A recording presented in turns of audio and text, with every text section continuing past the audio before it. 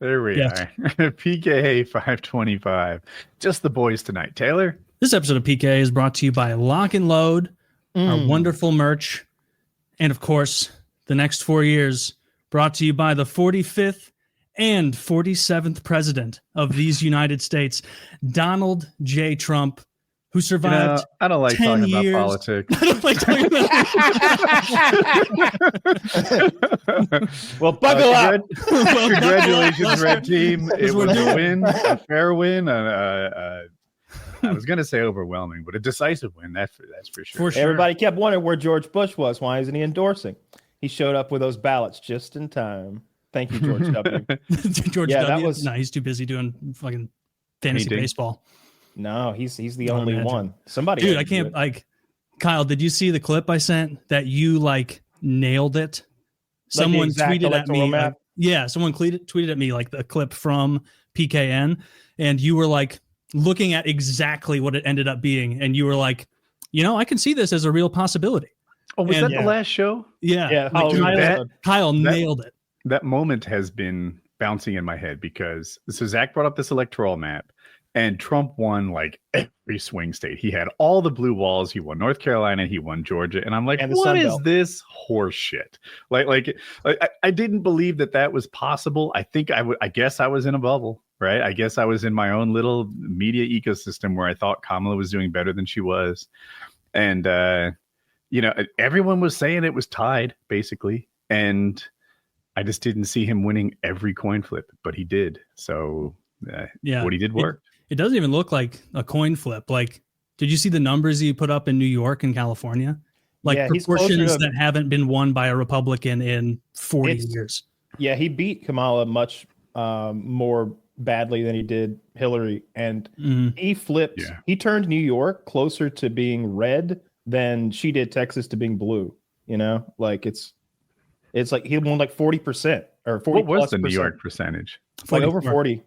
44% of New York, which is huge for. We'll see. I know that's really good, and I don't mean to deny it, but he was trying. He was holding rally after rally in New York. He was pushing New York. Did Kamala even go there?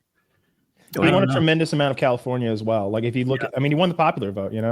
He also campaigned in California a ton. I think I almost said I think he wasted his time, but what he did works. I think Trump in both of his winning campaigns did a smart thing, which was. Like get on TV, get seen, get the press. It is much better to go on Joe Rogan and talk to 35 million people than it is to hold a rally and talk to 10,000.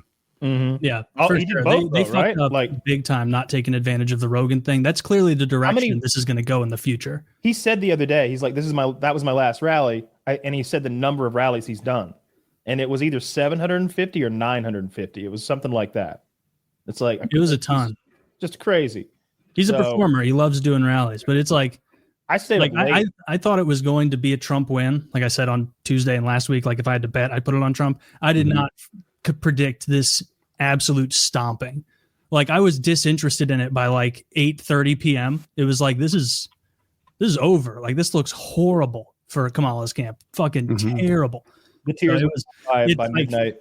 Like I really like seeing the amount of people who clearly do not believe our media apparatus anymore. Like trust in our media apparatus is low in legacy mainstream media. Most people have kind of woken up that they're not here to inform us. Their job is to launder narratives on behalf of powerful individuals, entities, intelligence agencies, corporations, what have you.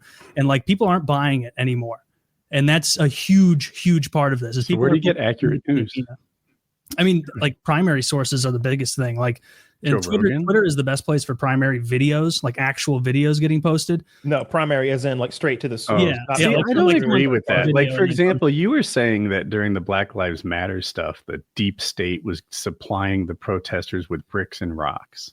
And there were tweets showing this. No, like, hey, here's a stack of bricks, and I don't know how it got there. I didn't say that. What I told you was that a cop friend of mine who worked in St. Louis City at the time, before relocating to the county, told me that there were these pallets out there and that he didn't know who put them there or what happened. And I was like, that's crazy. I've never said that was. It was all over Twitter. That was like a thing that was going kind of viral. Like, I don't know how this pile of bricks got here. I don't know how this pile of rocks got there. And that's what happens when you use Twitter as your news source. I'm not against that. I don't feel like that's been debunked, though. I don't feel like there was someone who was like, see, this pile of bricks was for this building here and this pile for that. No one went around and explained all the. I looked it up. I can look it up again. Yeah. Well, I mean, you're really getting like granular here. Like, it's an infinitely better place to get news than like Reddit, for example, which is. Well, I'm not arguing that Reddit's. I often joke Reddit comments are the least accurate source. Literally, like there's if I set out with the goal of getting my news from the most highly censored, heavily curated political forum available on Earth, I would end up at Reddit.com. Like, you get banned for anything there that's even vaguely right wing. And I think that's actually like a lot of the people I see like freaking out who are like, we never predicted this like, how did this happen? It's people who get all their news on Reddit and all their news from mainstream sources. And so like, they're getting this, like these shadows on a cave wall of what they want to be. It's an echo chamber. Yeah, it's an echo chamber. Exactly. And you have to be wary of that anywhere. But like, I do prefer Twitter in that like just earlier today, like, there's posts on there with 100,000 retweets and 1 million likes openly, like talking about how someone needs to assassinate Trump. Like, and so it's not like a right-wing circle jerk. Like, you're allowed to say pretty much anything on Twitter. And so like, can't say that but it also can't say cisgender. You can't look at like a news source as though it's always a good or a bad thing. Like, you have to look at it and be like, okay, what is this person saying? The motivation for whatever this is happening is. Why is Jeff Bezos saying that this pandemic is so why is the Washington Post saying that this pandemic is going to kill you, that you're going to die, and that if you want to save grandmas and save America, you're going to order offline. Be a hero, order offline. If I were to just read that uncritically, I'd go, I'm going to save America. I'm going to buy online. But if you think like, all right, well, who really stands to gain from this? Who stands to gain from this message? Maybe the purveyor of the largest e-commerce site on earth and the owner of the Washington Post. And so like, you have to take a step back, weigh out who stands to gain, who stands to lose, and then try and do your best to piece it together there. Because most like big media sources, there's such a risk they're grifting. There's such a risk they're lying. Are you applying that same critical eye to Elon Musk and Twitter though? Yeah. Yeah, I think that a big reason that Elon like got in there with Trump is like, and he makes no bones about this. And now Trump, a big one of his policies is like, we're stapling green cards to every diploma from people that come here. And that's something that Elon really wants because he wants that cheap labor in the form of like coders and programmers from India. Like, he's a big capital firm guy. He benefits off of that. And so I think most of what it's doing is because he thinks it's beneficial for him long term. Maybe the Twitter buy genuinely was just to try and promote a wider Overton window and more speech. But, you know, other than that, I would think, yeah, he's trying to protect his business interests. I'm looking forward to seeing the immigration policies actually take place now, because now it's not theoretical anymore. He's the president again. So crazy. So crazy. Yeah, he's going to be rocks, dude. When he won the first time, I won't be long, Kyle. Kyle said he's the most powerful person who's ever existed up to this point. And I was like, that hit home. And now it's happening again. I'm sorry I interrupted. Yeah. And the thing is, he's more powerful now than he was when I said that then. Yeah. So he is not. He has once again become the most powerful human. Well, not yet. They got it. You know, he's just got like a couple months. Everybody's sucking his. You know how much he loves today. You know how much he loves today. He's how many? Can you imagine what his phone caller ID looks like? Which king shall I? Not a king today. No, a prime minister. I think. You think he's drinking full sugar Cokes today? I bet he's drinking full sugar Cokes. I saw an interview with W, and they asked him what he missed most about being president. And he's like, I liked it when they played my song. What is it? Here Comes the Chief or something. When I walked in a room. You know how much Trump would love that shit? You know, like that hits him in the core. When he walks in a room and they play the president song. It's dope. I wanted him to walk out to like the boys are back in town. That would have been funny. Or like, what does he walk out to? He walks out to the Kid Rock song at UFC. At UFC, Trump has his own walkout music. He walks out to. It's like something like American Badass. It's American Badass. That's what it is. I don't know that song. I play it real quick. Used to like it. You'll know it immediately. I still like it actually. Honestly, the only thing that makes me nervous right now is that someone's going to shoot him again, and this time they're going to kill him. No, he's got the good Secret Service now. It's clearly on the table. Now the Bidens have to deal with now Kamala has the lady squad back again. They'll look after her. Yeah, she's gonna get the chubby chicks. Shane Gillis' sister is back on Kamala now. See, that's the unique thing of Susan Gillis or whatever her name is. Susan's a good gal. So the unique thing about this race is usually, I guess it's been a while since the incumbent president lost, hasn't it? Well, Trump. Obviously. Yeah, I guess it hasn't been that long. Time. But see, in this instance, it's the vice president. So like, what is she doing today? You know what I mean? Like what? Same thing she did a year ago. 108 days ago. Like nothing at all. Dude, can you imagine how disappointing it must be today when she goes and looks at her calendar? They're like, there's a duck that needs naming. He's apparently the hero duck. And they're giving the key to Wichita away today. You want that? They were going to give it to the kid that saved the duck. But if you give a speech, we can get you in. Dude, they lost so thoroughly and so badly. Did you see that Tim Walz lost his own home county in Minnesota? Did he? His own. I mean, they lost 51 to 48. Let's not go too bonkers. 51 what? % of the vote. I just looked it up. I could give you the decimals. I mean, they got I think he's leading by like 4 or 5 million popular vote, right? They're still counting. I'm doing that. Yeah, dude. By the way, between 4 and 5. Someone needs to go into Arizona and Nevada and be like, "Get your shit together." But no, I think you two both owe the electoral process an apology because I said we'll know the night of. I don't know what you guys are talking about with this week of counting stuff you were talking about, days of counting. That happened There's last two time. states. There's 2 states we're still counting on. Everywhere else, it's like we knew by midnight. Like there were Democrats crying at midnight. That bald black chick on NBC or whatever, she was like, MSNBC? I don't understand. She's like, I don't understand what happened. She had the Queen Latifah. Queen Latifah endorsed her. Queen Latifah doesn't endorse left-wing people. I hate her so much. She does a terrible job on her show. I've seen lots of her. And I think that she's so unlikable, she gets more people to dislike the entire party.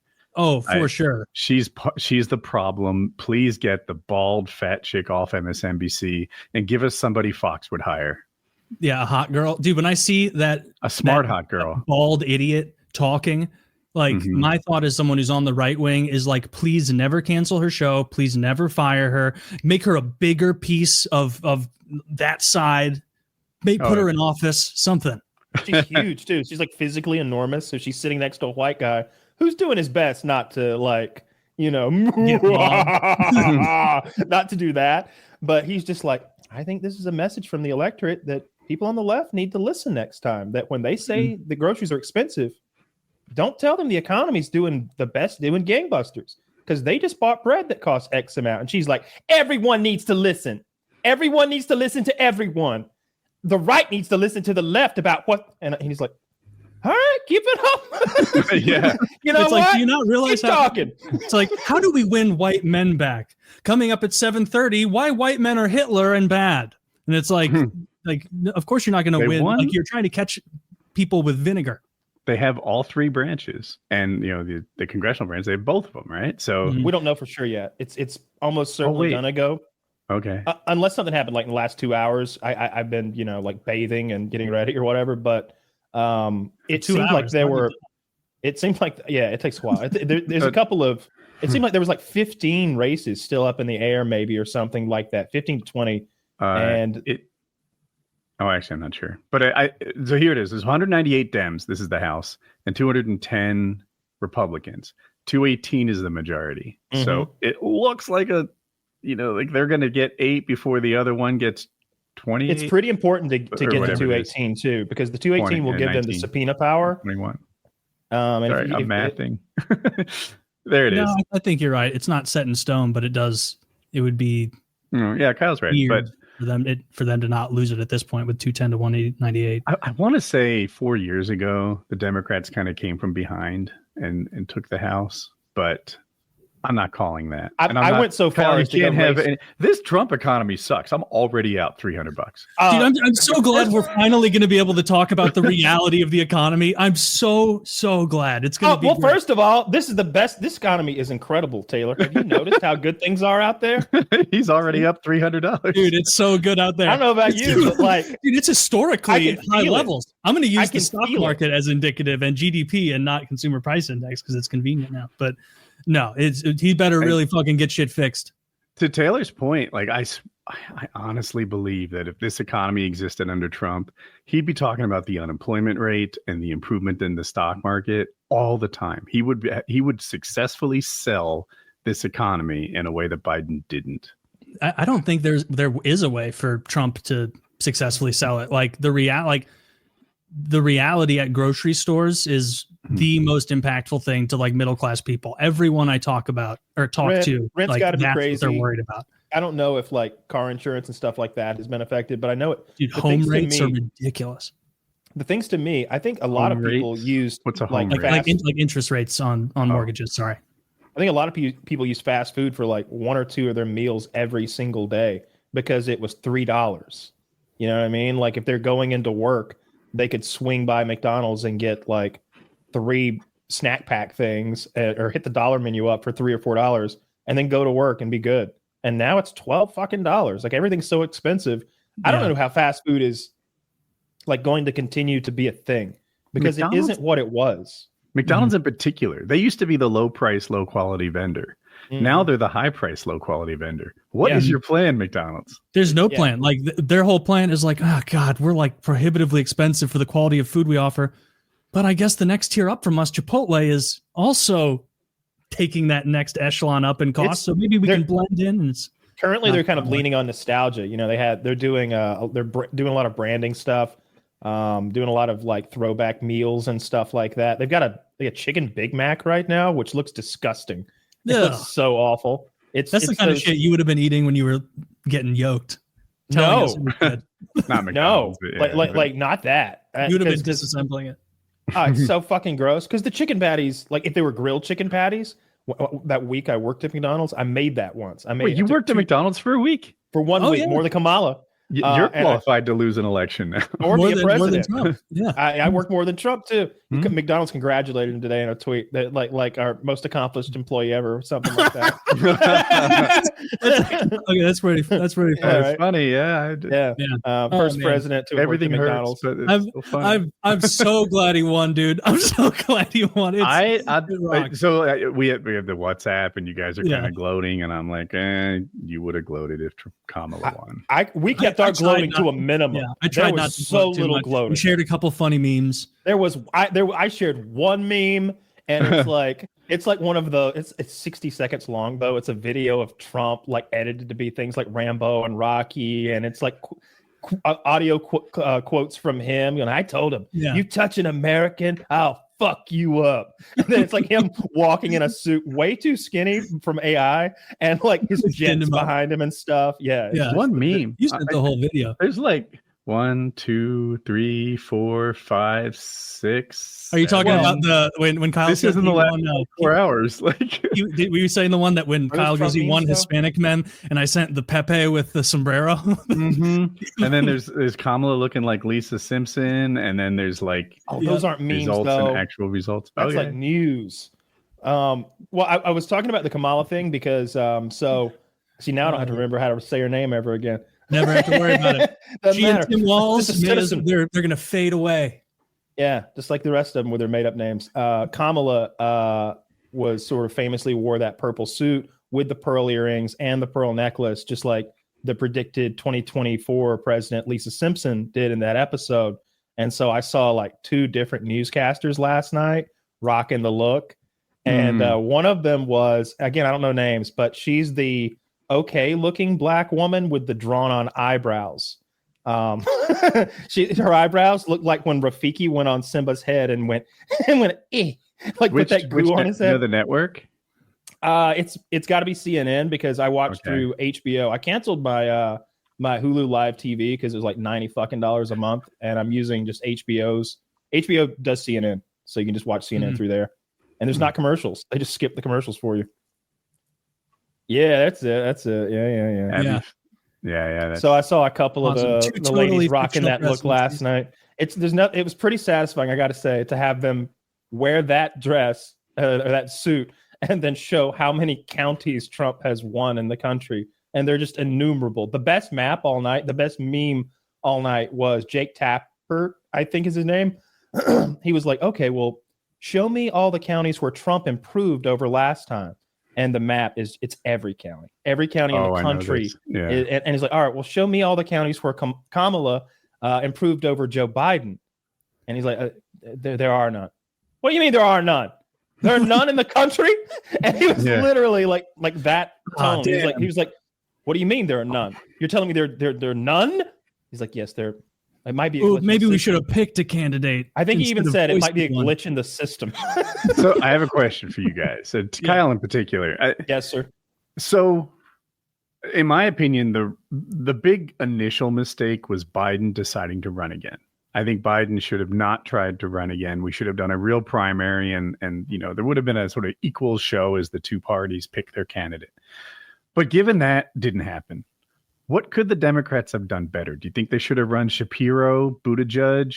Kamala was kind of like the one who could take over that apparatus because she was part of it already. So they were set for failure. And your scenario only works with, I guess, with Joe having enough forethought to know that he was going to decline the way he did. Because, I genuinely think there was a rather steep decline the last 18 months. I do. And I think particularly, during the window where he might have made that decision, he probably was good. He was probably like, I have one bad day a month. Like, what are you talking about? Like, yeah, okay. So I forgot to feed the dog. I remembered to call the president of Uruguay, though, didn't I? It was that sort of thing. But then it got bad and it was too fucking late. You almost need a time machine to save the Democrats, because one of the things that nobody talked about was all that PAC money that had already been raised for the Biden-Harris campaign could only be used for a Biden or Harris. So when you were going to turn the reins over to someone, be it a Shapiro or a Buttigieg or what have you, they couldn't hang on to the PAC money. They couldn't utilize that. I don't know what you do with that, but it needed to go to one of them. So it just made sense to pick Harris. I think the biggest mistake and the only other move they had, if we're thinking of this like a video game or like a strategy game, was to pick a better VP. Like Tim Walz had 0 negatives, but I don't know how many positives he had. There was the alternative was the guy from Pennsylvania. Shapiro. And they were worried because he's Jewish and they were trying to court a lot of pro-Palestine people, or at least that's the rationale I heard for them not using him. So there's another. Apparently, Tim Walz was happy being VP. He's like, I'll be your VP. I'll support you. Shapiro's like, I want to be co-president. I want to lead the country with you. And she's like, nah, I'm not here to do that. I'm here to be, number one and number two, not 2 1s. Yeah, your first lady can't be a co-president. She needs to get out there and do it. Obviously, like, this wouldn't be put out there if it was the reality, but Shapiro's a smart enough guy that I imagine he knew this was going to be a very likely loss. And since he's invested in being president someday, he wouldn't want to tie himself as a VP to a ticket that loses. I don't know. It's a lot of name recognition. I think Kamala's name's poison now. I think Waltz maybe along with her. That's her last run. For sure. To lose that badly. If it were close, she might say, look, you only gave me that's what I did with 108 days. Give me a full cycle, give me a hand-picked VP, a hand-picked this and that and the other. Give me a record that I can shit on, not one that I have to. Yeah, I guess I wouldn't change anything that Joe did since he's looking over my shoulder. Is he looking with his mouth? Is his mouth agape or is it closed? I need to know if he's listening or not. Well, Joe's over there like, the claw machines are rigged. You can't, claw machines are rigged. He's on to something. They got an iPhone in there, and they tell you can get it. But I reach in there, I spent half of our deficit on this machine. I agree with Kyle that Kamala's name is poison now. Yeah, but I thought that about Trump 4 years ago. So my predictions are sometimes greatest wrong. winner of all time. I think not. The fact that he still hawks all that bullshit takes away from the he should be so high above selling shoes and NFTs. He's still selling shoes. But he's just this door-to-door charlatan who he hasn't delivered to, them yet. He just took the money. Dude, do you remember? I remember when we found about the watches, and as soon as I saw the watch, I was like, okay, but that's like an artist depiction of a watch, if you will. That's not like this is someone holding a watch. It's a rendering. And I remember someone even like messaging me like, that's actually a Swiss action. You can get those fairly affordably, and they're incredibly well made. They can't find where the watches are made, and it went to somewhere in Nebraska or something like that. Like they did the same thing they did with the Jewish pager explosions. They like tracked the company names down, and it ended up to like. So you think Mossad might have got a hold of these watches? I'm a little afraid if you're wearing a Trump watch, it could get. Listen, if it's ticking, that's. I don't think like any sort of post-mortem on Harris and Wall's campaign is even like that useful. Like that, I don't think there was anyone they put in, given how terrible the economy has been. Like that was going to change it. I think it's useful if you're looking at how to defeat. It was too little, too late. Because all they did was demonize Trump instead of talk about how she can look. If either things are so good, then I'm going to keep them that way, or things need an adjustment, and I'm the gal to do it. You got to pick a lane. And she didn't. She felt like she couldn't because she's got her like. I don't know what their relationship is like, Kamala and Biden, but I kind of feel like they're close and they like each other as colleagues at the very least. And she didn't want to throw him under the bus, and you can understand that, you know? So it put her in a really weird position where all she had was Trump's bad, Trump's a dictator, Trump's a fascist, Mussolini, Hitler, blah, blah, blah. And she couldn't have a new economic plan that wasn't Bidenomics. She couldn't shift gears and get away from Bidenomics with her own visions, because just having those visions sort of suggests that you're not okay with the status quo as it is, that you don't like the way things are going, that if your voice was the one being listened to, you'd have done option B instead of option A, as Biden has been doing. And the border stuff is just, everyone cares about the border now because they've seen that like it's millions and millions of people, and it's been such a big story. And there is crime. There is like migrant crime. And they're seeing the people come in from all around the world, and people don't like it. And they're saying, why can't we have a secure border? Yeah, I'm stuck on. That's compelling. I was waiting. And Trump hung it around her neck like a fucking necklace, and she wore it like an albatross. Like an albatross, because he's like, she's the border czar. Didn't you know? I don't think she's the border czar. He just said that, and she never did. And they were like, why don't you ever defend yourself? He says you're the border czar. You're not though. She's like, I don't like to talk about what he says. And I'm like, maybe you should on this one. I thought you were the border it's super czar. Tough. Now I'm all backed up with things I want to reply to. If you're defending yourself, you're losing. So I could see why she wanted to talk about her own stuff, but that's rough. Taylor said Democrat couldn't possibly win because the economy is so bad. He might be right? I hate to call him wrong, but I saw it differently. I think that the Democrats have this like unlikable cunt wing to them that makes them lose popularity contests. Trans people, I got nothing but love for you. If you're trans, I bet your life is pretty hard, and I'm not here to pile on.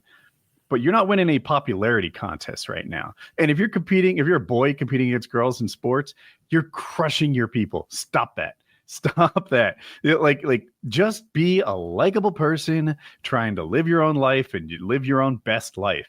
And on the left, like, stop wrapping that around your shoulders like a cape and making it your identity. Yeah. Just stay a little more mainstream. Yeah. The left, you're 100% right that the left shoots themselves in the foot immensely by trying to court this like fanatical, insane wing that's like, it's a good thing to trans kids, actually. That was what Destiny's crazy. I think Destiny had a good tweet, not about the trans stuff particularly, but more about like the commies and the tankies on the left. Like, I don't know if it was before the election results were through or like maybe in the middle, but it was something like, if we lose this, then the left needs to cut all the leftist commies and the nonsense like radicals loose. We can win without them, but not with them.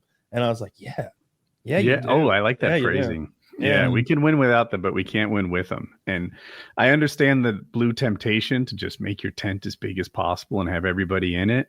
But some people look in the door of that tent and be like, it's all freaks and geeks in there. No, thank you. Smells in there.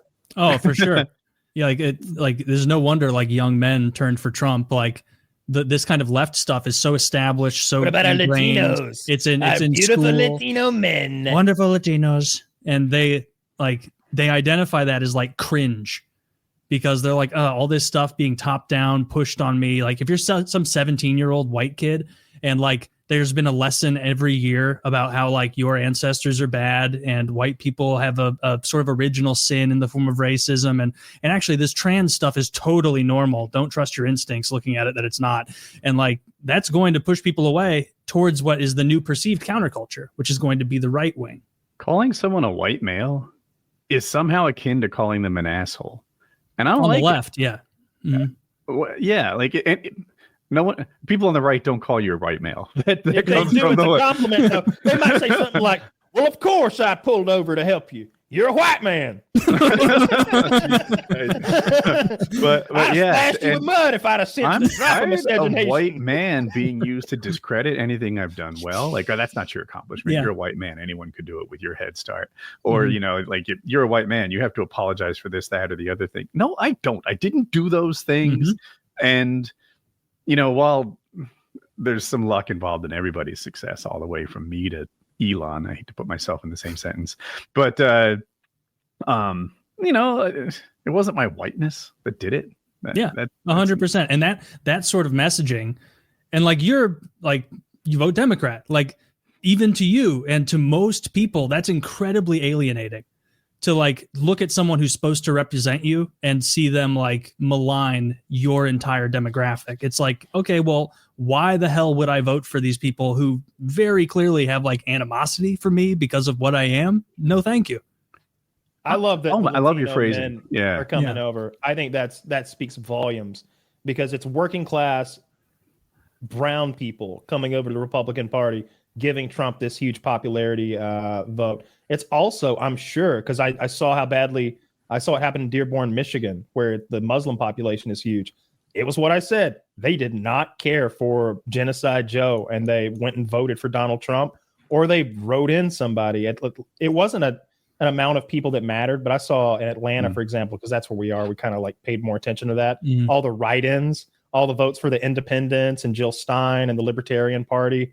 I don't think, I don't know, maybe you add them all up and it might have swayed the vote a bit, but there was like 4,000 write-ins, I think. I wanted to know what they wrote in. I'd like to know what the top 10 write-in candidates I wonder what were. normal is. No, Like I hear 4,000 write-ins. Like, is that a lot? Is that? Oh, yeah. I don't even know if that's. It doesn't seem like. Oh, that's the other thing that's really interesting. Taylor sent me a chart of total votes from 2016, 2020, 2024, and there's a red line and a blue line, obviously, for Republicans and Democrats. And last election cycle, of course, Donald Trump claimed the election was stolen from him with many millions of fake ballots. And it's like, I don't believe that. But that chart almost seemed to suggest sort of maybe that's what happened, because it's like, wow, where did they find so many Democrats to vote last time? I'm glad they lost all those Democrats. That chart was going viral time. A lot yesterday. It was so I didn't know many that. more, like there was enough Democrats that voted in the last cycle to win this election for Kamala and like half of the next one. It was crazy. Yeah, I know. To me, politics were more popular as a spectator sport at the end of 2020 than any time in my life. Yeah, I said Trump, that right. Trump brings a crowd. He does. He does. Trump brings a crowd. Dude, speaking of, hold on the conspiracy thing, we have to revisit this from PKN. Are you still on that you don't think Trump was shot? Yes. Even though in the video you can see blood on his hand and his ear before the Secret Service agent gets there?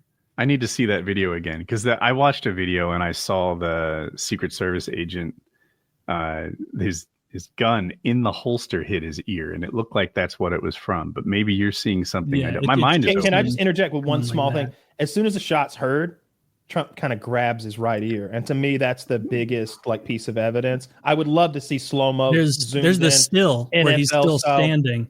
And he has blood on his hand. Look, I've seen NFL plays where I was like, he caught it. Why are you even reviewing it? And then they show it, and I'm like, oh, I couldn't see things from where I was. So I could believe either way. But, you know, there were real bullets flying past his head, and he got cut, and he was wounded. He was absolutely shot. That's enough to get a purple. Before he fell. You get a purple, he was bloody purple before heart. He fell. Yeah. See, the enemy doesn't have to. That's why that shocked me so much, because no one is making the claim that he wasn't shot. Like the minimizing I've definitely seen is like, oh, a little flesh wound on the ear, which I mean, it was a flesh wound on the ear. That's all it was, thankfully. Wait, I'm looking at it on my screen right now. Yeah. I don't see the blood you're talking about, but I want to. There's a still photo from the left side that has him going like that, and you can see on his hand and starting to come down the side of his face. Okay. And so he was definitely shot. I was watching a video from head on. Well, either way, my point would be, even if he weren't hit by direct gunfire, that in the Army, you get a Purple Heart for injuries taken like during combat. You know, while you're in the field. What if he gives himself one? that would count as, that would be a Purple Heart type injury. Like you know, there's this story of the guy who his barracks were bombed, and I don't remember if it was glass or whatever, but there was like there was shit on the floor, and he cut himself on it. He sat on a piece of glass or something, cut himself a week later after the shelling, and he got a Purple Heart for that because you know it was enemy action that caused his boo boo. So Trump deserved. And I will say this though, I don't know if y'all saw it, but some veteran gave Trump their real Purple Heart. Like a veteran was like, here, Mr. President, you earned this as much as I did. And he gave him his real Purple Heart. And you know what the worst part is, Taylor? You lose it. Trump took it. Trump accepted the thing. Like that alone. Yes. What are you supposed to do? I'd have said, first of all, they give me as many of those as I want. I've got a drawer full of them, useless to me. Like he pulls like 8 out of his pocket. He's like I just like them. you keep that. Like no, like that guy can never get another Purple Heart. He earned that. No, just maybe Trump has to backfill that. He's got to be like, hey, I'd have like fire another Purple Heart this guy's way. You got to put it back.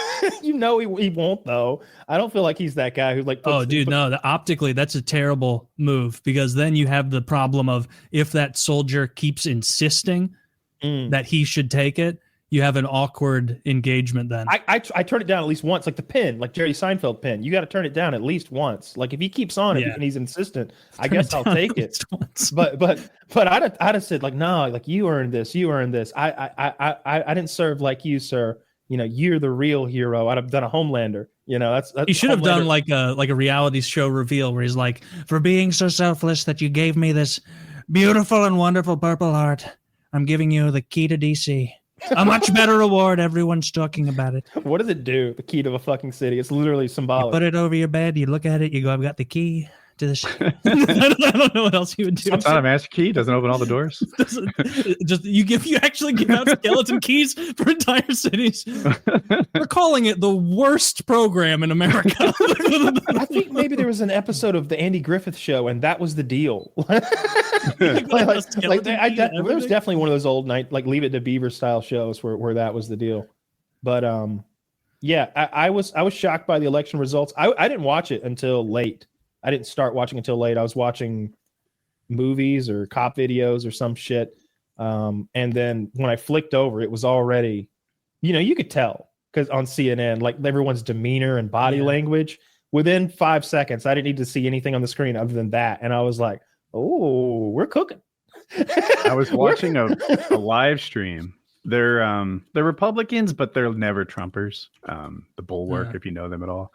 And, they were comparing it to the 2016 where they're like, are we all ready? And like grieving in negotiation stage. Like, you know, we're like, well, you know, she could still win the blue wall. This could still hold. This could still, but it's like, if you lose Georgia and Pennsylvania by whatever it was, 3%. Oh, that was it. I meant to say Georgia and North Carolina. If she loses Georgia and North Carolina by 3%, then that doesn't bode well for the blue wall states, but they're still hoping that they don't follow the trend. And I'm like, we're cooked. Yeah. There were clips going around of like obviously the cope streams that a lot of people were having. Like I saw a clip of Destiny on whatever stream he was doing. And like, I guess it was all liberals, you know, it wasn't a super long clip, but like everyone else, like the other 6 people sitting there are like, bro, it's Jover. Like it's over, and he's like, "Show me Georgia again. How many outstanding votes?" Like I watched that live. Where are the mail-in ballots? I was promised there would be mail-in ballots. I think he was doing that for entertainment value. I'm sure there's a mixture. And he's like, "Show me some good news. Give me something. Like drill into Pennsylvania." We've taken Hawaii. Sir, we've taken Hawaii. We've taken the big island, at least. How many paths to victory are there? 0? That can't be true. Yeah, I started hoping that it would just be a little closer. North Carolina had some good results for the blue team. Jeff Jackson, one of my favorite politicians, got attorney general. And the Republicans lost their supermajority, which is a good thing because the North Carolina Republicans, even if you're Republican, you have to see they're one of the worst states of leadership. They're so awful. Y'all make us proud. So they got the supermajority by running a Republican as a Democrat. She won as a Democrat, and then she changed after she won. That's how they fucking did it. Those dirty dogs. Dude, politics is for the worst people. Yeah.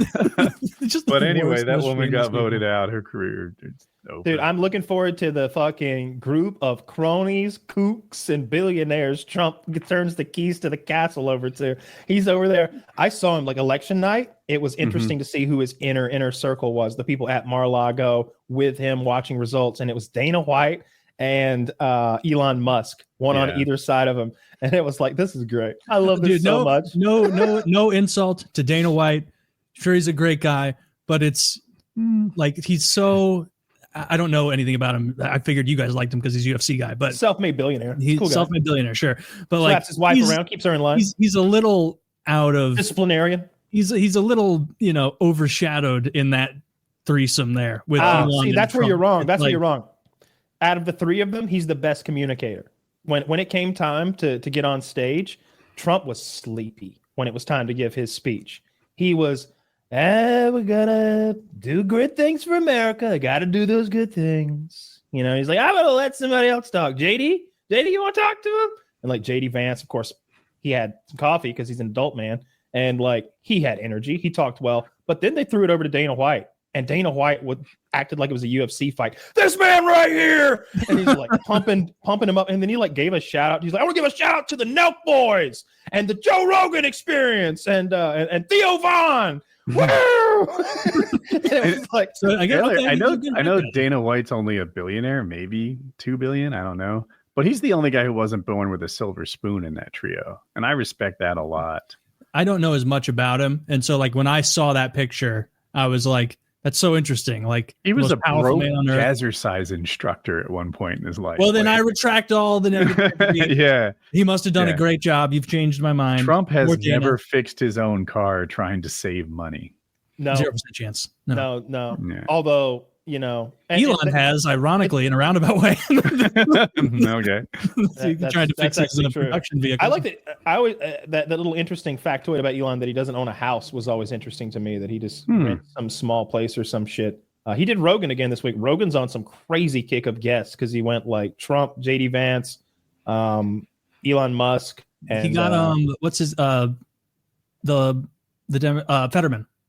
Fetterman. Oh my God. I'm so glad you brought that up. I didn't listen, for those of you who don't know, John Fetterman is what is he? Senator? He's a senator from Pennsylvania. Yeah, he got had a stroke, and now he requires the use of like an iPad interface to communicate with people, to have like a normal conversation.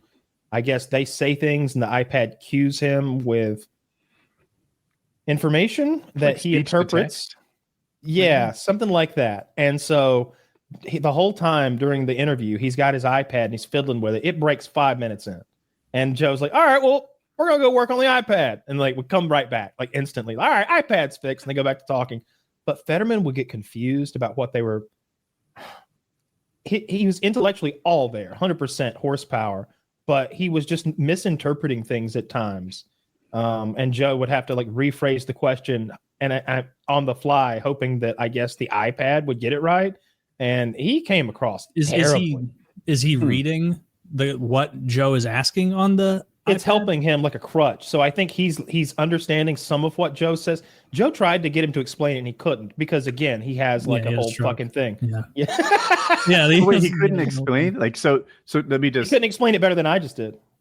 Let me come back. So I have a son with communication issues, and we've learned that sometimes people are bad at receptive communication and sometimes people are bad at expressive, right? The receiving and the expressing. Mhm. And at first it sounded like he was only bad at receiving because you said he was all there. Like he was cognitive horsepower was okay. He just couldn't get it out. But now it sounds like receiving and expressing is bad. His expressing seemed fine to me. It just didn't. He didn't always seem to be receiving well enough to know what we were talking about, like exactly what we were talking about. Was he having to wait to answer? Like, was there really like a fast? period Actually, it seemed to be. It seemed to be really fast. It wasn't like what you might think, like where it's like, "How are you today?" Boop, boop, boop, boop, boop, boop, boop. I'm fine. It wasn't like that. It was like a flowing conversation. But he came off like someone who was diminished and shouldn't be a senator for the United States of America, but also a really nice guy. They talked about his wardrobe choices and all that stuff. And he's like, I can't afford fitted suits for my giant ass. He's like, what do you, he's like, I'm not wealthy. You know how much it would cost to buy goofy shaped suits for me? Like enough to wear them every day to Congress or whatever. Like, yeah, I rock my shorts and my hoodie. So like, man, that just seems like the worst possible Democrat to send to put on a long form talk show. It's almost like not that they like top down were like, oh, Fetterman, he'll go because Kamala and Walls are afraid. It's like they let Donald Trump pick his rebuttal. It's like, all right, Mr. President, you and your vice president are each going to get 3 hours this week. Which Democratic voice would you like to be heard? I'm thinking Fetterman. Fetterman. Zach said Rogan did it on purpose. You think there's a chance of that? I think he was like he gets Trump, Vance, and retard on from the blue team. I think the only reason he tried to get Harris. I think the only reason Kamala wasn't sitting there is because she was too big to go to his studio and give him 3 hours. She said, "Come to me and I'll give you 1." And he said, "No, you can come here and give me 3 like Donald Trump and everybody else does." And so she lost the race. And it's interesting. I see so many interviews where people are like, I saw the Joe Rogan interview. Like so many of when they interviewed the college campus of like young people. The Trump's win was decisive enough that I don't think a Rogan podcast would have changed anything for Kamala, but she should have done it. And I felt like Trump has figured out that broadcasting your message far and wide is more important than rallies or something. And I don't know why everyone else hasn't got there. Like it's like we kind of just watched the first adopter in a new line of political persuasion. Like people are going to be doing this now, which is excellent because you want to know that your politician could sit there with a guy like Rogan and either talk about politics or talk about something retarded and just like bandy about an idea, show that you're not just giving talking points, that you actually kind of understand why you want a certain thing. Like this is such a good move for American politics. It's going to make it so much harder to be one of those like talking point, to be a Hillary Clinton, to be a shell like Hillary or Harris or one of these people who like don't I think really have Harris comes off to me as a really likable person. Hillary Clinton comes off to me as a repugnant human being who's an elitist, like a true elitist. And I don't mean she just looks down on me. I bet she looks down on almost everyone she encounters. She comes off that way. And I bet if you got her in a 3-hour interview, that veil would slip a little. I think Trump comes off like that. Do you see it at all, or do you see him as an everyman? I see him as a cartoon character. I see him as like a cartoon character who's like always wanted to be the richest, fanciest guy, and is kind of became a punchline, and now he's like faked it until he made it. Dude, I haven't looked at his stock yet, but I bet it's. I mean, that's how I knew he was going to win. I think Taylor maybe sent it to the chat, and it was like, look at Trump's stock, and it was skyrocketing, and dude, it's crashing. It was at 51 on October 29th, and it's at 27 now. It's cut almost in half. I don't know why. I would have thought that it would be a way to funnel money in his direction or something. I don't know. Who knows? Yeah. I don't know. I wonder about his coin as well, his crypto coin. And all that stuff, man.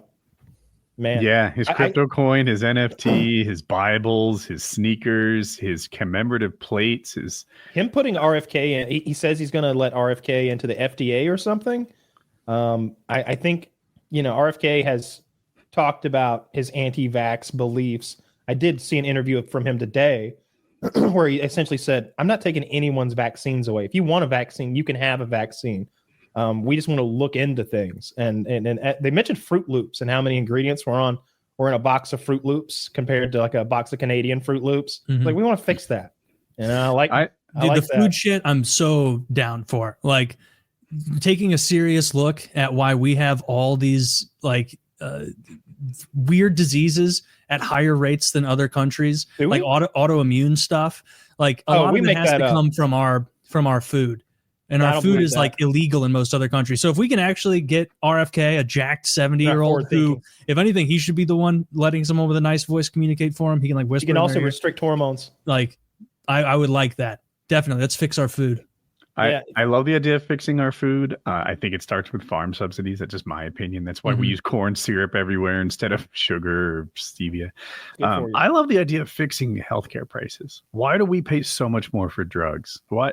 Just instantly let America buy drugs abroad. Like, that seems like a super easy thing to do. And now if you charge $60,000 for something in Raleigh and $60 in Mumbai, I'm buying from Mumbai. Fuck you. Yeah. Yeah, stop letting these pharmaceutical companies rake us over the coals. Yeah, like they have way too much power. Isn't Mark Cuban's thing a good alternative? I don't know what medications you guys take, but you should tell everyone now. But you can go on there and you can look up like just something to lower T. It's such a problem for me to be this masculine. Actually, I'm not going to say because they're not sponsoring tonight's episode. I hope RFK doesn't get in there and try to like restrict hormones to try to cut down on to take him away from trans children or something, but end up taking him away from guys like me who need a little shot of tea every now and then. No, if you're using it to get jacked, 2 thumbs up. JFK will be okay. Wait, the reason I think RFK will be cool like that is because he's clearly on juice already. Yeah, dude, he's like 75 years old and he's jacked. A positive thing for me about Trump, Jackie cannot get on board with this, but Trump says he's going to bring Elon in to make the government more efficient. You know, I just read how we're paid something like 80,000% too much for washers and soap dispensers on airplanes, as military airplanes. And it's like we're paying something like $18,000 for a soap dispenser. And Elon's supposed to come in and clean all that shit up. And Jackie's like, Elon's not the good guy. And it's like, can we admit that maybe he does have some positive attributes, that like he's good at something business wise, cost cutting or something? Like, he came into Twitter, removed, I'm going to make up a number, like 2/3 of the staff, and Twitter's still up. Yeah. Did you hear Elon? They asked Elon how much money he thought he could cut out. Did you hear the number? I'd love to. Probably a ton. 2 trillion. I mean, he's like, I could save us 2 trillion right away. Dude, there's so much government. I'm 100% on board with Woody here. Like, I don't have a delusion that's going to fix all the problems, but like, we can never tax our way out of the hole we're in. Like, it's a spending issue. Like, we spend an absurd amount and we get taken for a ride by the exact kind of thing you're talking about, which is the fucking uncle of some senator makes washers in a factory and gets some advantageous contract that isn't allowed to be competed on. And then they sell us washers for, $85 a piece instead of 2 cents. It could be that. I have a different theory. We could both be right too, which is the people buying it are so disconnected from the source of the money, they don't care about the price. It's like also true. My job is to make sure you have the soap dispensers you need. And if I pay $18,000 a pop, people pat me on the back for getting it done. Yeah. And no one cares about the cost. Yeah, it's like that old King of the Hill episode where the army barber Bill is cutting a general's hair, and Hank is there, and Hank's like, so you're telling me, General, you spent $95,000 on this chair for cutting your hair in? And he's like, yeah, of course we did. But you see, where they get the savings is we only spend $2.2 billion on a bomber. You find a bomber for $2.2 billion. That's a good point. Yeah, that's like they spend way too much money, and you're 100% right. They're too disconnected from it. To them, it's just funny money. It's infinite. Print more or tax more. And so, a little accountability with government spending, that would be fantastic. And it's something they don't really seem to care about. So having anyone in charge of it with a good business acumen can't hurt. All right, so like that's all. Let's all hope that goes the way we want it to. Let's talk about Trump's personality and how the next months are going to unfold, because there's the transition of power, which can either be a very elegant, graceful thing or a really like shit show embarrassment kind of thing where someone shows their ass. And I'm wondering which is it's going to be. I remember when George W. Was voted, well, when his term was up, and they came in and they had torn all the W's off the keyboards. Like, I wonder if there's going to be shenanigans like that. Like, I can't remember who it was. I think whenever George W. took over for the Clintons, I think they made a comment about giving the place a good steam cleaning, because it was filthy from the Clintons, Like, I'm hoping to see a little bit of that from Trump, honestly. Like I just can't see him being the bigger man ever. So and Biden can't defend himself anymore. What are you talking about, Jack? He like convinces Biden. He's like, no, Biden, you won. Stop! Don't tell him that. Don't tell him that. That's rude. He'll believe you. I wanted him to go out there when he was doing the concession speech today, where he's like, I called Donald Trump and congratulated him. I wanted him to be like, this is all your guys' fault. You betrayed me. You stabbed me in the back and you replaced me by some Indian lady nobody even liked. And look at you now. Old Joe here isn't here to save you. That would be so funny. I'm gonna hop on my bike and ride off into the sunset, and then he struggles to hop on a bike. They said you gotta pick a black or a brown woman to be your vice president. I said that's not even legal. I said we got laws against that, Jack. I bet he wishes he hadn't put that hat on now. Oh, dude, I like the theory that Biden was so pissed he was actively being shitty towards the Harris campaign. I saw that meme. It was like, Mr. President, did you know when you called Trump supporters garbage that it would actively hurt Kamala's campaign? And he turns around and goes, just like grins and smiles. It's like, yeah. Yeah, I saw a meme of that too, where it's like Donald and Joe on the phone, and Joe's like, the election's yours, Donald. We're going to make sure these backstabbers don't get what they want. I can't believe he fucking won again. I my favorite part about him winning is how upset it makes people that I find to be annoying and just awful people. Like when I go to CNN and I see how upset they are, that to me is my favorite part. I still worry about that man's ability to govern the fucking country, and I worry about who's going to put in all those positions of power. And yeah, it sounds good. I liked it when I didn't know the Postmaster General's name. Didn't need to know. Didn't need to know. Into it. Sort of working in the background. It would get taken care of. Someone important would get that. A guy who loves the mail would for sure. It wasn't some guy who's like, Newman. let's get rid of all the the mail sorting machines before the election. Stamps are giving people autism. Stop licking the stamps, people. Like that guy, the Postmaster General. We'll see. Yeah. Are we going to get some early? I'm excited. Pardons? Or do you think we might get some early pardons? Because of course, his freedom fighters, the January 6th from Biden, freedom fighters, like before the end. No. I think Trump. he's saying like first day. Oh, for Trump, like first day Trump, because he promised the libertarians at their powwow that he went to. He was going to pardon this one guy who made a dark web website like forever ago, and they gave him life in prison. Oh, Silk Road guy. Yeah. He promised he was going to, free that guy. I don't know this person. Silk Road was a heard of it dark web site where you could basically buy illegal things. I think it was mostly like a drug site where people could go there and buy drugs. But I think someone maybe got that's terrible. Like which drugs? Well, it's not around anymore. They have him in life in prison, and so I hope I didn't even know that was on the table. I hope they pardoned that guy. I don't actually know anything about him, but if you just make a site where you sell drugs, right? He didn't. He just made a site where you could secretly like do business. He didn't have anything to do with the illegal things, but others did illegal things. He sort of platformed illegal things. Okay, Yeah, I'm fine with that guy getting pardoned, and I'm good with the J6 people getting pardoned, and I'm also chill with Hunter Biden getting pardoned. I think a Hunter Biden pardon from Trump would be a nice little spit in the eye, like on your way out. Like take that. I don't know. It brings Hunter Biden back up into the news for one thing, get that news cycle chewing on him again. But it also makes Trump look like the bigger man, which he never gets to do. I would definitely pardon Hunter Biden if I were Trump. just to show that I am the bigger man. But then I would also launch some new investigations at the same time. Like, dude, he kept talking about prosecuting his enemies, and I really hope he doesn't. But man, you can't blame him if he does after all the shit they put him through. How fucked is Ukraine? They're in big trouble. Oh, they're in big trouble over there. If I were a volunteer, like American, if like literally me was volunteering and fighting in Ukraine right now, I'd be like, I'm going home. How long is it before they turn off whatever magnetic shield America's got over me right now?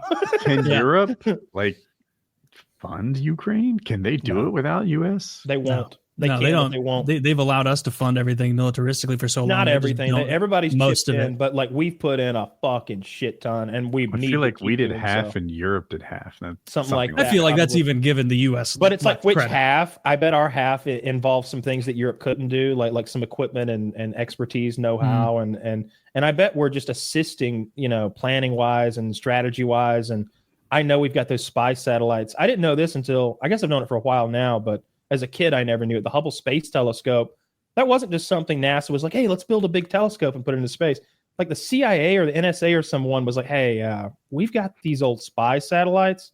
I got like 10 of them flying around the Earth right now. We got this 11th one we're not doing anything with. You want it? And like, yeah, we'll point it at other galaxies because that's how powerful it is. They're pointing at guys' cell phones.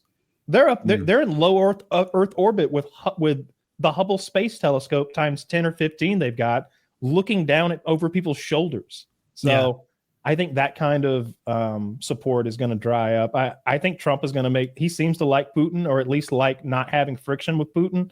And I think he hates funding these foreign wars. He doesn't like to see money flying out the door. I think he's going to quit. One of the best things about Trump is the foreign wars thing. I don't like that one. You know the me. Only one on that one, but yeah, I'm a big Ukraine guy. Okay, but in the like off of this show, like in the greater America, like I'm on the side of most. I people. think you might be. Like most of us are very, at least now. This. Probably Ukraine was more popular 2 years ago.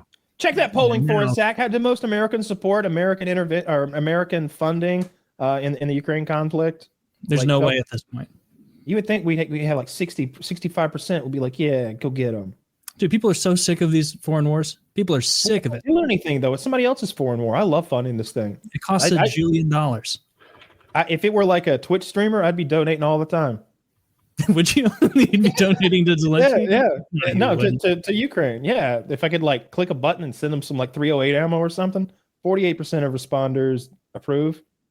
Said that the United States should support Ukraine as long as the conflict lasts. That's pretty good. That's closer than I want. We're going to pump that number down. We're going to pump that number down. We're going to get people looking for America's best interest. Besides just an overall fear that he's unqualified for the job for any number of intricate reasons that I don't understand because I don't understand the job. You know what I mean? Like I think of the president as that guy on TV, but I'm sure he's got a lot of duties that we don't know about. You know what I mean? The president is that guy on TV. Yeah. I don't, I imagine he's got like I pictured what I saw in the West Wing. So it just seemed like he had like 3 big meetings every day, and then there was a B plot, and then you get that sorted out. Everybody go to bed at night, maybe be late, but we'd solve the problem. But it might be a little harder than the West Wing made it out to be. And I'm not overall sure Trump's capable. But so there's that fear. But also, I don't like the Ukraine thing. That's the big policy thing that I disagree with him on, and I worry about the most because, we're already in for a bushel. Let's get our worth out of this thing. I wonder how he's going to be on workers and strikes. So there were 2 sort of big issues I can think of in the last 3 years, maybe. The more recent one was the longshore workers. They wanted to prevent automation from coming to the docks. And I'm like, what the fuck? You can't prevent automation. Like, that's holding America back. But they're like, if you don't give us what we want, which is like a 60% raise, 70% raise, and no more automation, then we're going to stop working right now and kiss your auto industry goodbye, kiss this goodbye. Your economy's fucked. And like, they really have America by the short hairs in a way that I didn't think about much. The other one was similar. It was railroad workers wanting to strike right before Christmas. And in both cases, in the first case, Biden was like, you can't strike. And then 6-9 months later, he got them what they wanted. That worked out really well Will Trump do that? I don't know. The longshoreman thing, they got them what they wanted without it even starting.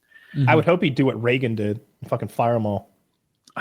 See, I'm more pro-worker than that until push comes to shove. Yeah. I'm like, wait a minute. Well, I was all pro-worker, but you guys want to fucking strike on Black Friday? Like, yeah, I wouldn't want to see him. I have packages on the way. I wouldn't want to see him whole cloth fired, unless unless that's the only way to handle it. They didn't want to. Do you know what Reagan did? What would you do to your employees? He fired all the air traffic. What if Zach didn't show up tonight? He was like, he's just like holding out. Come on, you can't just not show up for work. No, you're right. But like the goal would be to coax the people who know what they're doing back into doing it instead of wholesale eliminating and replacing, because that's a whole other logistical issue and operational issue, right? Nah, I think we should send the National Guard in to those dock workers and hold them at gunpoint, make them finish their shifts. Any man tries to walk off the line, fucking blast him. Put the Roomba in the fucking shipping container. Get back on that forklift, you piece of shit. You fucking idiot. Trump had that thing. He's like, I hate paying overtime. He said he wouldn't pay overtime. And take it out of context, it sounds like that means he's not paying for hours worked. I think what he really meant was he'd get someone else who wasn't past 40 hours to do the job instead. Yeah. But by the way, he was this kind of stuff should have hurt, and it didn't. I'm sorry, Kyle. Well, it was just that he was bringing up overtime to let you know that he was going to stop taxing overtime, stop taxing tips, and stop taxing one other like quadrant of income that I can't recall, like similar. So it's like that's one of the things I dislike about mainstream media, I guess, is because you get the part of the story where they're like, Trump refused to pay overtime. It's like, oh, I don't like that. That billionaire refuses to pay his employees when they work extra hard. And it's like, well, the whole story is he was actually promising the hardest workers that now their tips and their overtime work wouldn't be taxed anymore. Like that's the story. You think it'll happen? No. Me too. I think it'll happen if he wants it to, but I don't think he wants it to. You know what I mean? I think he should. I think he's looking in the wrong place. I hate to be I think he's never going to have to run an election ever again, so he can do whatever he wants. Yeah. Yeah. Yeah. I would say this is the perfect storm for fascism. They did it themselves. From the persecution/prosecution scenario they went through. And then it has to go before the Supreme Court, and the Supreme Court comes down and says, oh, actually, really anything the president does in his official duties is kind of free to do it, and now he's the president again. And while pardoning himself is a weird legal quandary, I don't think that he can pardon himself. What he can do is tell his attorney general, hey, drop them charges, bro. Mm-hmm. Got me? I don't have any fear whatsoever that he's going to be some crazy fascist. I think that's fanciful, but I do have fear that he's going to surround himself with neocons again, who are very pro-war and pro-intervention. And even if they can't get him to escalate these conflicts, they will bog him down long enough to keep funding it and just try and keep it grinding. And so I don't want those sort of establishment Republican hacks having nearly as much say in his administration as they did last time. Think we're going to have the rainbow colors next year on the White House? I love when they do that. No, I don't think we're doing that. I love when we're shutting it down. We're not doing that gay shit anymore. I wanted to know if Trump could pardon himself. I Googled it. The legality is unclear. So I still don't know. I would think that isn't legal. The scholars come down 50-50 on that one. And it's like cheating in Magic the Gathering with an infinite combo or something like this. It just doesn't. I pardon myself and I kill you, and I pardon myself and I kill your brother, and I pardon myself and I kill your wife. You're playing those cards back to back. You can't stack pardon cards infinitely. Yeah. Yes, I can. I have infinite pardon cards. Yeah. Honestly, some messaging the Democrats really need to get away from at this point is calling everyone they dislike a Nazi. Hitler! Because that's clearly not resonating with people. Those people haven't seen Schindler's List. They don't know what the fuck they're talking about. And I mean that sincerely, not just as a silly joke or an aside. Comparing Trump to Hitler is so silly. Hitler was a bad guy. Hitler was a bad dude. Dude, this Hitler fella, the more I learn about him, the more I don't care for him. Look, Hitler was a real rascal. You don't even know. That was hilarious. Be like, whoa, You guys know about this? I'm stuck. When Trump gets at the rally and says, these immigrants, they're vermin. They're poisoning the blood of our country.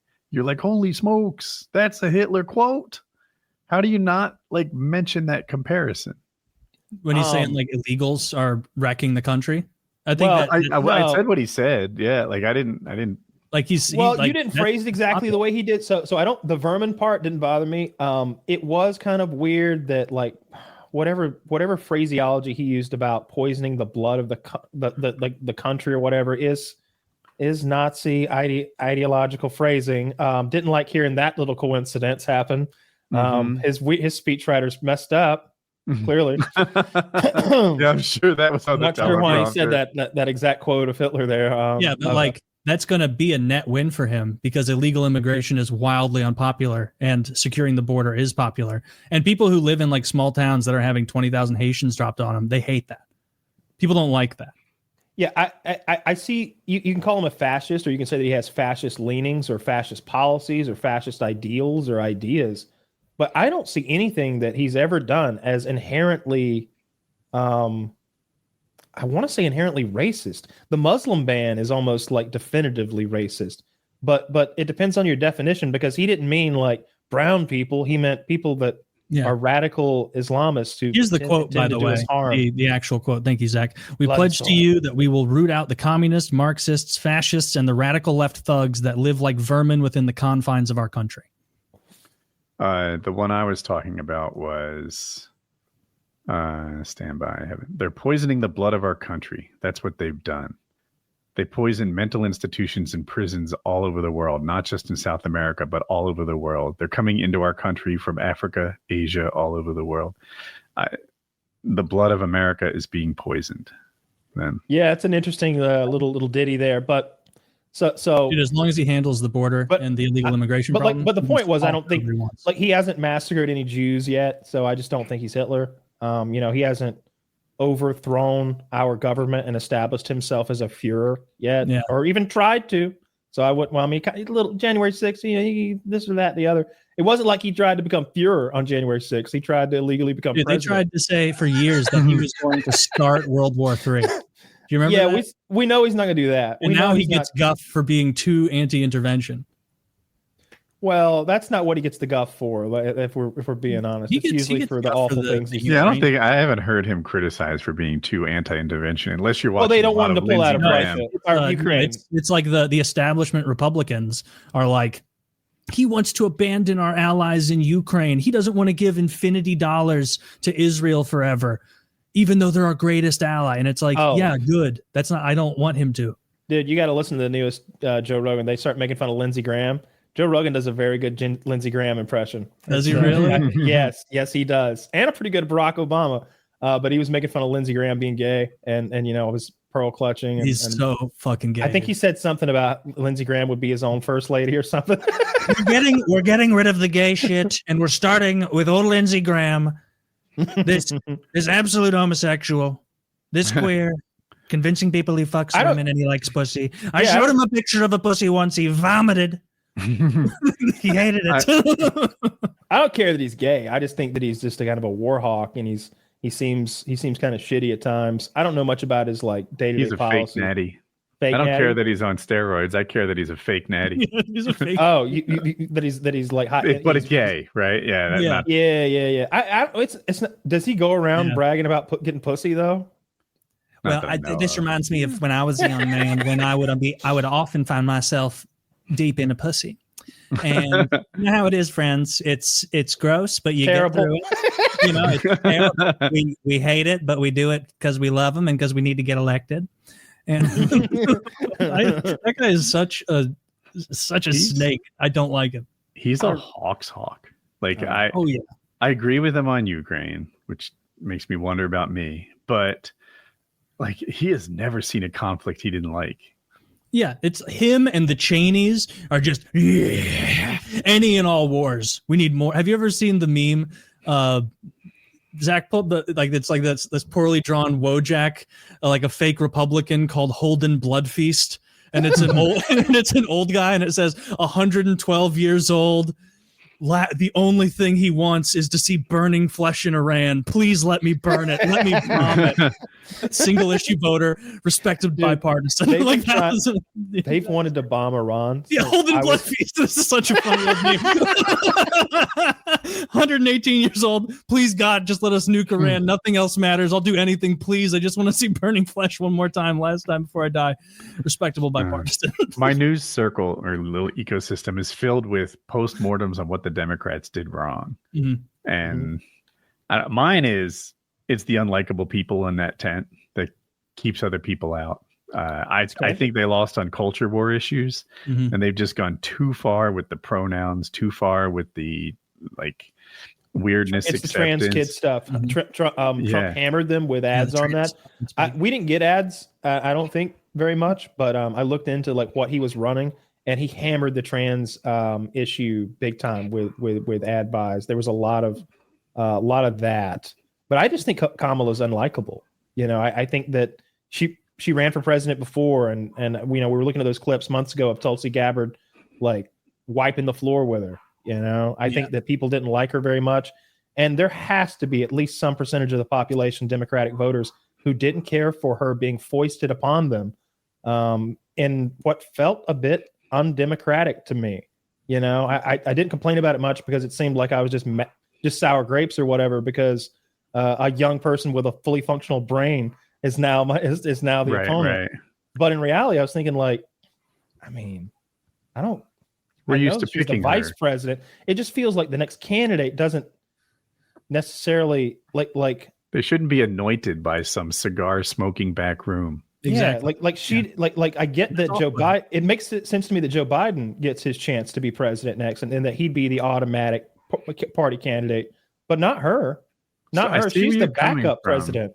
But stuck in the reality of where they were, Biden wasn't going to win. Right. So they had to do something. And it seemed like Kamala was the only way they could go because of some sort of campaign finance complexity that I don't. And I bet she pulled. I don't know why it's so impossible to take the money raised for Biden and send it to Shapiro, for example, or Buttigieg, even better, my guy. But there are half dozens of us that love this guy. That guy would have got smoked. Can you? What do you think? What state else would the Republicans have won if Buttigieg had been there? I think maybe you lose New Jersey or something, dude. like I was watching New Jersey months ago, and I was like, Trump's leading in some of these New Jersey polls. If Trump wins New Jersey, it's the dawning of a new day. Now, of course, nothing flipped that we didn't think was going to flip. He did take Nevada or whatever in the Sun Belt that Hillary took back in their turn, but everything else was just kind of what it's the swing states, and then all the states that always go red and all the states that always go blue. There's 7 swing states that I saw a BBC article, and it was one of those where it's yeah, that's true, but I don't like it. And it's why these 7 states determine the leader of the free world? And I was like, yeah, well, you see, the system makes sense because we've got so many aircraft carriers. You don't even know. It makes sense because we have a giant military and you guys don't. Man, that stinks, doesn't it? That really stinks. What are you gonna do? I'm glad he won the popular vote though, because I think the word I sent to our text was mandate. When I saw that he was millions ahead in the popular vote, and they were showing how he was performing in they'd zoom in on the blue counties of like Detroit or the bluest of blue, and they're like, Trump won 35% here. More than 1/3 of the bluest of the blue regions are Trump supporters. And it's that's how you stack up a popular vote win. You can't. It was a huge win. And I hear mandate and I instinctively push back, but I try to say well, what if you flipped it? If Kamala had just taken the House, the Senate, and the executive branch, you'd call it a mandate. I think I would. So and the popular vote and the popular vote. I'm really glad that the winner of the presidency won the popular vote too. Big time. I prefer that. It is the Electoral College is a terrible system. It's bad for America, and I think some Republicans like it just because it's good for them at the moment. In the past, it's been better for Democrats. I don't know when, but far enough back, it has been. When Ohio and Florida were swing states. But I just think that it becomes about a couple of states and a couple of locations in a couple of states instead of it being every vote in America matters. And it would be more about issues.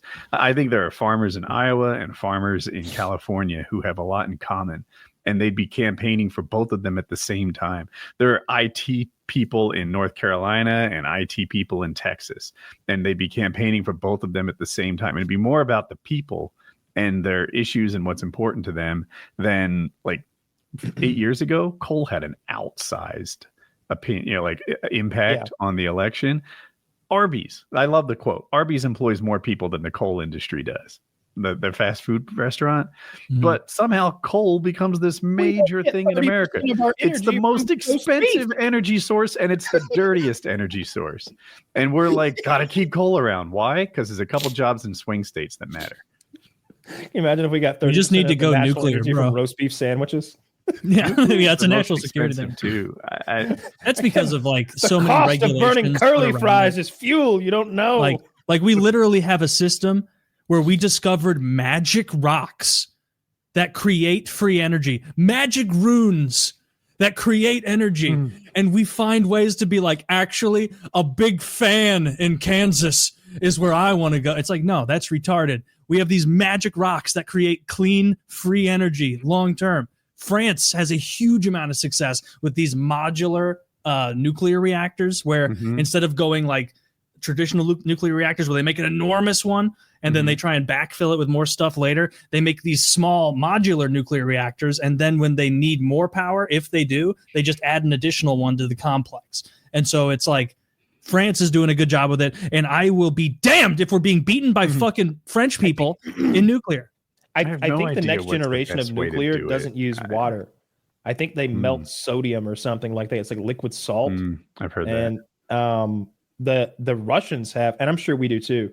It's what our spacecraft use. The batteries on spacecraft, are these fission decay batteries, and the Russians make tons of them. I think they're about the size of like the dumpster outside of a fast food joint, like the green ones. And they make a good bit of power, but they're just incredibly poisonous. And the Russians have abandoned them all over their vast empire. So they're just out there, So that's when you talk about like the amount of money that we've spent to clean up their nuclear mess is ridiculous.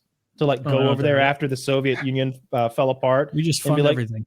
Well, in our best interest, right? Like, if there's new radioactive material in those batteries and our fucking enemies get them and make a dirty bomb, that would be a real problem. Yeah, you don't fair. It'd be easy to do too. It's really easy to do. Do you think with that? Like just on the Democrat like autopsy thing again, like do you think there's any chance that a lot of these, because I think a big problem of what they did with their messaging is that it's just too much of a circle jerk of like DC liberals putting forth to each other. Like if you've ever been in a room deciding what goes on in an advertisement, for example, it's largely liberal women who decide advertising, and it's almost a one-upsmanship thing as you're watching an ad be created. You say there should be a couple here, and then this guy walks in and uses the Swiffer and uses the traditional vacuum, and he's all bumbled and he can't figure it out. And then a smart woman comes in and shows him that the Swiffer is the true solution. And then you get one of the, liberal women being like, and they should be a mixed race couple. And then someone else goes, actually, it should be a gay couple. And this is how you actually get these ridiculous, like building on one another things, is because it's a whole room in advertising, because liberal women run advertising. What if he's a furry and they have to clean up all the fur? Perfect. We can't go back off that now and reveal that I'm not as extreme as the other advertising. Like it's that thing in their messaging where there's too many people getting their news in this same milieu, this same silo, where because their friends think the trans kid thing is super important and super popular, they don't know anybody who isn't in favor of it. They put that forth as like a big thing. And they can't be perceived as the one who doesn't want to lean on that, because that's a slight against them in that very hyper progressive world. And so like, if they want to be serious, like they really have to excise a lot of this poison from their strategy departments and their outreach, because if they don't, they're just going to keep losing. Have you done it yet? Have you gone on to YouTube and searched Liberal Tears 2024? I have not. No. Are there good things? Well, my goodness. There's some great TikToks. I saw a couple of really butch black ladies like screaming so loud. Oh, I saw that on Twitter. Yeah. Yeah. They were so one mad. in her car and then one in her bathroom. The one in her bathroom, I was like, if you're this tore up about it, you wouldn't have had time to set up a phone because she's like having a seizure. she's flailing. I never saw her face because she's like flailing about so much, screaming, "No, God, no." That's the problem with this. It's like, and action. I'm so happy. Yeah. Like, what is this horseshit? The real ones were like that lady in the green sweater right after 2016, where like she has no idea she's being filmed, and she's just like, just a primal scream of despair. That lady cost the blue team $250,000. Like, nobody wants to be on the same team as her. Yeah, and stop making that the front page of the Democratic Party. Yeah, they need a rebrand desperately, and if they shift to kind of a more populist, not obsessed with these like how'd she do weird with progressive pet causes. How did she do with black men? Because I would be surprised if she won 80-20 of black men, I believe. No way, I don't believe that. 20% of black won men 90-10. Yeah, 20% of black men going. It was 88-12, I think, the total black vote. And that's like not that off of normal, I think. I think it's usually like 10-12% of I know black women, Republican. she got like 96% of. Yeah, there's no group that votes more Democrat than black women. My goodness, that is they're in the bag. Like there aren't too many black ladies who are down for the Trumpers, I guess. Yeah. You know what? I bet those other fucking 4% just can't read. Dude, more likely than they support Trump. In a totally selfish way, I want the Democrats to double down on all of these pet social issues because it will because normal people hate this shit. And can I tell you, they need like if they do, they're just being led around by the nose by people. Each side has this blind spot for the other where they can't like empathize with them and get inside their shoes. It's like when the left says that the right wants to control women's bodies, and they're like, "What are you talking about? No, we didn't want you to quit killing your kids. Hey, stop killing them babies. Hey, put that baby down." Yeah, you know, like that's and the right is like, yeah, they just love murdering kids, those bitches. And it's like, no, like sometimes I know you didn't get a great education about what's inside of a woman, but it's not just the vagina. See, there's this whole inner working in there and shit goes wrong. You don't even want to know. All sorts of gross, icky stuff happens inside of a woman. Then you want a doctor to, and Lindsay knows. Lindsay be explaining despicable you don't even want to know the evil that goes on inside of a woman's vagina. Don't even like him voting. But like abortion can be health care. It can be. But I hate this idea that it just is health care in the same way that like x-rays are health care, you know, like we don't also use x-rays to murder small children. Right. Did they die just recently in the parking lot while the mother was yelling to the doctors, like, why aren't you doing anything? And they're like, we needed to go more septic before we know that this isn't an abortion and it's actually life. Yeah. There's some weird stuff in Texas where they can't intervene with. I think that's illegal. You can't let someone die. They have to choose they can't abort the baby though, and they need to remove the fetus, which is going to be a technical abortion to like stop the infection. Like the infection is the rotting fetus inside of her, and removing it is technically it's not an abortion if the baby's dead. It's dying, and it was dying. Yeah, it wasn't dead yet, so they were like making the mom wait for the baby to die. It was a bad situation. Did the mother die? The one from a few weeks ago? Do you know what I'm talking about? I don't pay too much attention to it, but you know, I see stories like that where either mothers die or almost die, and there's multiple lawsuits, and it's usually Texas. Texas made it illegal to go to another state to get your abortion, which is like, wait a minute, that was everybody's plan. Yeah, I don't like. You can't be legislating people's ability to travel freely throughout the country. Well, like see, it's not just that, and that's my worry with the right on that issue. It's like. I empathize with the idea that we shouldn't have like serial aborters out there who are just doing it for kicks. Like we need to find those 8 women who do that and like lock them up. And we frivolous abortions, I guess I'll call them, where you're just, I don't know. There should be fewer late term abortions too, but clearly it's a healthcare situation in many scenarios. And I just wish that, I don't know, there was that nuance could be legislated correctly. What I don't want is that every time a woman who's pregnant goes to a doctor, they're like, "Oh, are you pregnant? When was the day of your last period?" Which they always ask, and she tells them, they're like, "All right, now you're in the database, pregnant. Yeah. Now in 9 months, we're gonna come looking for the baby, and if you don't have it, we'll start the kidnapping charges and move to the murder charges after that if we don't find the child." You know what I mean? Like, where'd the baby go? You were pregnant 8 months ago. Where's the baby? Huh. So What I'm saying is is that what they're worried about?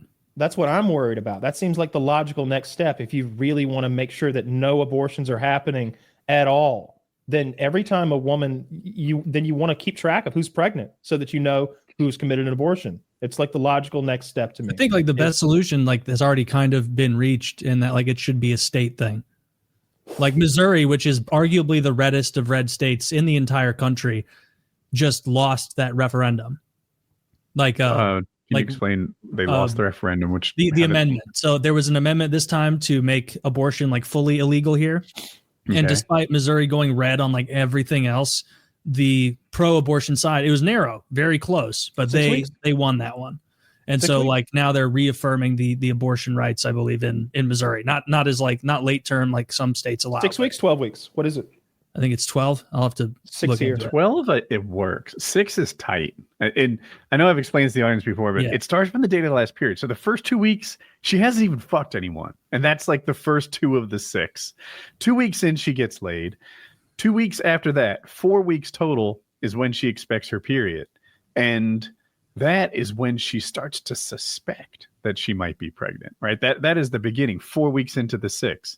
And women go late all the time. It's not until like 4.5 weeks, maybe, that she's buying pregnancy tests and checking that shit out. So she has like 10 days to abort this baby. They describe it as 6 weeks. It's more like 1.5, and that's not a lot of time.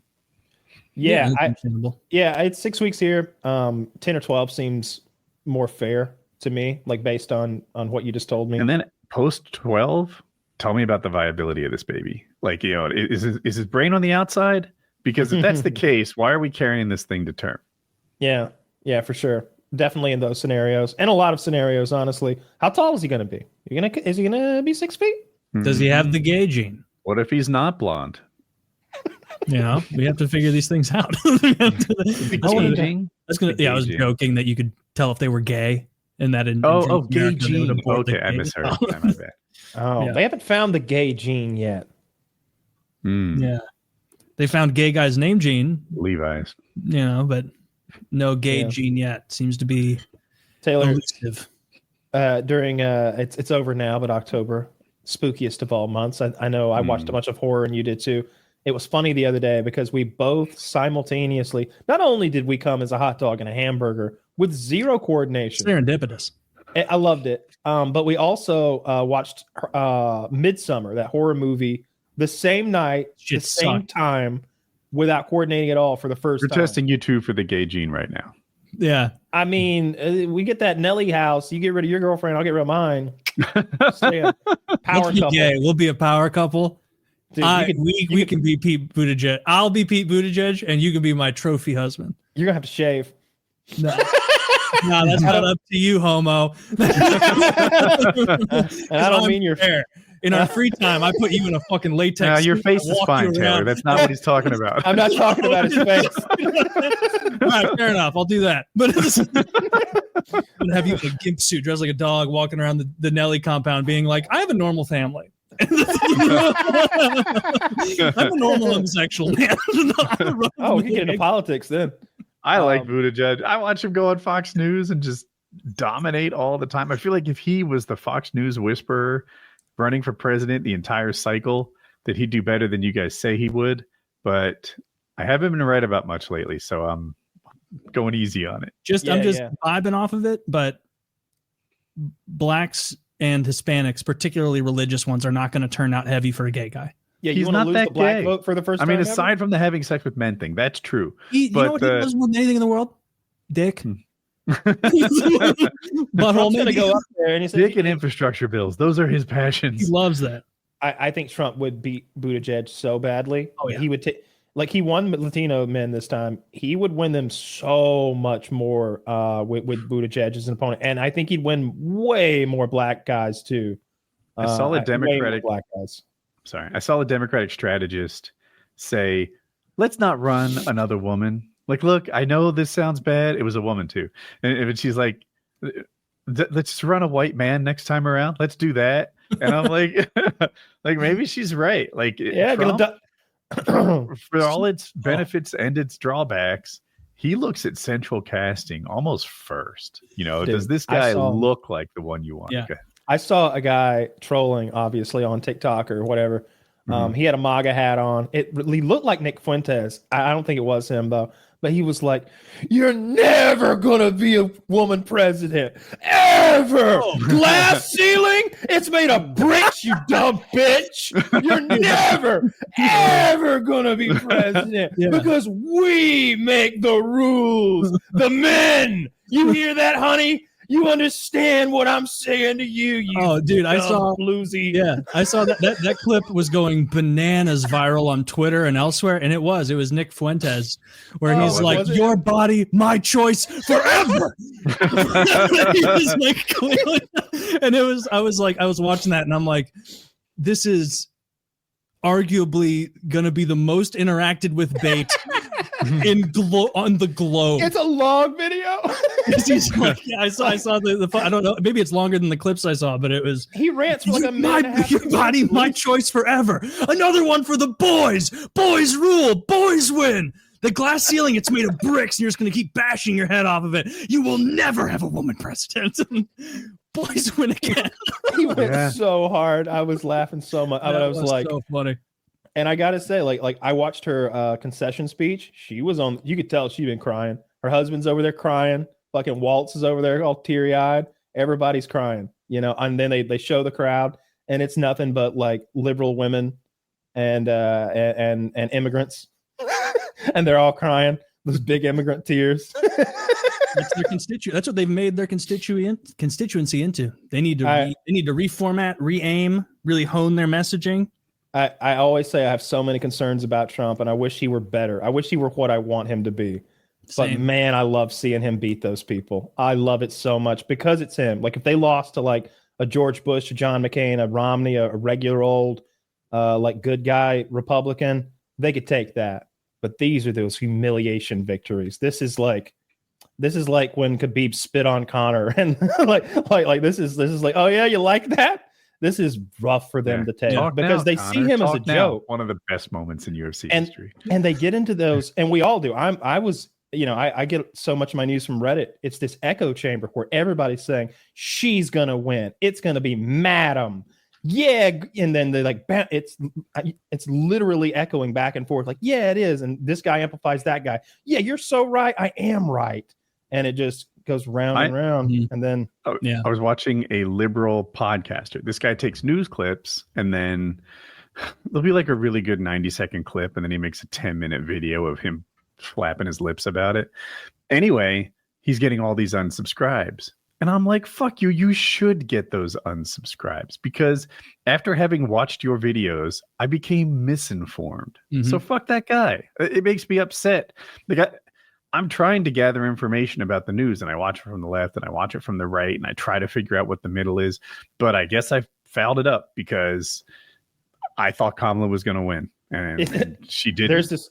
There's a lot of these media Pied Pipers out there that want to misinform you to keep you on their little in their alcove. Did that Iowa poll play any part? Oh my God. You too. Okay. Dude. Yeah, all this, I had never heard of Ann Seltzer until a week ago. And all of a sudden it's like, she is the most reliable. If there's 21 polls that say X and she says Y, those 21s are scratching their head on how she got it so wrong. Suddenly Ann Seltzer's Iowa poll. So Ann Seltzer, I think I have her name right, does a poll in Iowa. And apparently, traditionally, it's very accurate. She's been Bellwether. The gold standard. State as well. And it's the Bellwether is what the poll is called? No, I'm saying Iowa. Okay. So anyway, she came out with a poll, and it had Kamala winning by 3% in Iowa.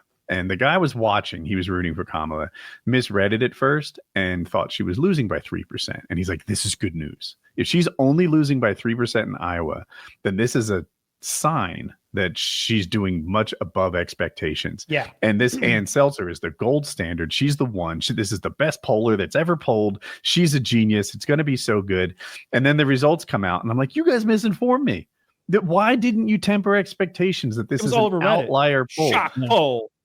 Dagger to the Trump campaign as Iowa shock poll comes in with him down 3 points in the middle of the Redlands. And that was when we did the show like that night, and I was like, I don't know who's gonna fucking win, dude. It's like, so it got in your news universe too. Like I got in my news universe by that. Yeah, I saw, and like maybe it's just because I'm the most right wing of us, but like I saw that, and I didn't feel this way in 2016. Like as election day was going, I had no nerves. I'm like, he's going to win. So when I saw that, I just remembered back to like all the ridiculous New York Times polls and all these things they put out that always seem to massage data.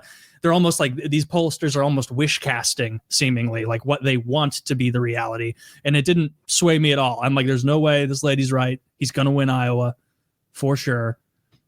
Not that I also thought I'm sorry, I said it wrong. I also thought Trump was going to win Iowa. I just took it as a good sign. Like if she's off by even 2% or 4%, this is much better than we expected her to do in Iowa. And shucks, the people that are in Iowa have a lot in common with those in Michigan and Wisconsin and those other nearby states. And that is the sort of thing that misinformed me. And I'm glad these guys are getting their unsubs because you're inaccurate news. Heck you. Fake news. I think you can go even further than heck you. I think I wouldn't blame you for being even more upset at them. And not only that, like all of his legal troubles go away. The only thing that remains is the civil judgment against him with E. Jean Carroll, I believe that's her name. But I can just imagine him with his presidential power somehow just not paying. The fraud one is also at the state level, right? Well, I think it needs to be civil before it even it's civil, isn't it? State, I don't know. I just know the E. Jean Carroll judgment where he owes like $100 million on. That's a civil judgment, and that's the worrisome one. But everything else goes away. $400 million one isn't on your mind?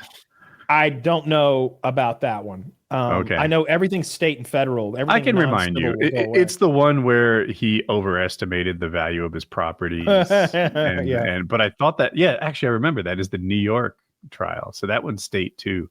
Those are the two that don't go away. All the federal ones, I assume, they're probably done now. They see if they haven't stopped, the writing's on the wall, so they might as well. I think they announced they're winding the two DOJ cases down rapidly. Oh yeah. Okay. And he's supposed to appear in court like next week for sentencing in New York. I don't think he's going to show. Eat my ass. I don't think he's going to show. Like, what are we going to send the U.S. Marshals to get him? No, they're not. So all of his legal troubles go away. He wins. He wins everything. And the best, maybe the worst part is he might get another Supreme Court justice or two. The Supreme Court's going to be read for the rest of my life? Question mark. Like, imagine what can happen with what Thomas they can do. Is the oldest, right? I'll have to look. There's two older Democrats on the Supreme Court that could be phased out this cycle potentially, or they could hang on. And the Chief Justice to like swing votes a little more. I think he's also in his mid 70s or maybe early 70s. I mean, it's 6-3. Thomas is the oldest at 76. Then comes Alito. Then Sotomayor at 70. I didn't realize she got so old. John Roberts is 69. Even that is older than I expected. And then we get into like 64 and 59. So they're not going. They're not going to go. But if he's smart, he'll get rid of any old conservatives. Go ahead and put a good 45-year-old. Clarence Thomas is guaranteed going to leave when Trump takes office. 100%.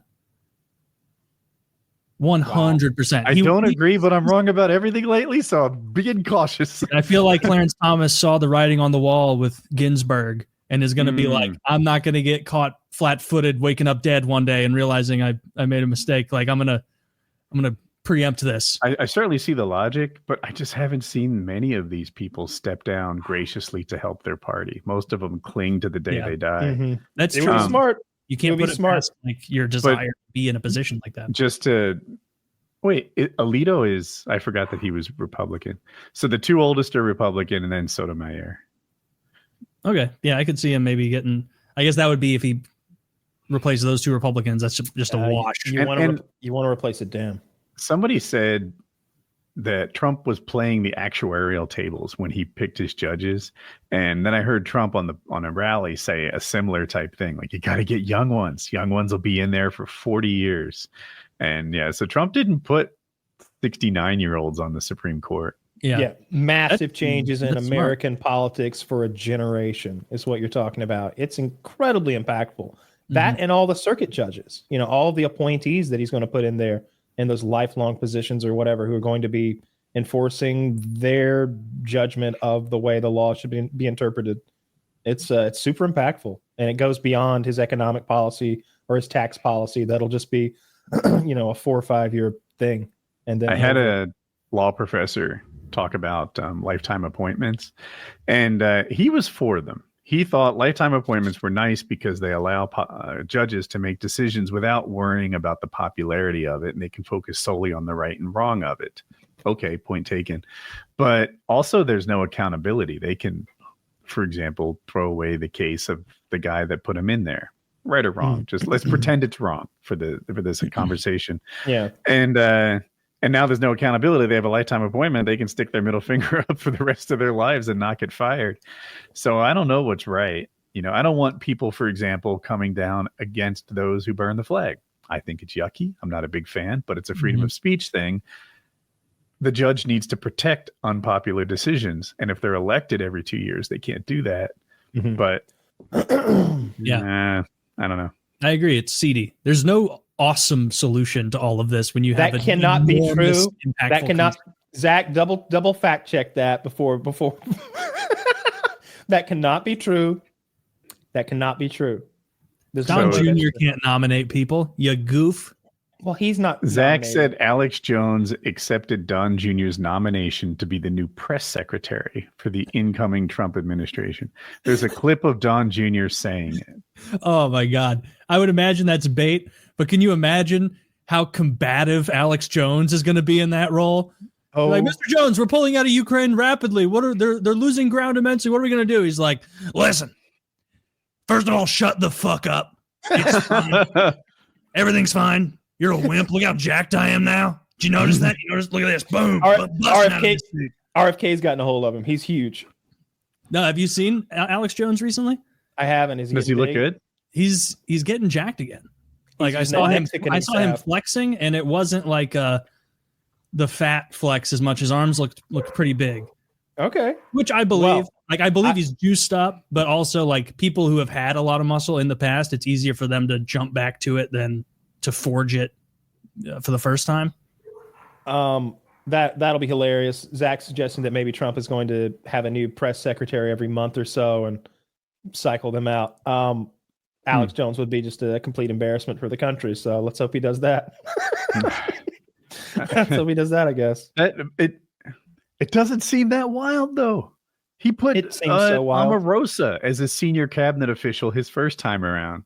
What did she do though? Like nothing, I guess. She just created internal strife and division. Yeah, she was just kind of like office cheerleader or something. I feel like, or maybe she like Omarosa's going to find waste in the office or something. But like appointing someone is kind of different. I don't know where RFK is going. I don't know where Elon's going to. I wonder if Elon's going to get an appointment of some kind. Elon to me is a bit of a Rorschach test. I don't want to throw my wife under the bus, but she doesn't see any positive in this guy. And it's like, how can you not admit that he's pretty good at running companies? He's had a couple home runs he's hit here. He's a good batter. And if he's going to come in and look for waste, it seems like that's almost the thing he's best at. Yeah, I'm all for that. I see no downside to that, And I like Elon. Like, it seems like he lied about his cars being able to drive themselves, but I bet he believed they'd be able to drive themselves eventually. He's probably as surprised as we are, as disappointed as we are that his cars don't drive themselves. But just about everything else has been pretty goddamn impressive. He is weird. I think he knowingly lies about timelines. For sure. It's the thing I always say. Like, if you say it'll take 2 weeks and it took you 2.5, you were wrong. If you say it'll take 2 weeks and it took 2 years, you were lying from the start. It's almost like he's got an exaggeration formula he uses. Oh, like Scotty has one for the Enterprise. If it's going to take him an hour, he tells Kirk it's going to take 5 hours. So when he fixes it in 2 hours, which is easy, Kirk's blown away. I feel like he's almost doing that. Like they tell him it's going to take 10 years to make the cars drive themselves, and it's like, let's tell him 5 and apologize. I guess so. Well, Trump won. It's almost unbelievable. It's yeah. Like I bet it is upsetting for people who truly dislike him and truly think he's going to do something awful. Listen, this guy's such a goober. Why does he have access to those things? Haven't they? Aren't they selling all of his possessions to make up for what how he terrorized the Sandy Hook victims' families? I think they're trolling me, and I'm trying not to let it work, but I'm not really thriving right now, Kyle. I'm getting trolled by Alex Jones and Don Jr., and I know they love what they're doing to people like me. Yeah, but I mean, maybe so. They know it's getting under people's skin, and they like it because they got so much. Like that they're the butt of so many jokes that we don't even know about, and their families probably get a lot of guff. So this is their victory lap. Like, I get it for sure. I hope Alex Jones isn't going to be the press secretary, though. That'd be a bit much. Trump had I thought his press secretaries were always like good. I thought they were good at explaining why he said a thing. They were always pretty smart women, if I remember correctly. They were good at what they did. But Alex Jones would be a nightmare in that position. And I don't think he could fulfill his duties correctly, because that is the mouthpiece of the White House. They weren't all pretty, unless you like Huckabee Sanders. Oh God, she's so hot. She's got that. She's got that third grade teacher who eats half the cupcakes at the bake sale. Look, isn't she thinner now? Didn't she find Ozempic or whatever? Good for her. You can't credit where it's due. She's got resting man face. Well, yeah. She looks like Brock Lesnar's daughter. Stream that shit. No, that's kind of fun. I've been the new. Yeah, Alex Jones would be a disaster. Can you imagine if they actually? It'd be terrible. Is he? You're probably right. He'd be awful. That job requires him to be super well informed about the president's agenda, as well as the day-to-day goings on of any number of areas of the federal government. He needs to be able to field questions on the fly about everything from NASA to the Middle East to Donald Trump's travel itinerary. Like, it's a hard job, and it's not what he is going to excel at. It's not that he couldn't talk on those things. It's that he doesn't have broad appeal. Like, people would go into anything he said going, oh, this guy's just going to lie about everything. Like, there would be no credibility there. He would literally do better picking that comedian who made the Puerto Rico joke and have him do it. Like that. Tony Hinchcliffe. You know what I want to happen? That'd be great. I hope on day one the press secretary has a gigantic oversized suit again. Do you remember Sean Spicer's suit?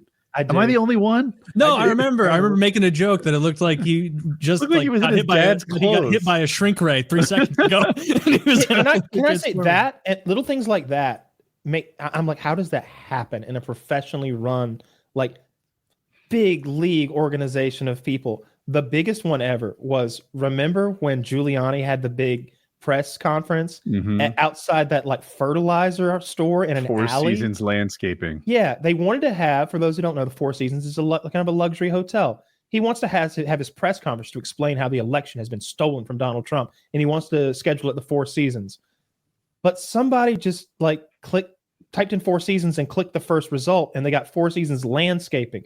So instead of being at a fancy hotel with a backdrop of luxury behind them, they're in an alley behind a landscaping company, and not a big one or a good one. Just a local landscape. Just a local, mom and pop, dirty alley, and they don't have time to reschedule. And there they are. That might be when Giuliani started melting too. When his hair dye started. I definitely remember that picture. It was, if not, it was in the same news cycle. It had happened the day before, and it was these guys are a fucking joke. These guys are a fucking joke. Trump hires the worst people, and I hope he does. I mean, he's my president now, so I hope he does a much better job. But It was one of the knocks on him, in my opinion. Like Yeah. I phrase it as, I like it when I didn't know the postmaster general's name. But yeah, when he put a coal executive in charge of the EPA, I'm like, come on. Did you hear him talk about that to Rogan?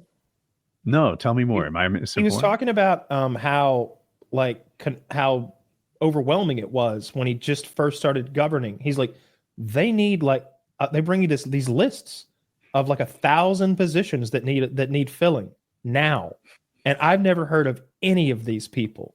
So I've just got to take the advice of the people around me. What do you think about? Was it Bill Stevenson? What do you think about him? You don't want Bill. No. Pick Gil. You know, and they're guiding him through, and he's just like clicking names at random. So I think this time he does know a lot more. He's done it for a while. Transition team was a mess. Like he barely had a transition team because I don't think he expected to win in 16. Nope. So Chris Christie was leading it, and then he fired Chris Christie while leading it a few weeks in. So then they had this sort of change in direction, and they got a lot of bad people. That is the biggest fear with Trump, is that he wittingly or unwittingly surrounds himself with like hawkish pro-war neocons again, and then is hamstrung in like trying to get out of foreign conflicts or make us more protectionist or return manufacturing or whatever. Because if he brings a bunch of free trade, treat America like an economy instead of a nation, people, like that's what's going to happen again. And so that is my biggest fear, is that I see who he's putting in all these positions and it's just status quo neocons. Yeah, I do not want to see that. I think they're going to have a better grasp of it this time from beginning to end. He should be better at everything this time around, for sure. And I mean, some people wearing their blue t-shirts are going to say, I didn't do this on purpose, are going to be like, oh, better at everything is not a good thing. He's just going to be more effective at implementing what they don't like. But I'm hoping for the best. I almost wore a MAGA hat. Mm-hmm. You almost wore one? Yeah, I thought it'd be funny. Taylor, Taylor, we both watched that Midsommar movie. I don't have we both watched that Midsommar movie. Would you recommend, before we talk about it a little bit, would you recommend Midsommar to someone to watch? Not to my worst enemy. So it's made by Ari Aster, I believe, who's also the maker of Hereditary, yeah. Hereditary, which I love. That's the one with the little girl and the demonic possession and the devil cult and lots. I think it's your favorite kind of horror. I like that movie a lot. It's hard to find other movies in its class. There's only like 10 good horror movies. Period. The Conjurer. That's why The Conjuring is good. The first one is pretty good. Yeah. The Thing is excellent. The Thing is probably my favorite horror movie ever. Yeah, me too. What year did that come out? 70s, roughly. 80s. I thought it was 80s. Yeah. Okay, old one, because there's a new one. I think. It's a John Carpenter movie. It's really good. Yeah, I love that movie. Kurt Russell. But Midsommar, I went into with pretty high expectations. I knew all about it, but and again, it's like weird that we watched them the same night. But I was like, let's watch this. We've been watching spooky movies. I know this is a well-made one. I know what it's about. I kind of know the gist of it, and I kind of went into it not thinking I was going to like it, and I didn't like it. I didn't like it at all. It sucked, dude. And it's so well reviewed. Its Rotten Tomatoes is outstanding. All the reviews are outstanding. It's about it starts off and like this girlfriend, this guy's about to break up with his girlfriend, but her family all suicide themselves. Like her sister kills herself and her mother and father, and so she has a nervous breakdown and he can't break up with her. And he's just about to go on this like sick vacation with his college buddies to Sweden because one of them's doing a research paper about this Swedish community that's all isolated and stuff, and she just tags along even though she's having this meltdown. I don't know, man. The whole time they're taking hallucinogens.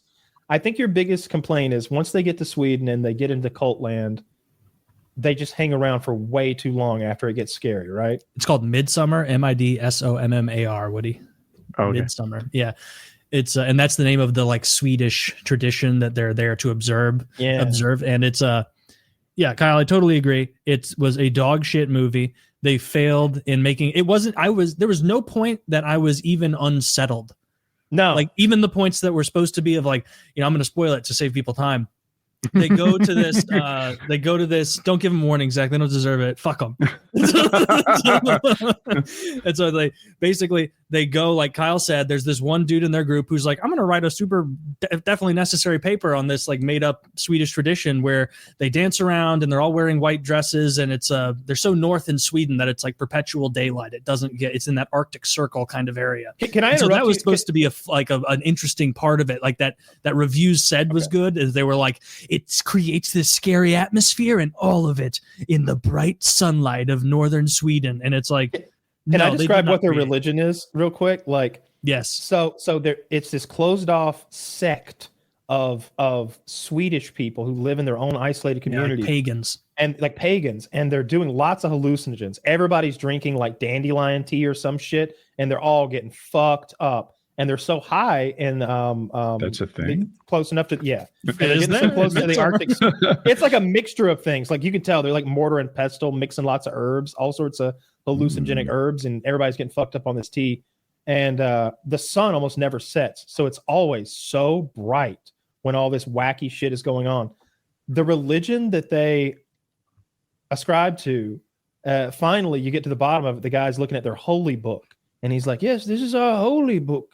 It is a continuing tale, as our the writer of the book, the scribe, writes. Even now, here are the latest pages that have been written in our holy book." And it's all like smeared coloring, like paint. And then and he's like, well, who's fucking writing this down? And then who's interpreting it?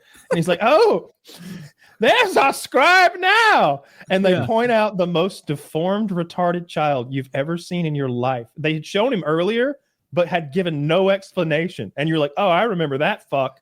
And they're like, through a series of extreme inbreeding, we create this imbecile who colors in the book, and then we interpret the coloring into our religion.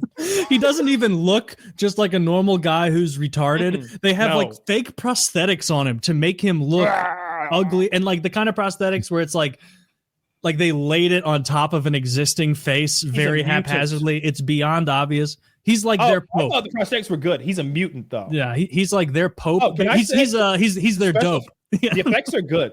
I disagree with you there. The gory effects throughout the movie were very good, and later on they give one guy a blood eagle, which is when you cut out their lungs in the back and like suspend them with hooks, and when they breathe, they're still inflating back. They do this to you alive. Like there was a blood eagle that looked pretty legit. That stuff I was down with, and I wanted more of that mutant boy. I needed so much more of him. And more of that retard.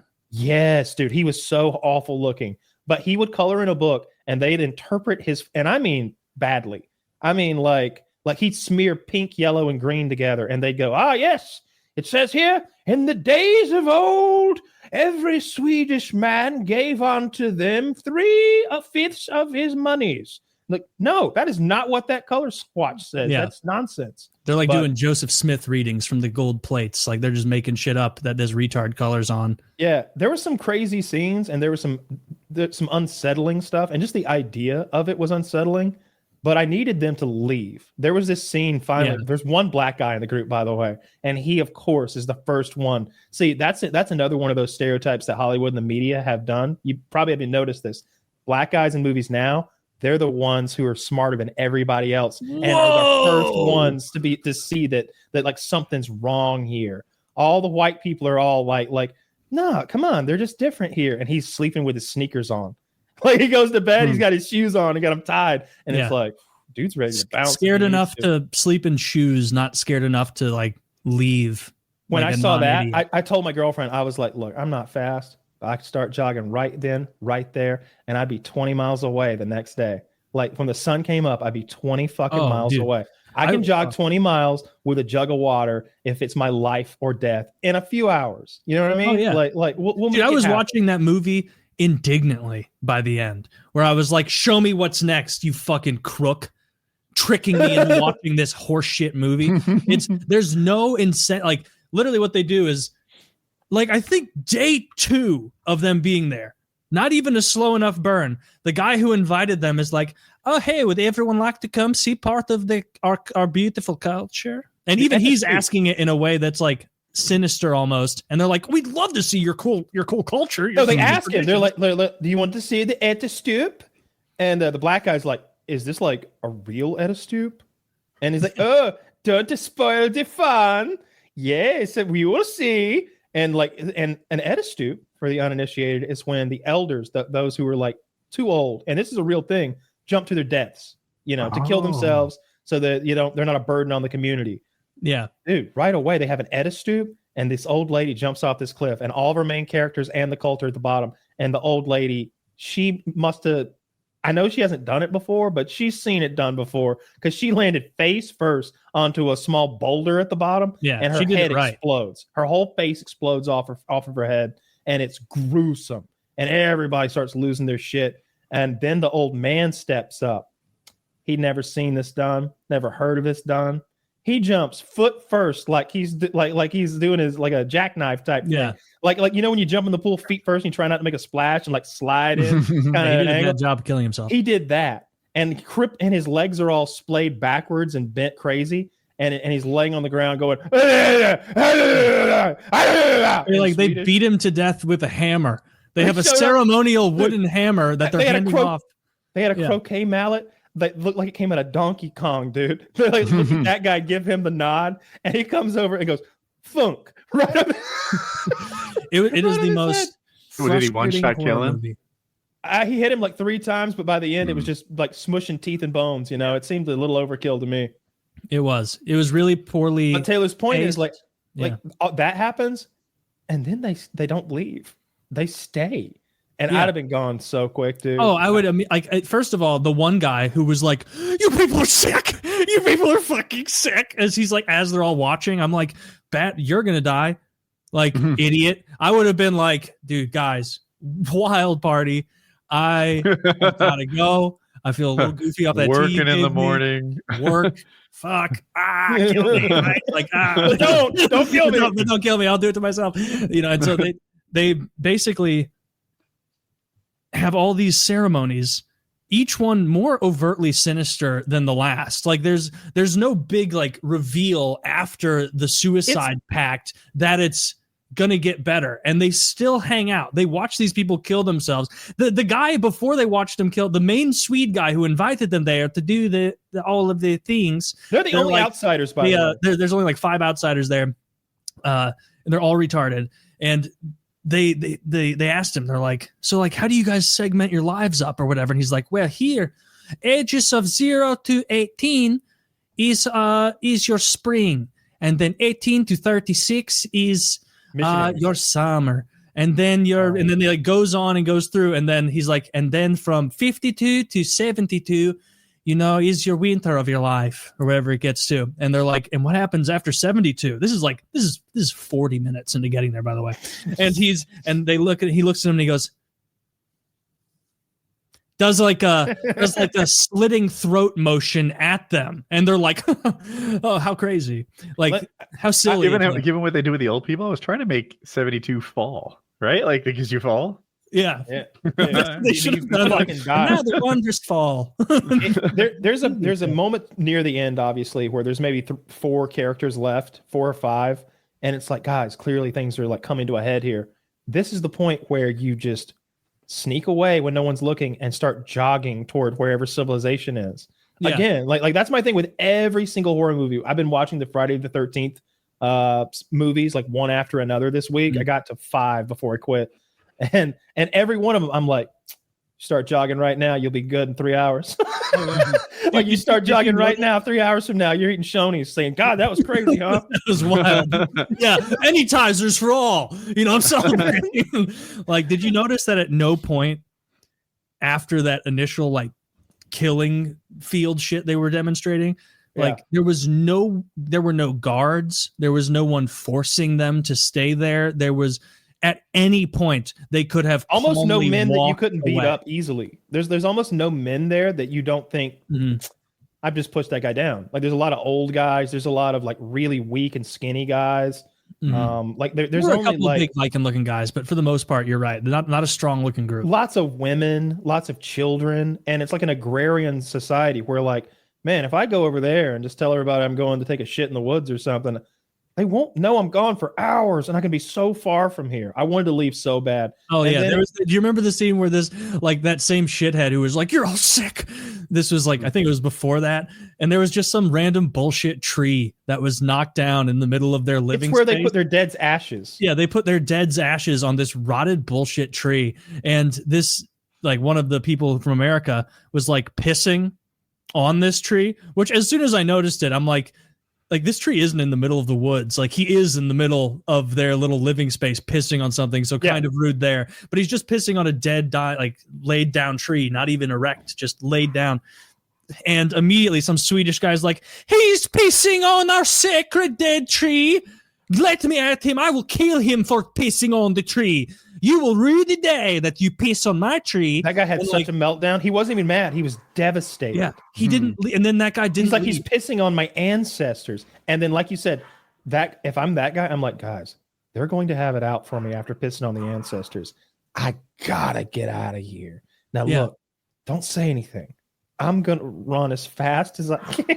Yeah, dude, there's like 20 minutes from here. I'm gonna sprint there. I'm gonna stop briefly, eat some meatballs, regain my strength, and then I'm gonna continue to flee. And by the end, like, one guy gets blood eagled. They've got the black. They turn them all into like scarecrows with their skin or something. The black guy's legs like landed blood in the feet. eagled? That's where they cut your lungs out from the back and suspend them in the air. So when you breathe, they inflate like wings while you're still alive. It's not a real thing. It is real. I like Kyle mentions blood eagled. Like, me and the audience are all supposed to know this. I explained it earlier, but also it's a Viking thing. I highly recommend the TV show Vikings. I think it's a myth. It's not a myth. I saw some myth busted thing. Put your money where your mouth is. No. I think maybe you're misunderstanding, or I'm not expressing it right. You can't do that to a living person. Like, they will die long before you get them in this weird ritual. I don't believe so. I believe you can take the lungs right out the back. They'll inflate. They'll be able to do a blood eagle just fine. I've done many a blood eagle. I do them all the time. You know. What do the polls say? Can't trust the polls. Go with me on this one. Yeah, they blood eagle the one guy. And Seltzer, heck you. Fucking and Seltzer. I think they just cut the black guy's throat mercifully. But then, like, at the end, they turn the blonde girl into the May Queen. She just wins, basically. She becomes the May Queen and has a nervous breakdown. But her boyfriend, first, you think things are going pretty well because he gets to fuck this cute redheaded chick who's a virgin and put his seed into her so that she can bear his child. But then they paralyze him with some sort of weird drug and sew his body inside the body of a just killed bear. They gut a bear and stuff him inside the giant bear. The bear's been there the whole time, by the way. I forgot about that. I laughed out loud when this happened, Woody. We're 20 minutes into this movie, and we just got to Swedish Weirdville, and they're walking around, the Americans, and like, this is where we play, and this is where we'll eat later. And what is that? That is a bear. Come with me. And it's like, they just ignore it. The bear's in a cage all by itself. No one ever asked about the bear again. Well, they stuff homeboy in the bear, and they burn him alive.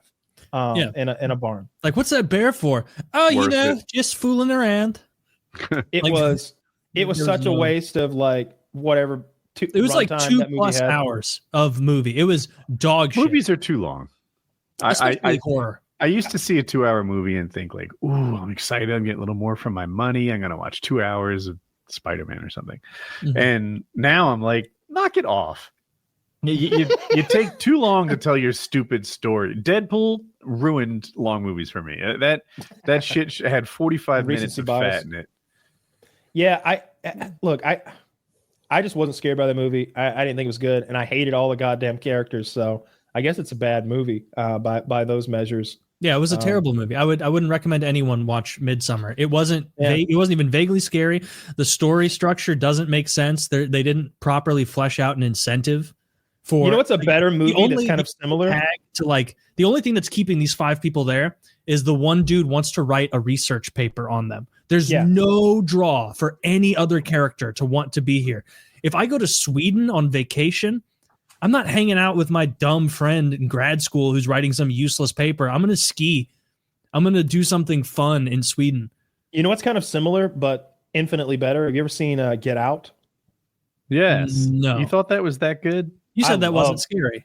It's not scary because I'm white, but I bet for every black person that's seen it, it's terrifying.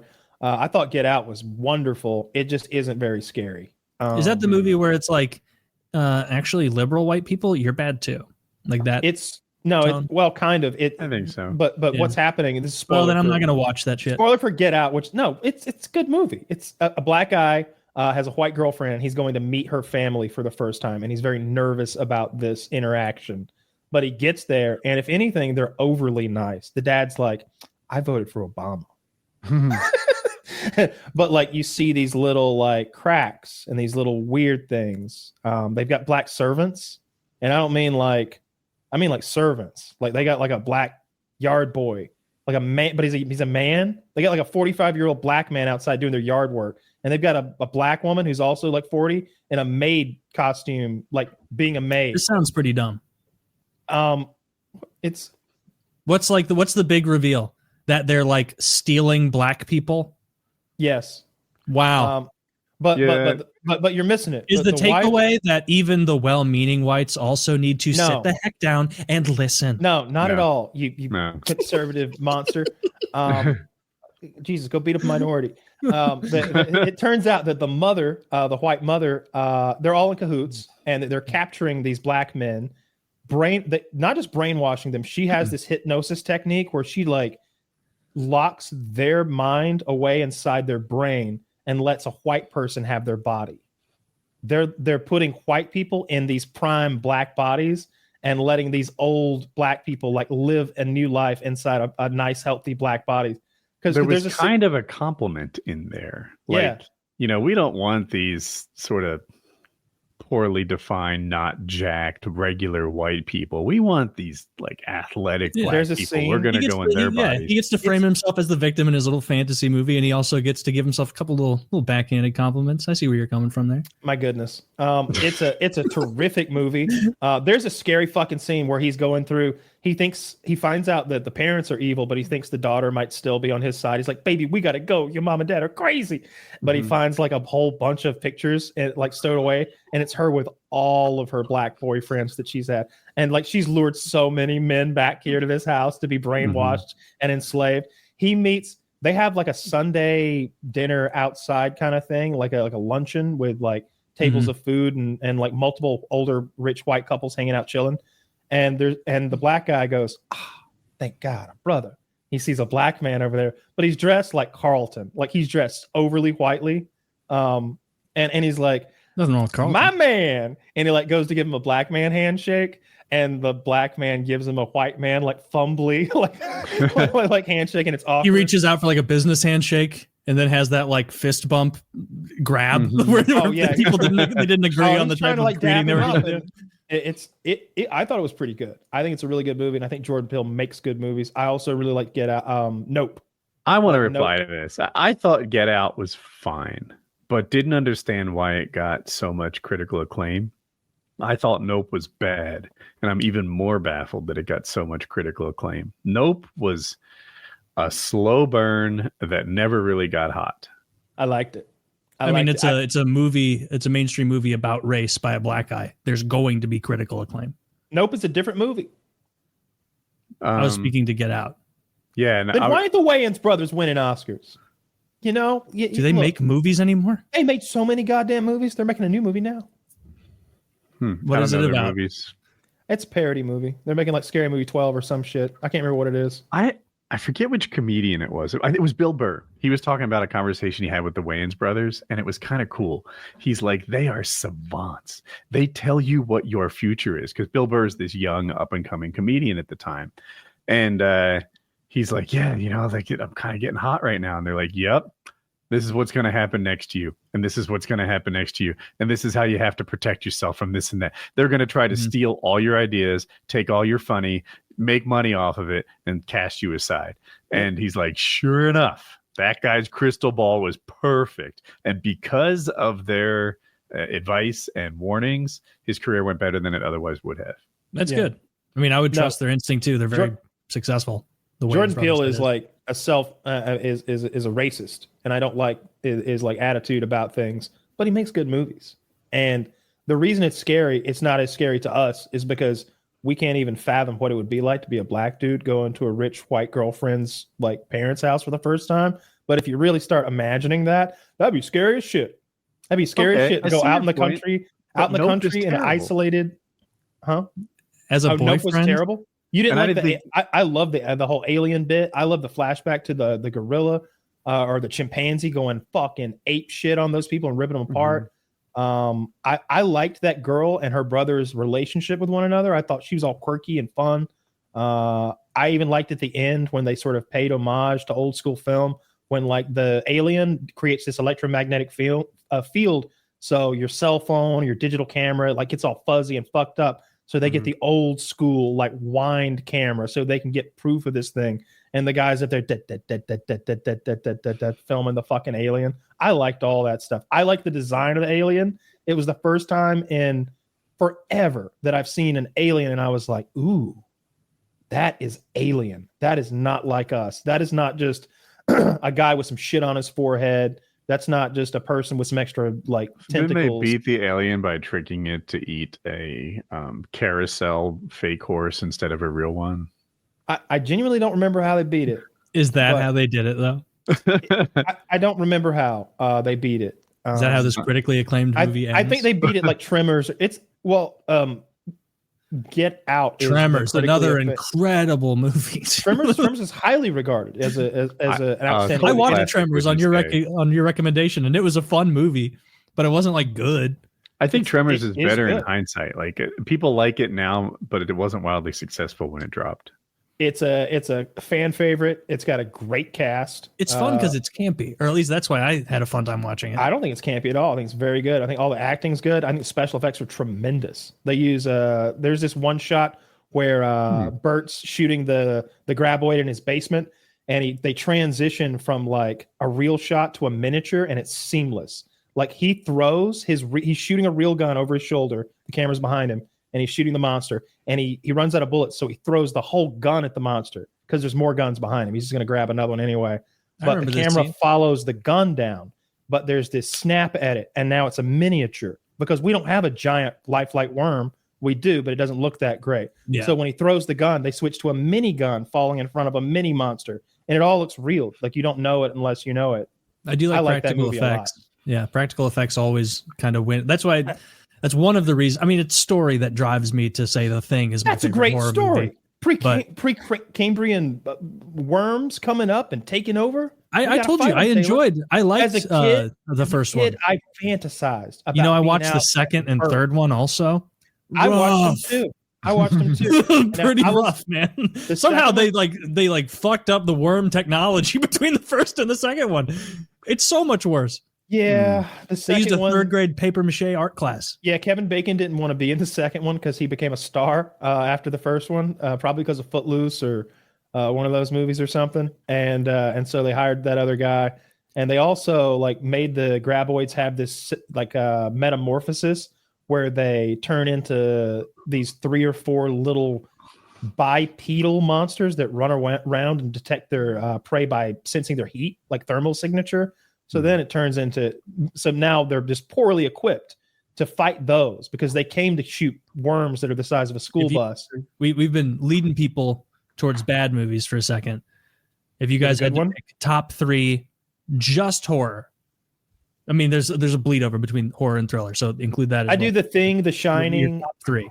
I'd probably do The Thing, The Shining, and probably The Conjuring. And I picked those because they're enjoyable. Those are solid picks. They're classics. I like all the acting. I like the practical effects, and they're different kinds of horror. All 3 of them. They're all 3 different kinds of horror. Could I like the Silence of the Lambs supplant one of those top 3? I don't think it's scary. It's one of the very few horror movies that ever won the Oscar because I think they may have called it a thriller, but I don't love it. I think Anthony Hopkins' really performance is a little. If you were really there, you might be like, "Fuck you, dude." What are you gonna do? Like loser? Yeah. Well, I didn't like his like yeah, like that kind of shit. I didn't like that. That was kind of ridiculous. But yeah, Silence of the Lambs is great. The Thing, I'm 100% on board with you with. I was thinking The Shining before you said it. And so I guess I have to stay consistent to that. That's another solid one. But Silence of the Lambs, I guess I could plug that in to make it different. And then like, I want one that's truly terrifying for the third, because like the Thing isn't horrifying, but it's a really fucking good movie. Silence of the Lambs isn't going to terrify you, but it does that unsettling vibe so incredibly. Zach says Saw 1 and 2. Disagree on 2. Saw 1 is an excellent movie. I thought the Babadook was very, very scary to me. Other people have told me it didn't scare them. I didn't like that one really. It's all kid annoyed the shit out of me. Yes. Why can't you just be normal? Ah! Yes. Fucking crazy. The poor mom. That whole time I'm like, this poor mom. Like, yeah, that's what the movie's about. Give her some help. You know, I The Descent scared the shit out of me when I first saw it in theaters, about the 4 lady spelunkers who run into the creatures down in the cave they're trapped in. That was really scary at the time. Paranormal Activity 1, the first one. That's when a good he pick. goes up. There's a part where he goes up into the attic to see what the noise is, and his like half of his body is in the attic and half of it's not, and you don't know whether to be afraid for him because maybe something up there is going to grab him, or afraid for her because now she doesn't have him there to protect her. She's kind of down the hall and halfway in a bedroom looking down the hall at him, halfway up the ladder, and he finds that picture of her, but it's a picture of her when she was a little girl that's burned, and it's burned because it was destroyed in her childhood home, and they're like 25 years old in another state now, and it's like, dude, that's so upsetting to find up there. And like, sort of, because they take the time to pour over it too. She's like, that can't exist, and he's like, it does exist, I'm holding it. She's like, it's impossible. And it's like that you start realizing that something awful is happening. And then one more scene in that, it's awful. They put awful scary, they put baby powder on the floor because something's walking around at night, and there's goat prints in the fucking powder, like hoof prints. Supernatural's, I have my 3. Supernatural's a great pick, and I like it for the same reason I like my middle one. My first is Jaws. Jaws is one of the scariest movies ever made. Generations of people are scared of sharks that otherwise wouldn't be. People are scared of sharks in a way that they don't talk about bears. Bears are probably far more dangerous and kill far more people. But I'm scared away a bear. I wouldn't try that shit with a shark. I would not start splashing and yelling at a shark. I told the bear he was bad, and it looked like I hurt his feelings. So all right, Jaws, super scary. That's good. Got people. All right, next one. You guys won't agree, but Blair Witch Project. It was scary to me, but I really appreciate it because it was something I hadn't seen before. Horror movies especially fall into this formulaic thing of people making terrible decisions. Blair Witch Project was something different, and I like that about it. And the last one, also a little bit different, is 28 Days Later. I've seen so many zombie movies where I think I could be the hero of this universe.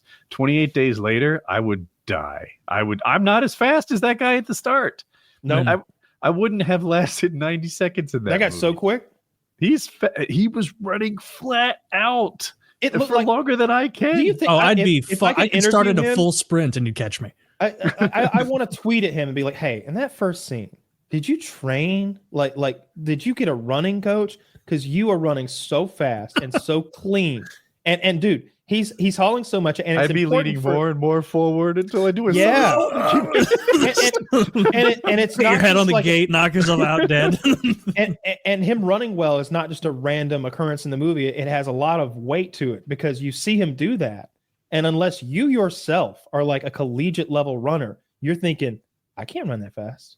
But he is so close to being eaten. You know that if you're not as fast as him, then you're eaten. So you're looking at that and you're saying, I can't survive. I'd have died. There's this moment where he's there with his wife and kid. His kid's on the wrong side of the room, and he knows there's no saving that kid. It's impossible. The wife knows it's a long shot, knows that it can't happen, but feels compelled to sort of be in this suicide pact with a kid that's about to get destroyed. And husband is like, this isn't a suicide pact. This is a marriage. Gotta go. And sure enough, he sees her on the window, right? Is the opening scene. And it's like, yeah, she gets pulled off and she dies. Of course she did. There was no way he could survive. I asked, like, if your kid is drowning in lava, molten lava, are you obligated to jump in and try and save him? Nah. No, they're already dead. Yeah. Right? I'd probably poke him with a stick, help him down. That's the situation that these people are in. And Dude. mom decides, if a kid's drowning in molten lava, you jump in there and do your best, even though obviously how it's going to work out. So anyway, 28 days later, created an environment that I thought was unsurvivable, and that got me. Blair Witch was new, and Jaws, I don't know. It must be 40 years later. I'm still scared of sharks. No, Jaws is an excellent pick. I wouldn't have thought of that one. It's funny you say that. I watched Jaws last week or something like that. And it's, I know every beat of that movie. I've probably seen it 20 times. But it is scary. And there's several scenes. What scares me is when, it's when the little Boy Scout falls out of his boat. Or maybe he's doing a swim or something. And like a kayaker's trying to help him. Like, hey, kid, give me your hand. And the shark swims under them maybe. And you sort of see the shark is so enormous. And you see the white belly of it like passing underneath. That's so scary. That's the so score scary. Is so good on that movie. Yeah. Roy Schneider does a great performance, and it's just shot really well to make you feel all that anxiety. I agree with you on Blair Witch, though. I remember watching that. I thought it came out in '99, maybe. I remember I rented it on like pay-per-view, and we watched it at my house at night. And I remember getting nauseous, like sick to my stomach, not from the camera movement because there was a lot, but just from the fear, just being so scared that I was like grossed out because they found those. One of their friends goes missing in the night, and they find like a little bundle, like a little dirty bag with his teeth in it. It's like his molars and his hair, and like maybe a little doll made out of twigs. And they and that's fucking scary. And then the campaign for that movie was unlike anything they ever did. They presented it as found footage. It was one of the first found footage movies. It was definitely the one to take advantage of it fully. And so people believed that those actors were missing persons. They were calling their families and saying, I'm so sorry to hear about Megan, and Paul, I think they weren't allowed to go on like promotional interviews and stuff to try and further that. There's as a website too. So it was the early day of absolutely right, Taylor. And they also had a website where you could go and like, it's like a missing persons website. Like, hey, there's this you could sort of take part in the mystery, and they gave no hint that any of it was fake. So lots of people thought it was real. That I'm psyched you guys like my picks. I never do well in these. I think Pinocchio was scary. Dude, Pinocchio, when they go to that island and they start turning people into donkeys, 5-year-old me was horrified at that. You ever hear Alex Jones talk about that? What did he say? Let's look at Pinocchio. What were they trying to say, Joe? You're telling me there's an island where they kidnap little boys? They take them there. They transform them for immoral purposes. You think it's just a cartoon, Joe? They a fable? Nah. I don't think so. No. You're doing so well at this. This is reminiscent of the evil that we have to live with. Hillary Clinton was on the Donkey Island. We know this. Drinks the blood of infants and children, Joe. That's interesting. How's your job as the press secretary going? Horrible. I'm roundly hated. I'm in a lot of trouble. Everyone says, stop yelling. The mic is good enough to pick up what you're saying. Well, he has a suit on, but no sleeves. Like he's like sleeveless. Joe, I got to tell you, there's a lot more gay guys in this business than I thought there were. A lot queers in this press room. I will tell you that. I need to rewatch Blair Witch because it's been 15 years. I don't know if it stands up to the rewatch. And so I would need to check it out again. But Jaws, I saw that when I was like 6 or 7, and it horrified me. I was terrified of sharks for years. I grew up in Missouri. Like there's nowhere. There's no safer state. There's a meme that goes around where it's like it shows shark attacks by state, and it's obviously all coastal states. But Missouri will have like 1 or 2 because of bull sharks that like eat some retard in the Mississippi River. Really? And so you can swim in the Mississippi? People do. Dumb people do. Like it's disgusting. How do bull sharks get? There's no way they get all the way up to Mississippi. It's so not that it's like it's brown. I've seen super brown, and really the thing is it moves so quickly. Anytime it rains, like it's a suicide mission to go in there. Like you shouldn't, unless you're if you're a woody tier swimmer, you can handle it. But ex-woody, yeah. Prime Woody would have a joy in the Mississippi River. Yeah. but yeah, I look at that. I don't know how boats go upstream. Like slowly. Yes. Like I'm like, this is economically viable to push 35 barges upstream at the same time. You guys know better than me. Yeah, I saw in Australia on the coast. I guess they had these stink balls. Nobody knew what they were.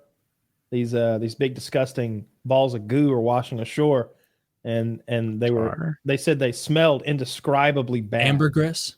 They said that it smelled indescribably bad, not good. They said it was the worst smell you'd ever smelled, and people were afraid to touch them. And there was a lot of them, I guess. So they sent them off and they tested them. It was this weird, polluted concoction of like soap solids, human feces, methamphetamines, animal tranquilizers, hair. Good God. I swear to God, there was a list of the worst things you can imagine. Who was making this? Was it India? Did India do it? Where did you say it was? We call it potpourri. Where did you say it was? I believe it was in Australia. They were washing up on the coast. I'm guessing it's pollution, being washed out to shore from, I guess, from anywhere. It could even be some fucking Chinese pollution. Those nasty ducks. It could be anywhere. Dude, I don't know who the polluters are. We're all polluters. I mean, we as Americans are the number one polluters per capita. America has gotten so much better in my lifetime. Like, people used to throw the food out there, like the fast food wrappers and stuff out the window. Like, I don't know. Nature was just your dumpster, man. Like, not everyone did it, and I didn't. But I probably like 1 in 5 times you did. Like dude, in the 70s, this wasn't weird. Yeah. Like the whole side of the road was all broken. Right? Yeah, right. And I was a surfer in my young days, right? So this is like the 80s. Beaches always shut down for bacterial infections. I read and agreed that the disposable plastic tampon insertion device was the New Jersey seashell. Because they're just up and down the beach. When it rained, the sewage was just, there's big pipes, too big for any of us to hug, that just take the sewage and put it in the ocean. And when it rains, you just see it dumping out. And here I am bobbing on my surfboard. Like, it's kind of stinky today out here, don't you think? Kind of stinky out here. I had like so stains on my wetsuit from, I don't know, the kind of globules that Kyle described. Like they'd get in the wax on my surfboard, and then you'd lay down to paddle, and then I just had everyone had spotted wetsuits. That was normal. It's not normal anymore. So I'm so glad that's a societal change we've made about litter. I have a millionth the beach experience that you have, but I remember I went to Jekyll Island and we went out into that water, and it's really brown already. I think it's ugly water, but there were massive forest fires that year in Florida, and the smoke carried up and turned the water into like the murkiest, like dirt, like bath water, like when bath water is completely soaped up and you can't see into it at all. It's so opaque. That's what the ocean was like. And me and my buddy started wading out into the ocean, and it's really flat there. I don't know where it drops off. Thankfully, we never found. We were so far from the shore, we could barely see it up to like, I don't know, nipples. Mm-hmm. And we were looking for those conch shells. I remember like we'd step on one and then you'd go down and pick it up. And we had like a double armful each of conch shells we'd found. But we were both of our feet were bleeding pretty bad from stepping on the conch shells because they're pokey. And I remember telling him, like, this can't be a good idea. This was the ocean, not the bay? Yeah, this is the ocean. Okay. We're on Jekyll Island, so we're like, in the ocean. I don't know Jekyll Island. Okay. It's an island off the coast of Georgia. It's where all the elites went to go plot against Donald Trump that time. I remember that. Yeah. It made me, not that I was ever pro-Trump, but I was like, if all the elites don't like him, I like that about him. Yeah. That's who announced that meeting? I like the most about him. Yeah. Well, it's changed since then. Yeah. Now he has way too many. Seeing people like Bill Ackman getting on his side, these giant financier neocons, is like, I don't know about this. I don't care. I'm in it for the lulls. I just hope that he like spruces up the beast or something. The limo he rides in. Like, I think some gold. What if you put gold wheels on it? Just a little touch here and there. That is a really cool limo. We've looked at diagrams of it before. Oh, yeah. The doors I don't like gold wheels. I don't feel like they're classy, but maybe, I don't know, something to do with the hood ornament. Maybe it's also like it's a limo. It should look a little muted on the outside, almost as like a humility thing of like I don't have to say it. I don't have to say it. You know, the inside of this is sick. What about a missile on top? Does that sound like Trump to you? Not at all. He loves gold. He's going to put the hood ornament to be. I don't know what the Trump logo looks like. Is it a big T? I'm not sure. Probably just Trump, his name, right? There must feel be like a it's small a version. Yeah. His hotels just say Trump hotels, right? I agree. I've never stayed in one of his hotels. No, absolutely not. Oh gosh, never. They're wildly expensive, aren't they? I wouldn't have any idea. I doubt it. I don't think any hotels are wildly expensive unless you do something silly. I thought that was like the selling point of the Trump hotels is like their luxury. I mean, but even luxury hotels are, they're not crazy. I saw that like the next generation of they called it the first class above first class for air travel. Oh my God. You like walk into a little room. You've got your own little bedroom. There was like 2 beds and a TV in there. And they were like, she was like, here are your pajamas. And like the lady went and changed into her pajamas in her private bathroom. The bathroom was down the hall a little bit from her private bedroom. It's like, I see Casey Neistat would fly like really first class, like you talked about. And then he starts getting free flights and free hotel rooms where people show off just how opulent stuff is. And there he is, like in the robe that the airplane gave him with the little, what is it? The thing that keeps your hair dry? The plastic. Oh, the shower cap. Shower cap. Yeah, he's got a shower cap on. He's got he took a shower on his flight. It's like, this is wild. I just, the water seems heavy and expensive, but that would be awesome.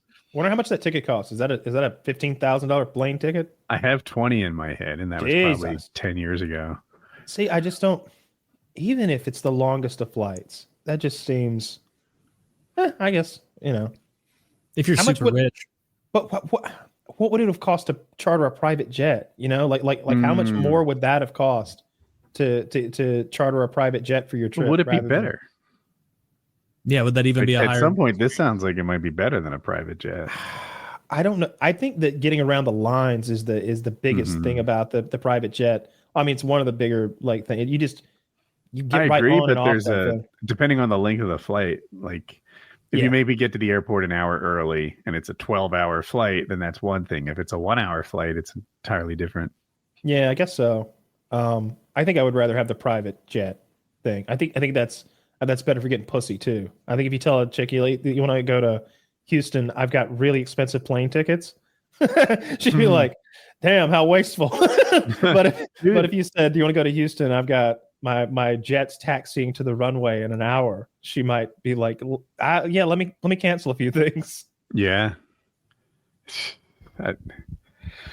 It's expensive. Flight's so expensive. Those that whatever cruise that we had a guest a while back that went on that crazy cruise that was like $75,000. Oh, it was a Disney cruise, right? It was they had the crazy room that was like tens of thousands of dollars. He was like in the Mickey Mouse suite. Yeah, something like that. Before we jump to the next thing, though, Kyle. Oh, is it time to talk about the cummies? Hammer out those. Is it cummy time? Hammer out those facts, if you could please do that about who was doing that in the travel thing. But I won't. I will not be doing so. This episode is brought to you by Lock and Load, folks. Lock and Load. It's back in stock. High quality, new formulation, easier dosage. 3 a.m, 3 p.m. Now a simple 6 pills. No more of that 9-pill madness. We've gone from completely insane to partially insane. We've gone from absurd to reasonable, and we did that with you guys in mind. And so check out Lock and Load everywhere. High reviews. People love it. It actually works. Said it a million times, but if we could have made this work with 1 pill a day, we would have done that. And Derek would have shown us a way to do it. But there is no possible way to get the efficacious dosages necessary. And so don't believe any of the fakers, any of the fake news out there about the other cum pills helping you out. It's not going to happen. That's for the birds. It's nonsense. This is for your bird, making it come more. Yep. So check it out.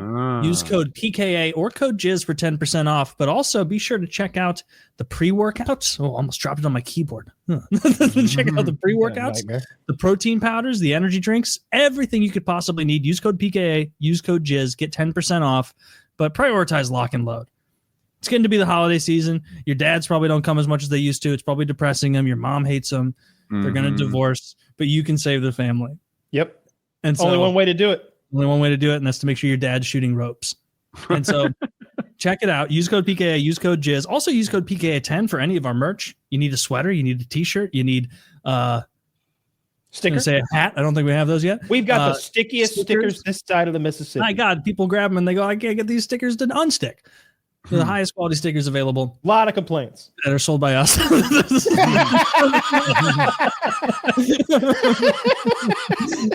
The highest quality stickers you can buy provided by us. And yeah, also get a mug, get whatever you want, but be sure to use code PKA10 because some of you forget to do that and save yourself the 10% or don't and pay for it. It's so funny the percentage of people who don't use the code, so we just get 10% more money, and it's like we're not complaining, but the code's there for a reason. The code's there to incentivize, to make it a little, a little lighter. Some people just love giving, Taylor. That's all that is. That's all they love it. Yep. Yeah. And some people love receiving, like Lindsay Graham. That's right. That's right. Not you until you shave that thing. No. I've told you time and time again. No, dude. If we start a gay relationship, I get to be the giver. Okay, but you've still got to shave. That's a mess down there. You won't see it. You'll be looking the other way. I don't want to feel it. I don't you like brushing against me at night. I don't. You don't want to feel my thick pubes brushing against you. You know, a Brillo pad, my lower back. Yeah, I imagine it like give me a rash on my ass cheeks or something like that. Dude, one of my like extra thick beard hairs is gonna fall out, and you're gonna wake up with a splinter. I'm gonna be like, shut up. Woody has the same kind of facial hair. Those occasional really thick, so it doesn't impale me in the night. Do you ever have that, Woody? Where like I know you don't grow it out enough, but like every once in a while, like I'll run my hand through my beard and like one will come out just naturally, and I'll be like, that is like thicker than a spider leg. Like that's such a thick piece of hair. Like you bend it. You bend it a little bit. Anything like, about this? The strength of this hair. Oh, dude, facial hair. I got lady 10 hair. times the strength of head hair for me. Yeah, I wish I could arrange them like a brush and see how much weight they could hold. A lot. Yeah, the beefy boys, the beefy ones. And now you have beautiful. You know what I would insist? If I'm gonna touch up a little bit, I'd want you totally hairless. Oh no, including your head. Because I'm gonna put a wig on you and make you a pretty girl. We're gonna tell people I got alopecia.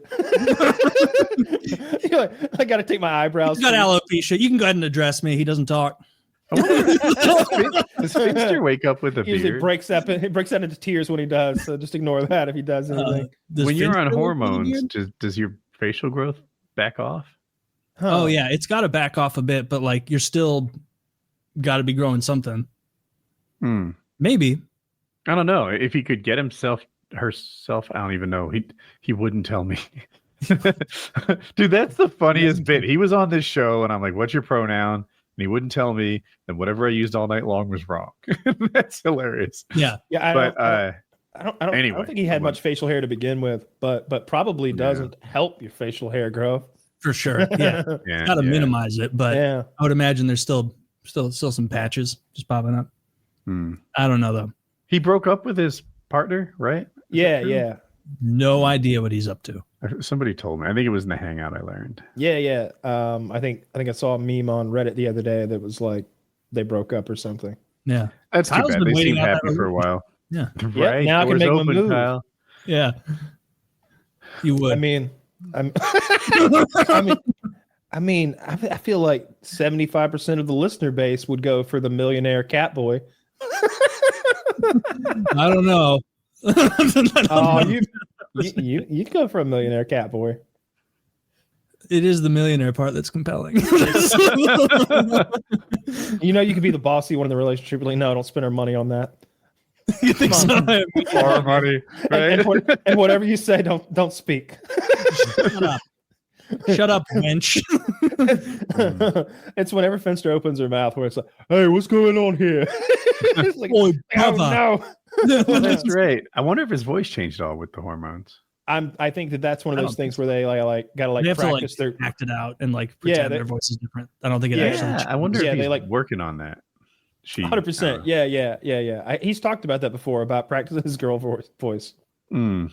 I saw that there was that meme clip forever ago where I guess they're on like chat roulette or something, and he bumps into another trans actually it was just like another like meme cross-dresser at the time, and they both find each other out, and it's like, wait a minute.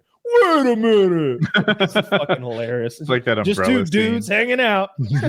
Just bros having a good time online. Just That's two what they're bros doing. hanging out and online having a good time in their panties and wigs. Did you guys see that horrid story when the fascist state of New York murdered that innocent squirrel? Dude, it was so I heard awful. about it, but I'm not Harambe's informed. waiting in the wings for that squirrel, and it's not just a squirrel. There was also a raccoon, pet I believe. squirrel. Yeah, Peanut, and a right? raccoon. Was the squirrel's name? Peanut was the name. Why did the police murder a squirrel? He didn't have the, I guess, A squirrel correct license. licensing for You can't have this a pet. squirrel. Yeah, you And need so they literally took his squirrel pet and euthanized it. Definitely a top not just a priority squirrel for pet, me a too. celebrity squirrel. Yeah, he was an Instagram squirrel. He was beloved. And then those bastards in the NYPD or whoever. Because he didn't have the right license for a squirrel? They confiscated his squirrel and I believe his raccoon, and they killed them. And TMZ was doing like a live interview with the owners, and TMZ broke the news to them and to the owners and the world. They're like, we've just received a message that Peanut has been euthanized. And everybody starts crying, and it's like, fuck, don't they have anything better to do? You shouldn't need a license for a squirrel. Like they're all over the place. It's like needing a license for a duck. Like they're just Couldn't happen here in Missouri, the great state of no animal licensing. you just do whatever you want. Yeah, did you see the video? Can't hear of them either. killing him? Fucking look. Percy was duck marching him down the corridor. He said, they "There's a stomped dead him to man death. walking here." They stomped him to death. That's how they do it in New York. That's how they do the dogs too. That's the only way of legal euthanization in the state of New York.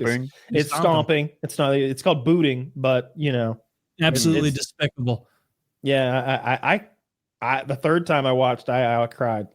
Oh yeah, dude, but that is ridiculous. That is well. See, I'm kind of on their side though. Look, I think there's good reasons for preventing squirrel ownership. With the squirrel stompers? You're with the squirrel murderers? I'm with the squirrel murderers a little bit, but I don't think I wish they hadn't killed the squirrel. But how could you be on the side?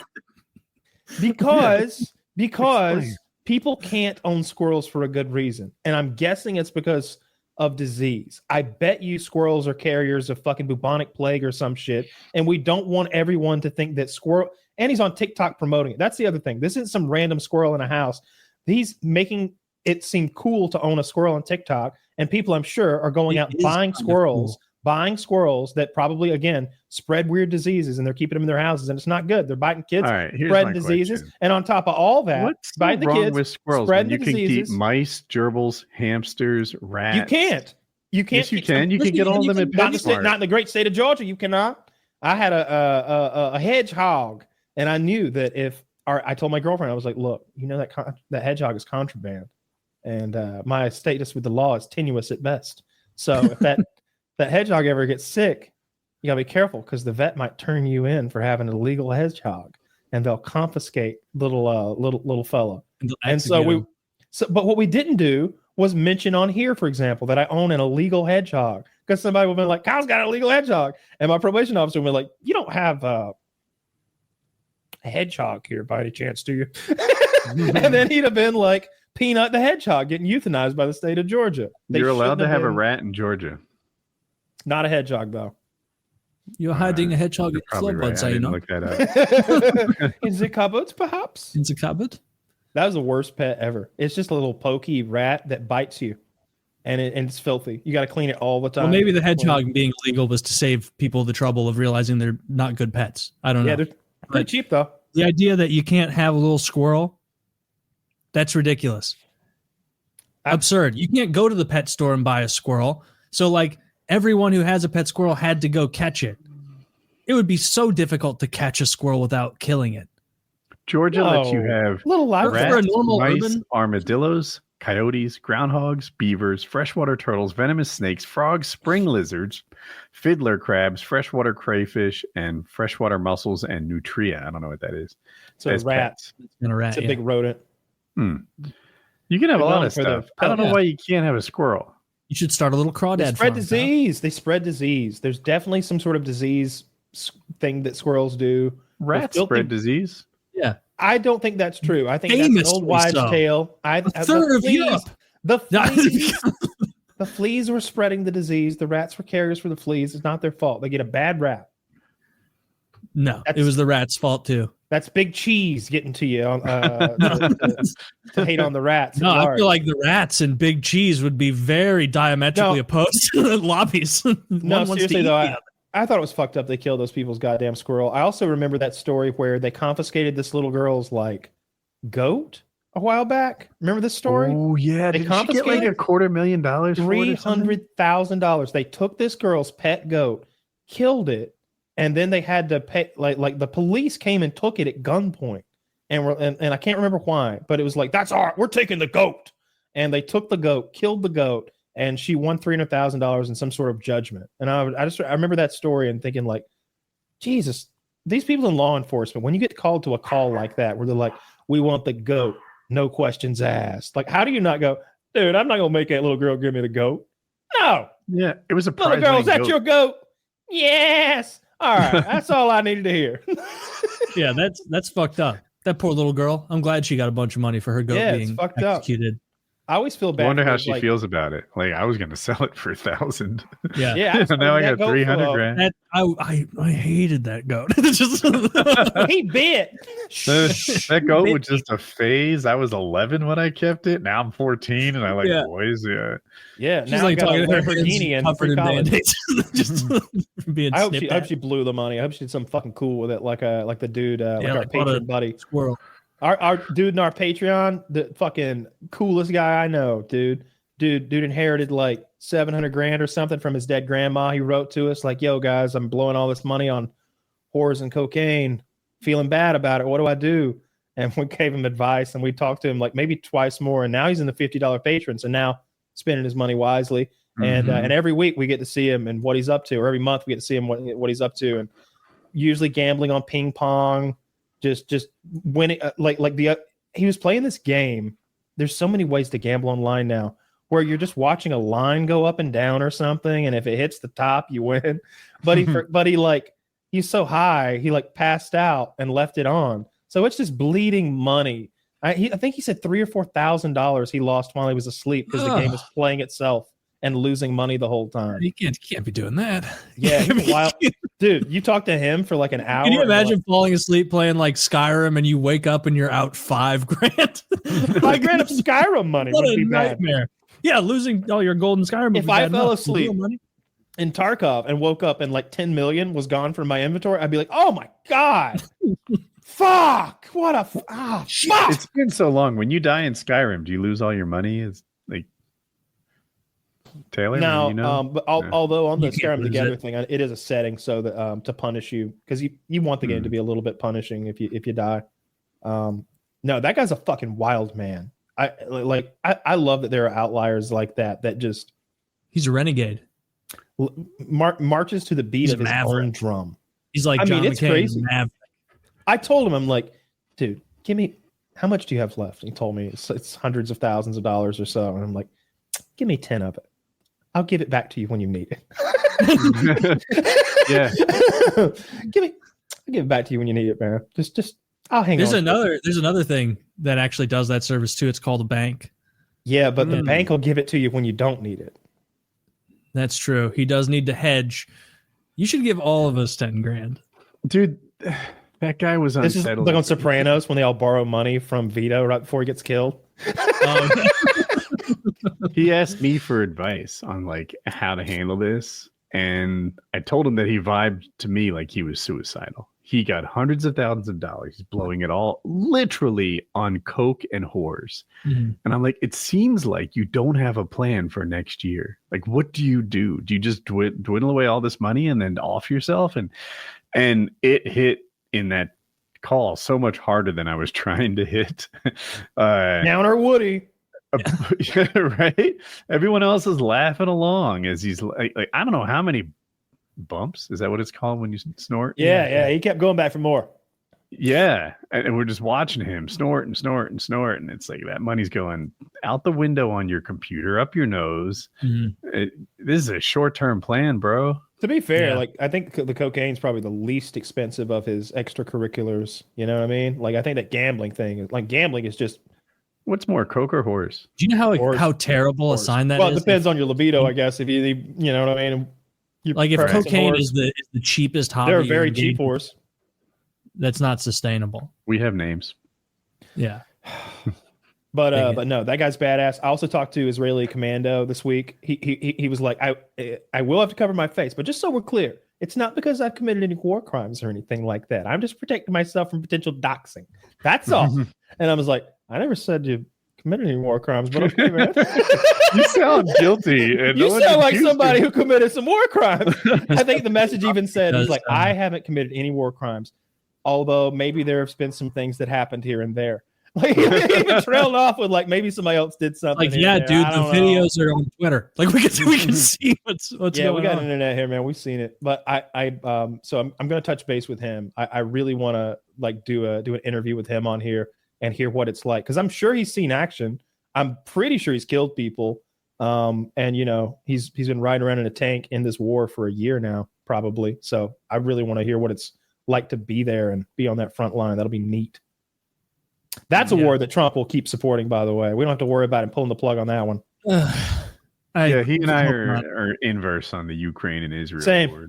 Yeah, I wish he'd pull the plug on Israel and give their stuff to Ukraine. No. And by the way, it's not like I want Israel to lose and stop existing. I just don't know why America funds them. Yeah, I think they're winning just fine. I think they got them. You know what I mean? It's like it's that analogy that I brought up so long ago that it's comical now because the war is still continuing. Where I was like, yeah, it was like this asshole at the bar just kept going on, and finally, dude took him outside and started beating his ass, and we all watched and we're like, yeah, justice. And then I walked inside to get another beer, shot the shit, went and took a piss, put a new song on the jukebox, and went outside to see what was going on. And he was still just beating the shit out of that guy. And there was blood everywhere and piss. and I was like, dude, what are you still doing beating him? What are we doing here? What, you got him. Why do I have to pay to do this? Right. And this whole time, I'm paying his bar tab.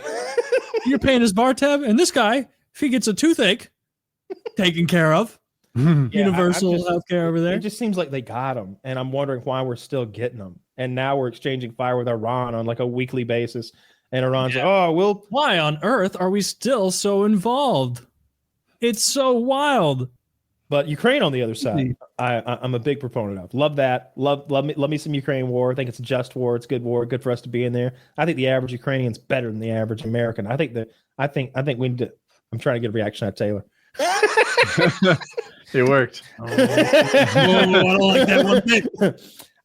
I think if you were to, and twice as good as the Missouri. I think if you were to replace the average, if you were to replace the average Missourian with a Ukrainian, I think this country would be in a better place. That's all I'm saying. That's all I'm saying. Just not a chance. Simple. Plain and simple.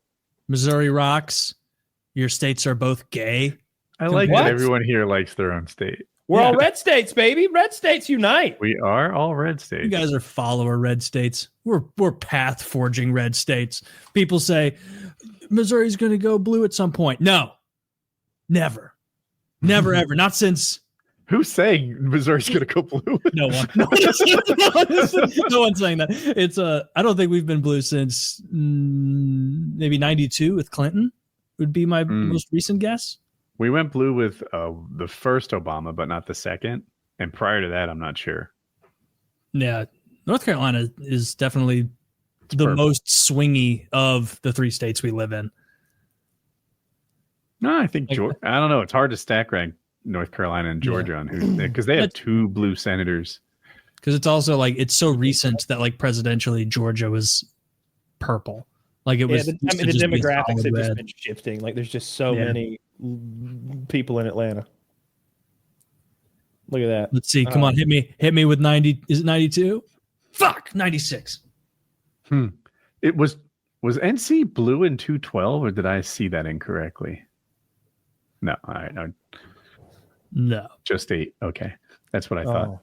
I remember being in high school during like the Obama McCain run, and like even my parents and like people I knew who were either gonna vote, either not vote, or like were kind of tacitly pro McCain, being like, "Oh yeah, there's 0% chance he's gonna get blown out. Like Obama's gonna." Oh yeah, you could feel it. You could tell that McCain was so nice when it came time to like possibly attack Obama and like drag him through the mud or something. He was just like, "Oh no, he's a good man. We just disagree. Don't say that. Say he's the devil. Say he's a Muslim." Terrible. I don't think my dad even votes, like at all, ever. He like at no point throughout my entire childhood. I know it's like normal for what do you want to do, jury duty? Like, my dad was so political this way or that way. I cannot remember one time throughout my entire developmental years or childhood up through high school where he said even one thing about a politician or politics. Oh yeah, my dad doesn't vote. He doesn't care at all. Yeah, my dad does not give a shit. Like he catches like he doesn't seek it out, so he just gets like the 8-minute news session that about politics on the news and like nightly news. I'll be like, "Did you see this thing, this war, or did you see the thing Trump did?" He'd be like, "I heard something about that. What happened?" Like he just doesn't care. Yeah, couldn't care less. My father follows closely, and it's my perception that he's really in like the right wing ecosystem of his news sources. He feels like Fox News is too liberal, so he seeks out more like redder sources. But he probably thinks that about me, in the inverse. Yeah, was he? Because I know they weren't religious when you were a kid. Right. Was there any political leaning when you were young that they showed, or was that kind of a newer? It was still Republican. Yeah. He's been a Republican my whole life. And that was probably a rarity at the time in New Jersey, right? Like I thought they've been pretty solid blue for a long fucking time. Yeah, I'd agree with that. But, pretty solid blue means what, like 57%? Fair enough. Yeah. Yeah. I'm so glad we don't have another one of these for 4 years. Oh, yeah. And it's not going to be on the news. And like what I did notice is like, again, I'm on Reddit all the time. And I remember when, who lost his marbles? What's his name again? Joe Biden. When Joe Biden won, yeah, it was like the whole front page was plastered with "Thank you, Mr. President." This is all of these like loving Joe, all this Joe Biden love. The whole front page, like you had to scroll to find that there was a bombing in somewhere, Yemen or something. Yeah, or somebody customized their car to make it talk or something. It was all about him. There was nothing when Trump won. Like it was just, there was one meme that said something like, "This isn't happening right now. This isn't happening right now." And like the rest of it was just ignore it. There were a lot of Reddit screenshots I saw go, pretty popular on Twitter of people being like, just like history, like not everyone's like this, of course, but like just over the top, like histrionic fits of like, if you're trans, you need to leave the country right now because and this isn't made up, people. He's going to kill you. He's going to come to your house and he's going to put your dick back on. He's going to come to all the dicks are going back on, folks.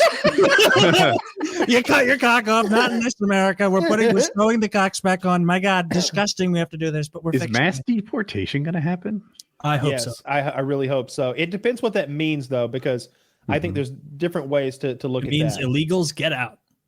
Yeah, but does it mean that we go into communities and we uproot people who have been illegally here for a number of years? Does it mean that we first prioritize potential security threats who are from the Middle East or other like red regions?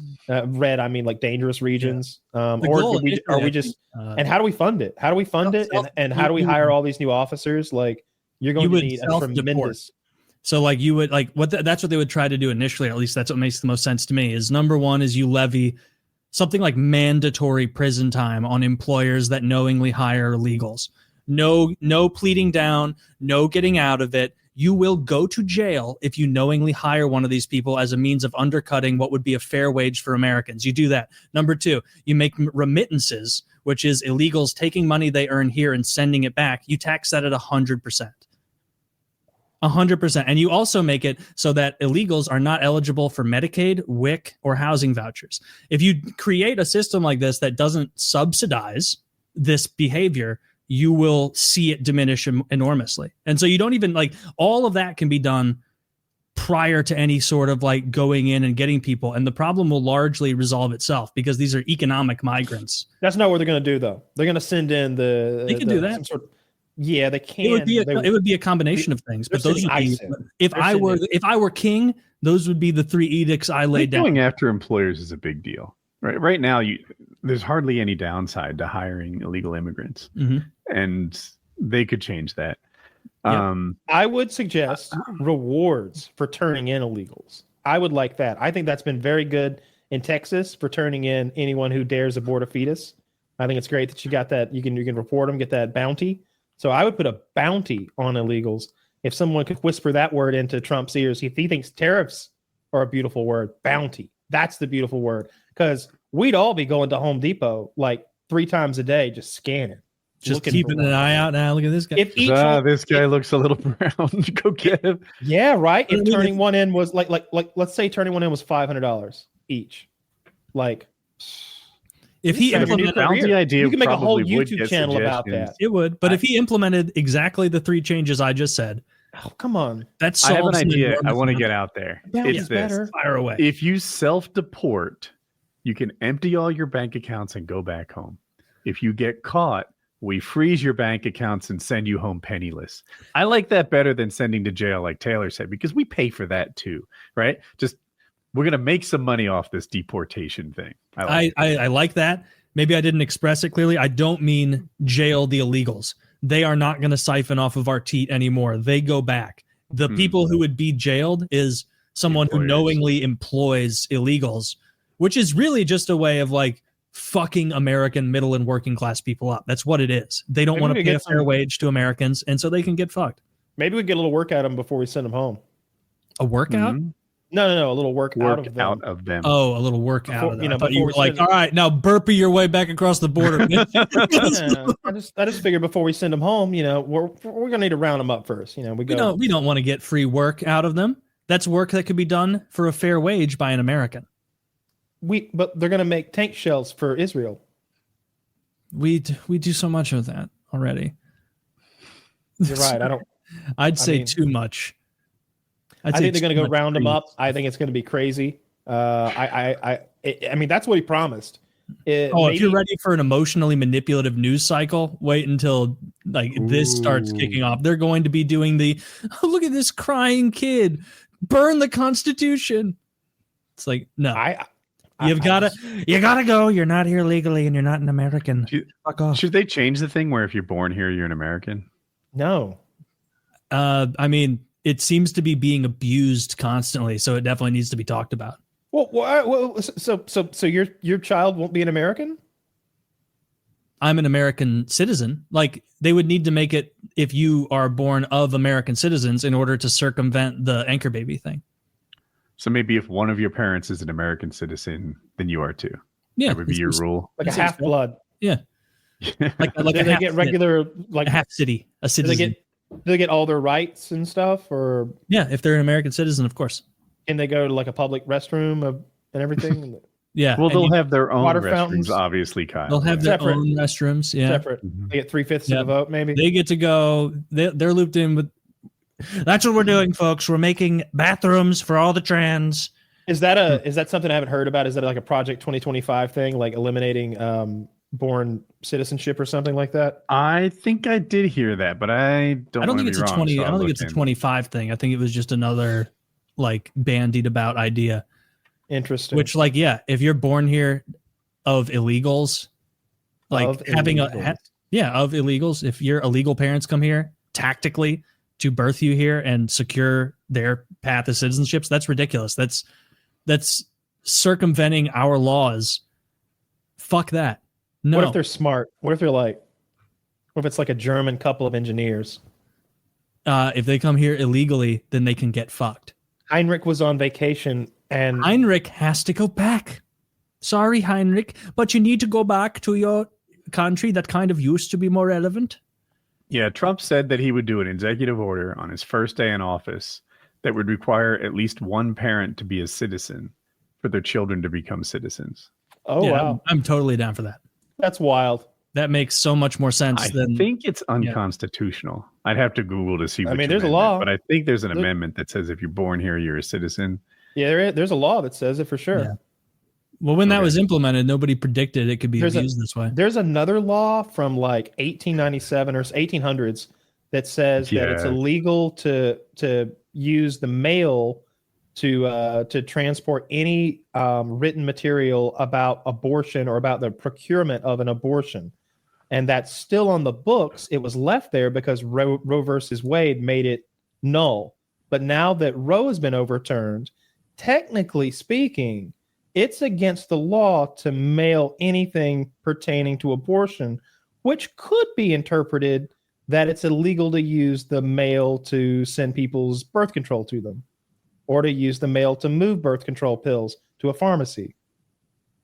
You think that's going to actually be used, or is it going to be one of those like you can't walk backwards on Sunday in Connecticut kind of laws? Oh, JD Vance seems to love the law. He's brought it up several times. He thinks it's a great way to target abortion. Interesting. He said on Rogan that he kind of saw the writing on the wall when his team got blown out in Ohio by pro-abortion people. And so because apparently, I never know what to believe, right? Like so there are a lot of people who sane washed things that Trump said, right? He said that, but what he meant was this better thing. And I'm trying not to crazy wash what JD Vance said, right? What he said was, the writing's on the wall. People don't want extreme positions on women's rights. And what I hear is he's lying to win a popularity contest. But I just made that up, right? That you can't go by that. Coming for your pussy, ladies. I don't think that, like, when you accuse politicians of like lying to win popularity contests, like that is what they do. Like that is their entire job. Yeah. Like they do this. But I accuse Republicans routinely of hearing what they want to hear. And let me go on a little side note about this. When I talk, I almost always do this thing where I avoid absolutes. I just did it, right? It is hard to say that I'm always like I'm wrong about this thing because I'll be like, men are generally bigger than women. I don't say men are bigger because sometimes they're not. Trump instinctively sort of says both things and lets you pick the one that you want to hear. And I think Republicans have sort of always just heard the one they want to hear because of his speech pattern where he does this. I call it the Trump two-step. And JD Vance telling people what they want to hear to win a popularity contest. I'm just, wish casting that he's lying or something? I don't know. We'll see how it works out. You know who the happiest man in the world is? And Joe Rogan said this, that Trump won. Tony Hinchcliffe. Tony Hinchcliffe, yeah. Yes, Tony Hinchcliffe he was so worried that joke was going to be like the difference. Joe said that Tony was like, look, Joe, look, he won Puerto Ricans, Joe. He won Puerto Ricans big, Joe. Dude, my stupid left-wing misinformation bubble told me he was going to lose Pennsylvania because there's 500,000 Puerto Ricans there, and the race is always lately decided there by like less than 100,000. Mm. So there's 500,000 newly motivated Puerto Ricans because of this stupid garbage joke. Oh my God, he lost Pennsylvania. He lost the race. It was all coming down to Pennsylvania anyway, right? And now I'm like, you bastards, I believed you. You misleading pricks. That's like you need to be so careful and mindful where you get news from nowadays because it's so propagandistic. Let me reply quickly. I am careful. I guess I'm just bad at it, right? Because my heart. Yeah, we'll get you on the right side. Because I'm watching. I almost am positive I watch more Fox News than both of you combined. Guaranteed. I don't watch any Fox News at all. Yeah. Bingo. But so I do try. I guess projected what I wanted to see. Zach said 80,000 Amish voted for Trump in Pennsylvania. I did see a caravan of buggies with the flags. Did you? Yeah, like the caravan, at least 7 or 8 Amish buggies and with a Trump flag. And did you see the interview with the guy? Like some news guy was interviewing this dude with like the thickest, like Always Sunny tier parody Philadelphia accent. Where he's like, so what do you think? You're a local here in Philly. What have you heard about the Amish? And he's like, oh, brother, the Amish, they finally are going to start voting.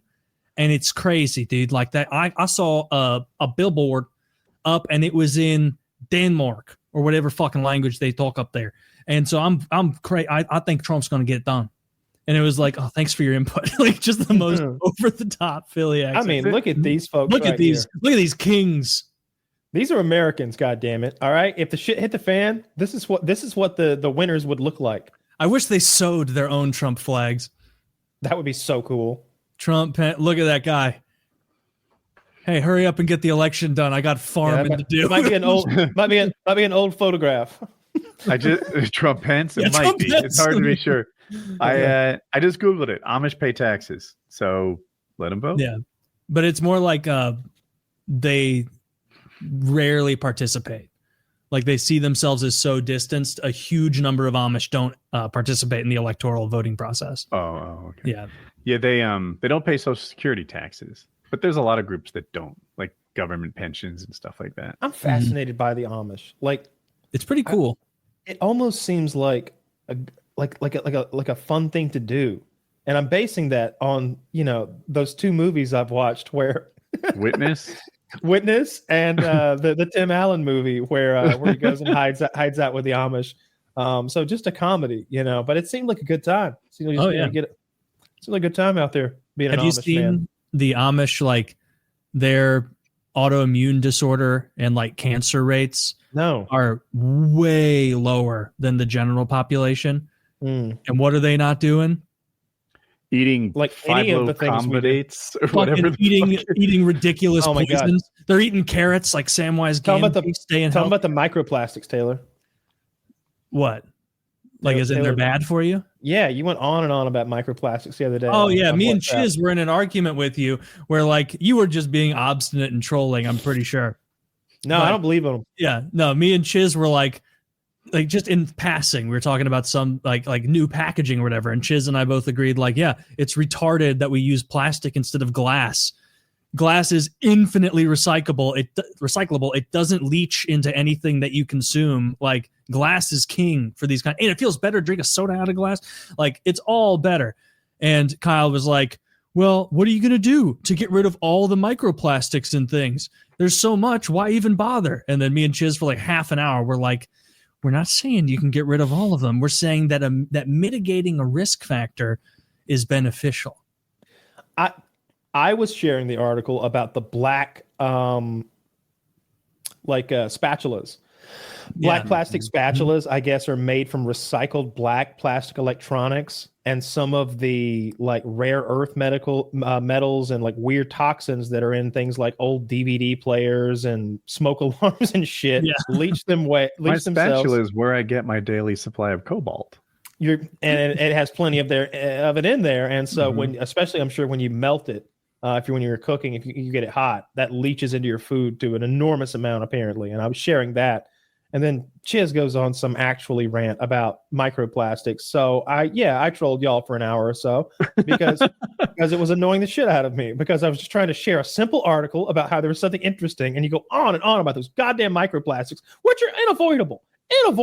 These aluminum cans, they're lined with plastic. It's plastic on the inside. Your glass bottle, the bottle caps are lined with plastic and full of toxins. Google bottle cap toxin. You'll get plenty of results. Yeah, all right? Being poisoned. Every aluminum metal cans, like you ever get food out of a can, plastic liner. Everything has plastic in it. Everything. Get over it. Wow. It's good for you. Get over your pro-plastic slant. It's inert. It has no impact on you. It's just plastic. No impact at all. Yes, a little plastic in your lungs. Oh, it hurts. Oh, I touched the plastic. Did you see that, Woody? Oh, that plastic got me. Oh, no, it burns. Oh, that was a uncommon kind of vampire. It's so funny how we just will openly laugh at pewter and lead cutlery and eatery from like the Roman times and be like, these fucking idiots. Yeah, you figured out running water fucking 1,000 years before the next person, but yeah, you dummies. And it's like, hold on, let me go microwave this piece of plastic that has my food on it. Like, yeah, how bad can it be for you? You think it's as bad for you as heavy metal poisoning? I don't think so. I just don't think so. I really don't. Nirvana fallacy, right? It doesn't have to be as bad. It just I don't think it's nearly as bad. I think it's like a thousandth as the bad. Gen Xers got lead poisoned. Like, I think it's like when people are dieting and they like eat a bacon sandwich, but count how many slices of spinach they put on there. It's like the spinach isn't the problem. Like The spinach isn't the problem. Microplastics aren't your problem. My favorite dieters are the people who like exist on lasagna and add broccoli to it. Now you're healthy. Wow. I want more plastic. Fine. Although they did say that I think you were worried maybe about your fertility because they're finding all those plastics in testicles apparently. Meat? Yeah. Oh, Should be. If you're not, you should free some sperm. Yeah, you should free some. I was thinking more from like it's going to give you an aggressive form of cancer route or something like that. Something scary. Nah, plastic doesn't do that. No, they wouldn't put everything in it if it did that, right? By the way, did you guys eat your 8 to 12 servings of bread today? I just want to make sure you guys are being healthy. It's not 8 to 12. Go ahead and pop. It's 6 to 12. Go ahead and pop up that old food pyramid, and keep in mind this was government studied information up until like 12 years ago. I mean, people feast on bread all day. French people used to live on primarily a bread diet. You would have like a liter of wine. French? Queer? It was 6 to 11. Oh, it says here also. Well, we've devolved into name call, I see. It's the foundation of the food pyramid. Bread, cereal, rice, and pasta, the basis of health. And then meats, like lean proteins up there, scary stuff like milk, gotta be a minimum. And then oils, stuff like scary stuff like butter that people have eaten for thousands of years. Gotta stay minimal on that. When was butter invented, do you think? The second someone was like, let's mix this cream up, see what we get. I think it requires a little effort. You got to churn it up, you know? Yeah, you got to churn it. But like, what are you going to do all day? They didn't have TV. They were churning everything. They were churning like water, seeing what happened. They were churning like horse cum. Like, cottage cheese was invented on purpose. Yes. Dude, I guarantee the Italians and the Greeks. How did they know they were done? Cheese on purpose. when they made the first batch of cottage cheese, how did they know they were finished?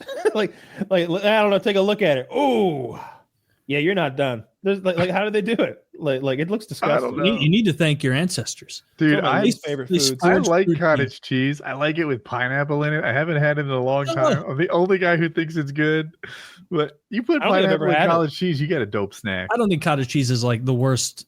Well, it is cheese, so it's not terrible, but it's my least favorite cheese.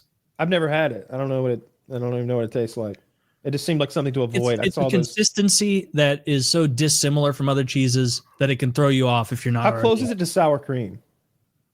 It's chunkier than that, and it's not as. Is it more yogurty? It's not as zingy as sour cheese. More yogurty than sour creamy, maybe. No, there's still maybe about the same amount of zing as like Greek yogurt. Yeah. It's been so long since I've had it. I like Greek yogurt a lot. I eat a shitload of Greek yogurt. It goes in everything. It thickens everything, and it's like good for you. And it's got fucking probiotics in there or something. Does it have a lot of calories? No. I get the 0% fat. So you can get it's just like milk, but you can get 0% fat Greek yogurt, and I can't tell the difference. But it can't be high in protein and low in calories because protein's calorific. I don't know if that's there's some protein in there. I don't think it's high in protein, but it has like a substantial amount. Like it's worth counting, if I remember correctly. But you can buy it. I buy it in massive tubs. Like I don't know, Greek maybe yogurt? a pound. Yeah. Huh. Yeah, that's how I get it as well. Like I use it instead of sour cream. It tastes about the same to me. So it's like healthy sour cream. And I also, you can mix it with protein powder. You can mix it with anything. It's good. I've been on a cut for like 2 months now. Looking good. I'm down 16 pounds. Awesome. Good for you, man. Yeah. Nice. We'll add Greek yogurt in because it's adding to a cut. Okay. Well, as a replacement for something else, because it's like the one I get at the store is like 100 calories per serving in that big container, unsweetened, and like in that 100 calories is like 18 grams of protein, which is a fucking phenomenal ratio. Like it's if you get the zero fat kind. If you get the full fat kind, it's gonna not be as good of a ratio, but it's still like it's not like it's unhealthy fat. It's Greek yogurt fat. Yeah, it's good. Fat. So it's Taylor. When are we gonna go on our Skyrim adventure together? Oh, what are you doing Sunday? Nothing. Then maybe we do Sunday. I'll do Sunday. That sounds fun. I want to go on a explore. You got to get there early though, because you got to get you all like geared up, get your shit fixed, get it downloaded, get the mod installed, make it work. I'll get there early. I'll text you. I don't want to spend Sunday morning. I don't want to spend 3 hours getting it installed and then be mad when we begin our journey. I have the game installed, and you said that the follow-up installation of mods and stuff was it was pretty simple. Like you just game installation is what took a while. Yeah, there's nothing to it, so that'll be fun. I've been looking forward to that. It will be fun. Have you decided what you're gonna solidify as your pick? If we're just gonna do like the base game and not gonna add a bunch of nonsense, I'll probably be a mage. I'll probably be a magical man. I'll resist using a bow if I can, but that just seems like the meta. Or we could maybe introduce some mods that would open up some different play styles. I bet there's a mod that makes like being a swordsman work, or throwing daggers work, or makes magic level better, or something like that. If you're going mage, I'll end up going archer, because I've said before, those are the two builds that I have the most fun with, and I've played Skyrim through enough. Like I've tried two-handed swordsman, two-handed axeman, all that shit. That is not fun. No. I've tried the sword and shield. That is not nearly as fun. Nope. The magic is fucking sick. The late game spells are so fun just to troll. Once your speech is super high and your alteration is really high, you can like walk into pubs and cast mass paralysis and paralyze everyone. And then like when they come to arrest you and everybody's yelling, trying to fight you, you just put your hands down, which is like your weapons away.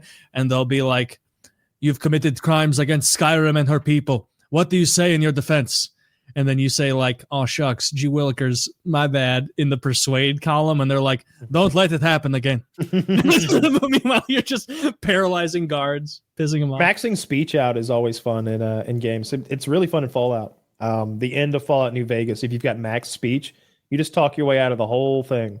Yeah. You just convince the enemy general that like he was wrong, and that he can't win this fight, and he should just go home. I'm pretty sure he just quits. Dude, I've ruined like any sort of story on my like level 110 character that I've had for years, that like every once in a while I'll pop. There's nothing to do on that character anymore, so I'll just pop in, look around, do whatever. And you're right. At this point, you can kill. I've killed every single guard in Whiterun, in Windhelm, in Riften, and I wait for like one more respawn guard to come up and be like, same line, "Stop! You've committed crimes against Skyrim and her people. What say you in your defense?" And you just say, "Oops," and that's it. Dead piled up everywhere, and you're off scot-free. Yeah, that'll be fun. I'm hoping that modding it will maybe add some new story elements, maybe potentially, and that'll be fun to play it together. I don't know how exactly it works. I've watched some videos. Now my algorithm thinks that all I want to see is Skyrim, so every video is 10 things you didn't know about Skyrim. Did you know them? Most of them. You know, some of them. Little. There's a lot of like, if you go over here and chop the heads off these mannequins in the correct order, this happens. Like the secret, I've been watching chests in Dawnstar and all that you can get like beginning of the game.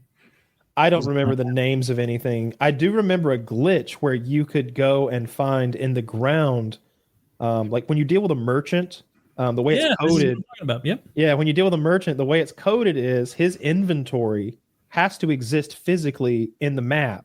So they put it under the ground off to the side somewhere. But if you go there, you can access it. But you have to know to like look in this little pile of shit over on the ground where you would never, ever look. And you can just take his inventory of goods, and it's a lot of good stuff. Like very beginning of the game, you can get high level shit, which I like never do when I play through, because I don't want to ruin the grind too much and the reward of getting to the next tier of weapons and damage. Like if you find something way too good way too early, it's like, this kind of. I like that early part of the game where you're still like patchwork, like none of your shit matches yet. I like that about Tarkov too. Like early on in your Wife of Tarkov, you're like, "This is my good helmet. I killed a man at interchange and took it from him, and those are my good pants. Yeah, I found those in a ditch somewhere." And you're like, when you die, you're like, "Let me go find my second best helmet somewhere." Like you don't have access. You can't just go buy new ones of everything. You don't have access to any of that shit. So when you come along that rare little oh, this is the best knife I've ever seen in the game. You like hang on to it for a little while. Do you know if we can both get followers in Skyrim together? I think because I need my bitch boy follower to hold my loot. We can have so many followers. Like there's a mod for Fallout called maybe unlimited followers or something like that. That just let's not do that. That ruins the fun. Well, you could bring a bunch of folks though, like limit yourself, police yourself. But I think you could bring. I mean, you could bring the whole town if you wanted. I'm sure there's a mod where you bring every major character, like the whole Thieves Guild is with you or whatever. You can do all that shit. That's why I love those Bethesda games and the modding community around them. Even after you've played that game for thousands of hours and seemingly wrung all the fun out of it that there was to get, you can hop on there and there'll be a mod, especially for Fallout. Fallout's famous for those the bunk. What do they call the bunkers? The vaults. Yeah. It's famous for the vaults and how each one will have its own little self-contained story about the horrors that took place there. And as you delve deeper and deeper, level after level, you stumble upon evidences and that tell you the story of how everything went wrong down here.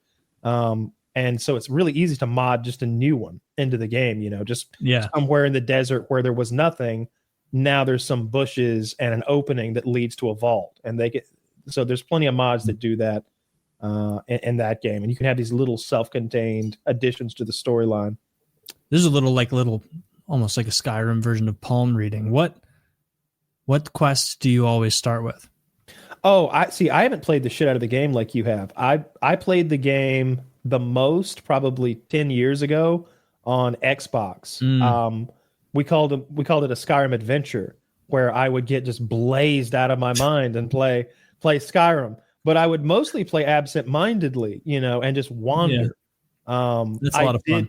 I have done playthroughs, I'm sure, where I've beaten the quest multiple times, probably 3 or 4. I'm cheesy, so I would just play a stealth archer almost every time, or a mage. And I do all the main quest lines. I would probably want to start with the Mages Guild or whatever. If I am a mage. And sometimes even when I think back to the story and the quests, I get completely confused with Oblivion because I played so much Oblivion and they're very similar. So you mixed up a little bit because they are similar games. Yeah, that's probably what we'd have to. I mean, that's always my first stop if I play a mage. Is you got to get the archmage robes and whatnot by finishing that whole quest. We'd probably have. Where the robes get you? It's just like robes that you wear that like. More magic, better than anything else in the game. Like increases your magic regen, increases your or decreases the cost of every single spell you cast.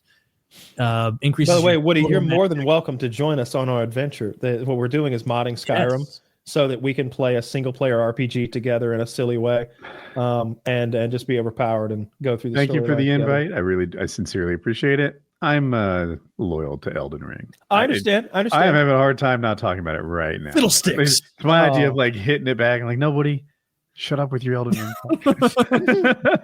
I'm looking forward to your next. It blows game. My mind that you don't like Skyrim. It's so fun, man. I'm hoping that your next game after Elden Ring is something that either me or Taylor can jump on board with you and looking play at some together. I don't know if that fits the bill. What? I heard it. Didn't catch that. So lies of P, like lies like not untruths of P, which is short for Pinocchio. Apparently, it's a Souls-like game, and it's supposed to be amazing. And I got so Elden Ringed, like I don't know, addicted that Lies of P is perhaps the next best new thing around. Oh yeah, I'm watching some gameplay. It's very similar. Yeah. And but the graphics, I would argue, are even better. It's supposed to be terrific, and everyone says it's great. I got you. Cool. I don't have a game that I really want to play. I started a new Elden Ring playthrough. I'll leave it alone. But is it the 9th one? Is this the 9th one? Is this the final? So the 8th one was the final. So I started a new character, and now I'm back to the yeah. So what happened was my character got so powerful that when people summon me, only the most powerful people would summon me. And now I'm on the 8th playthrough monsters, and I'm helping people through, but no one's fucking helping. He summons 2 people now. When you summon someone for help, the boss gets tougher. Yeah. So here I am soloing this boss while these 2 lazy, scared fucks are hiding in the corner. And I'm like, I can't solo New Game 7 bosses with double summons by myself. Yet here I am. I succeed like a third of the time. And afterwards, I'm mad. I'm like, where were you guys the whole time? Yeah. The whole time I soloed this thing for you. And I'm like, I'm going to start a new character, not level up so high, and be able to help newer players. That's smart. That would be irritating as hell. It's like, you summoned me here, bitch, and you can't even soak some damage for me. Right. If someone else has the aggro of the boss, you can't keep me away. Oh my God, attack windows galore. When I have the aggro window of the boss, I'm still the only person hitting them. They're like, oh, I'm safe over here. Like, do you have at least a ranged weapon? You could try a little. I would not have the patience for that. Throw your knife. You guys can go fuck yourself. I'm out of here. Yeah, I want to play. I don't know. I want to play something that I can play with other people. I want to do something co-op, but I don't know what it is. Skyrim Together should be fun, but I wish there was something new. I guess GTA is the next thing around the horizon. We keep saying that. a little off though, right? Isn't it like like next year? Like probably the new zombies. That's a good point, Zach. If I could lure Taylor into some COD zombies, I've been watching some Call of Duty gameplay, just a little bit. The multiplayer isn't my cup of tea anymore for sure. And even the zombies, it's like, man, it always looks the same, and like right away, and this is a turnoff for me personally, right away, whatever gun that's the meta for zombies, or at least the one that I see in so many zombie clips, it looks like a clown cock. It like not literally, but it's like a pipe covered with multicolored attachments that make no sense, that doesn't even look like a gun. And it's like, really gotten away from our base here, boys. This is Call of Duty 22. That's how many they're up to? I think they've made one since 2003. Plus, like, I think they did COD Mobile and maybe like the big red one or something else like that counts as another one. So this is either 22 or 23 total. Jeez, I used to be like, I turned my nose up at PvE games. Like, I don't pretend to be freaking Xcal or whoever your perfect gamer is, but I'm too good for PvE. And now that I'm into it, I'm loving PvE. When the AI is done well, it's incredibly challenging, and you get to play on your own time table, and it's always fair. Like, you don't mind getting your ass beaten when you know it was beaten fairly and squarely. But whenever there's that little bit of like, oh, but he caught me at that weird moment, I didn't get to prepare, or I think he might be cheating, or whatever, like that it gave the other person an unfair advantage, it's annoying and irking. But it feels good to like fewer bugs too. Like, how many times do you load into Tarkov and you're like, oh my gosh, my character's not moving, I'm gonna get disconnected, I'm gonna try to I lost all my gear, and it's just network issues and stuff. It's really punishing when it's they. So I read an article the other day, and it was about how the last generation of consoles in particular, like the I guess the Xbox One and maybe the PS4, like got every drop, or maybe the Xbox 360 got every drop of performance power, and that they could have not only at the consoles, but they also made games that were capable of getting every drop out of those consoles. And so the games from 12 years ago look just as good as the games today. Like, it requires a ton more hardware to play modern games, but they don't look any better. Like, if you look at Battlefield 1, oh my God, it looks like it should be the newest thing. Like, and that game's, it might be 10 years old. I don't know. Time flies when you're having fun. I think it might be 10 years old or something like that. It looks incredible. I think they've kind of plateaued on where they can go with graphics, or at least they've plateaued with AAA, the way AAA studios, make their games half-assed and throw them out there before they're perfected. It seems like every time there's some wonderful new thing about graphics, the effect is really subtle, like ray tracing or something. Like what is so? Honestly, is the one on the right the new one? Yeah, I wish you could find the reflections. I wish you could find some footage of like the World War I, like when they're out in the mud and the muck, and there's explosions going off and particles everywhere. Because Battlefield 1, like, it looks like a new game when you see those scenes. Yeah, I just don't see it. It's crazy. I would argue the bottom one looks a lot better. Oh shit, yeah. That's the old one, isn't it? Yeah, it's hard to like get the full effect of it without watching a video. But Battlefield 1 and the older Battlefields, and even some of the older Call of Duties, those They got every drop of performance out of those consoles. I just don't feel like they're doing that anymore because I saw games this- aren't. I saw the second one and I was like, okay, they have made progress. But then I picked the wrong one. Yeah. No, you were right. The bottom one looked better. I would have. You thought the same way? Yeah, okay. for sure. I would have thought that was the new one. Yeah, I don't think that Call of Duty looks better every year. They kind of plateaued maybe 8 years ago, 10 years ago, and they all just kind of look like Call of Duty now. I downloaded the new Call of Duty on my Xbox, just absentmindedly being like, oh, maybe I'll try the new zombies. And then I went to sign in and it's like, log in with your COD account. And I was like, no. And so You don't have a COD account? I'm not going to make a Call of Duty account, so I uninstalled it. I'm not going to make a fucking account. Forgive me as I Elden Ring once again. But when you load Elden Ring, don't press a button. You hit one button on your controller because it says continue and the game starts. And I'm like, oh my God, games should be like this. Yeah. Why do I have to go through past all the advertisements and microtransactions? There's none of that in Elden Ring. You start the game, press continue, it pops you right where you left off. Oh my God. I appreciate that so much. Yeah. Obviously I haven't played it, but I bet the home screen for the new Call of Duty it's so hard to just play the goddamn game. I bet you've got to click 3 or 4 buttons and go through a menu. I'm picturing back to like COD 4 and that very simple little menu on that gray background. Multiplayer. Team deathmatch. It was like boom, boom, boom, boom, boom, and then you're searching. And then like now I bet it's like boom, boom, boom, boom. Oh, I bought a hat. Shit. The Xbox itself is the default screen, like when you turn it on a store or something like that. Like, it's not the game I want. There's gonna be there's gonna be at least a whole page of stores. Every game's got a goddamn gigantic store within it, and it's I don't know. I guess that's how you pay for games now. I guess $70 a copy doesn't do the trick. I don't get it. Yeah.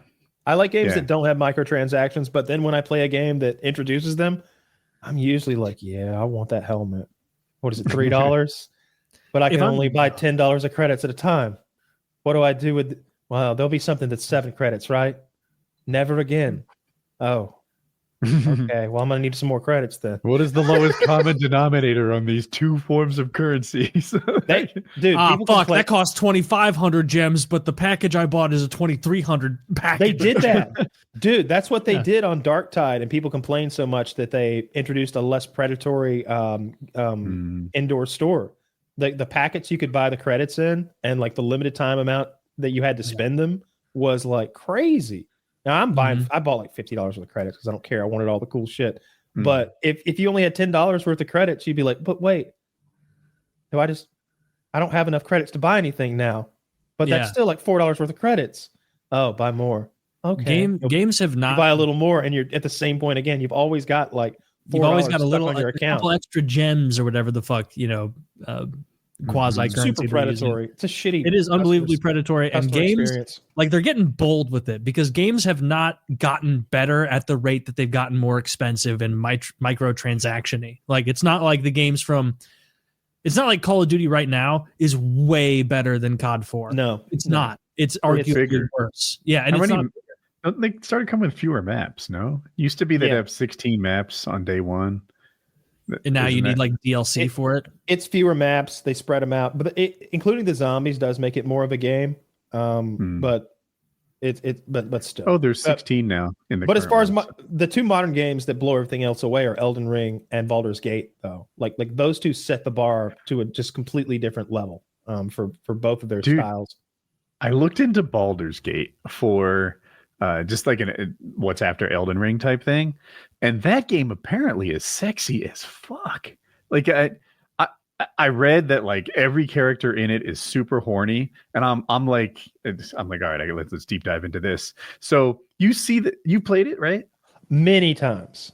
Characters are blowing guys are blowing guys, girls are going down on girls. I saw a girl fucking another girl, but the first girl had a penis. But I'm telling you, everything about her was girl, except for the cat parts. Oh yeah, and she's like holding her dick as she fucks the other character. Yeah, like this is a AAA game. Dude. So someone put together all the sex scenes in this one like mega cut compilation. It was a 2-hour video, Kyle. A 2-hour video. I believe sex it. scenes. It is an incredible game. Like the combat takes a little bit to get used to because at first it's a top-down sort of third-person viewpoint that you're running your group around with, but when you go into combat, it turns into turn-based, where each of your party takes turns and the enemy party takes turns based on a bunch of factors. But then you employ like Dungeons and Dragons rules, and you roll literal dice roll on the screen when you do attacks to determine how effective or if they miss and such. But the RPG elements are what you're talking about. The ability to, I don't think I put a dick on my first character, but later on I had like a girl with a dick, like because when you're making your character, they're completely nude on the screen with either a penis and balls or a vagina, like a vulva, like completely nude. You see it. Okay. Everything. And there's like 3 or 4 cocks and 3 or 4 pussies that you get to choose from. And as you scroll between them, like click, click, click, click, click, click, click, instantly your character grows a dick and loses a dick, and it's hilarious. So is there an animation, or does it just click on and off? It just happens. They just suddenly have a penis there or whatever. But yeah, the sex happens a lot. You have this party of 3 or 4 guys and gals who are all bisexual, and one of them can turn into animals because he's a druid, and so he'll turn into a bear and fuck you as a bear if you want. And he's like chill about it. He's like, I'll be a bear and all. It's a lot to handle. And you're like, oh, I got this. It's you get fucked by a bear, Kyle. I either fuck. I don't know if I'm a top or bottom for the bear. I'm a girl, so I guess the bear fucked me. Yeah, I'm a girl. Elden Ring. I tell everybody girl that's to the best look game at I've ever played. But when she gets hit, I don't like her scream. I'm like, shut up, cunt! Get up! He's gonna hit you. Get up! You stupid bitch. I consider it a one shot if I get hit, and then I never controlled my character again on all the subsequent hits. Yeah, I got juggle one you. shot killed. Oh, yeah, where they just chain hits into you until that is what's frustrating about that game. Yeah, I played through Baldur's Gate at least 3 or 4 times, and then modded it and played it a bit, and then watched my girlfriend play it and like coached her, and that's my favorite game of all time. That is the best, deepest. Like, it was so crazy that I beat the game and then immediately started a new playthrough, and it's a different game. The second time you play through it, I mean, it's the same game. Don't get me wrong, but like the elements are all different when you play them differently. And if you kill a character early, now you don't get his storyline anymore. And I kind of like that. I'm like, oh shit, little Dwindle isn't here. We forgot to save him. Fuck. Little Dwindle. Is that a name? There's a part where you come upon this little gnome, and he's been tied to a windmill. Like he's tied to one of the blades of it, and it's spinning, and he's screaming for mercy. And there's these goblin men like laughing at him. They've tied him to it. And after you either convince the goblin men to leave, or you kill them all, now the little fella tied to the windmill is at your mercy, and you'll find that you can either untie him like right away, or if you go inside the windmill, there's a big handle where you can unleash the full power of the windmill, because guess what, this thing's on low. And if you do that, he goes so fast, he flies off at the pinnacle and goes and like flies way off and dies. It took me forever to find his body, but now he's not in the story anymore, and he's kind of a main character. Like if he lived, you were going to get to meet his family and his friends, and he was going to have his own storyline and ending. But if you don't save little Dweedledee or whatever that's tied to the thing, he's just not in the story anymore. And I dig that a lot. And I love the Dungeons and Dragons like rolling of the dice thing, where sometimes you'll take a chance. You'll be like, Jesus, there's a 5% chance I win this. Roll them, and you'll hit it. And it's a big and it's like you won like a slot machine or something. So Baldur's Gate, best game ever. You've said that. Best game ever. I wish the multiplayer was easier and less clunky. It's kind of hard to do multiplayer in that game. I bought what is the Tarkov I bought? Edge of Darkness, yeah. Does it come with the BE that you played? Yeah, I think so. Yeah. I highly recommend that for like just killing time and shooting the shit, because like it's so fun to just beat the bots and have a good time in that game and do the little grind that it is. I'm level 65 or something. I'm done now. That is super high audience. Yeah, I've grinded my heart out. Like there's no more for me to do. I've done all I've unlocked all of Lightkeeper. Is Lightkeeper cool? Does anything good happen like that? So does he sell an interesting things? I thought that he sold things. I thought that once you did all of his missions, he unlocked as like a trader on your screen with the rest of them, but he doesn't. Mm-hmm. He unlocks items that are available at the other traders' screens. Oh. While he does appear in the game, you go to the map Lighthouse and you go out to the titular lighthouse and you meet with him on these brief little meetings where he assigns you missions. Like once that's over, that's just kind of over, and there's no more use for him that I've found. So it was dumb. You do get access to like the 3 end game items in Tarkov. You get there's a level 4 mask you can wear that doesn't obscure your vision or give you any breathing noises, and it covers your whole face with level 4. And then the SIG 6.8 rifle, which is the best rifle in the game, and its 25 round magazines are both locked behind a Lightkeeper request. Yeah. So I'm done with Tarkov. I need a new game. I'm hoping that Skyrim, like I said, is fun with Taylor. It will I'm be. I'm also playing Scrabble. Got a few wins under my belt now. What? Really? You're beating bots or humans? Bots. I don't want to play the humans. I genuinely think they're all Korean cheaters on that app. I'll play you. Oh, I'm down anytime. I'm down anytime for some Scrabble. I've been having a great time. I had How many word the other day. times do I have to beat you in Scrabble in a row until you decide it's gay and you don't want to play anymore? Oh wow! Is that how Actually, it's Kyle, be? answer that. That's What's the number? How many times in a row before you say this isn't? I feel like you might know the rules of Scrabble, which would put me at a disadvantage. I barely know how to play Scrabble, so then we're in the same boat. But I'm really, I tend losses, to be good at word games. It depends how bad the losses you. are. If you like stomp me like 300 points to 100 points or something, I love that. If my words are like jazz and music and SOS is a word, all right? Oh yeah, you know what I'd be saying? I'd be like, Kyle, don't feel bad. Ox is a great word. Do you remember that scene? Remember the scene in Sopranos when Meadows playing Scrabble with her dumbass boyfriend, and she notices for the first time that he's an imbecile, but she looks at her words and his words, and she's just like looks at him and she's a little disgusted. Yeah, I want to see that. If it's like that, then I might play 2 games. if you're going if and is, and I hit like a gregarious, yes. Something like if that. you're hitting like 7 and 8 letter words, or if you're hitting multi-word combos where it does like 3 words up and down and 1 long word left or right or something, if you're doing shit like that, then I'll lose internet connection real quick. I have not played Scrabble in 15 years easily, but it was one of those games that if it would be busted out at a social gathering back then, I was always in my head like, yes, like I can do pretty well. Would it be fun to watch? So normally in the Hangouts, we play code words, and it's nice because you can play with a group of 25 people. Mm-hmm. But I would watch 2 people play Scrabble. Do you want to see Scum and who's his rival? Scum and Robot Unicorn? Yeah. Play Scrabble? I'd love to see them. But I don't think a game like Scrabble would be either. They're both very smart. I don't know if Unicorn's still in there. Scum threatened to ban him because he posted a political video in the general chat, and I think Robot left. What? No, he'll be back. He'll be back, baby. I like Robot and I like Scum. Yeah, I like them too. They don't agree politically, though. They do not. Though. Who cares? But they care so much. Well, they gotta fucking calm down with it and get along. And it's kind of in the past now. The funny thing is, they're so similar in real life. Like they're both like young, successful, like white-ish guys who like. And honestly, politically, they agree. Yeah, they agree like 80% politically, but that 20% they don't agree with. Like, I think the Robot would probably want to say that January 6th was an attempted insurrection, and Scum would want to lean more into there were some old people wandering around a building. They got lost. And like that butting heads ends up with screams. And is that threats. The only thing? No. It's like things like that, though. I think that would be one of them.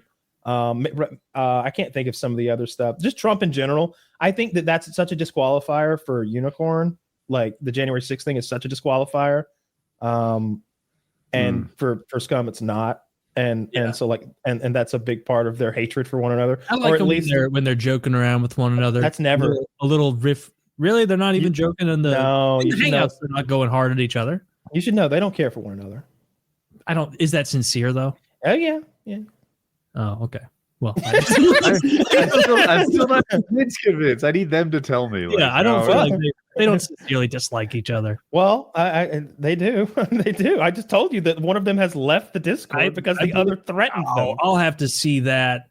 If my boy robot. I'm telling you, it happened. I'm saying if he got occur. Well, he'll listen to this, and so what I take that as, robot, is you must have got so blown the fuck out by scum in whatever argument you had that you had to flee.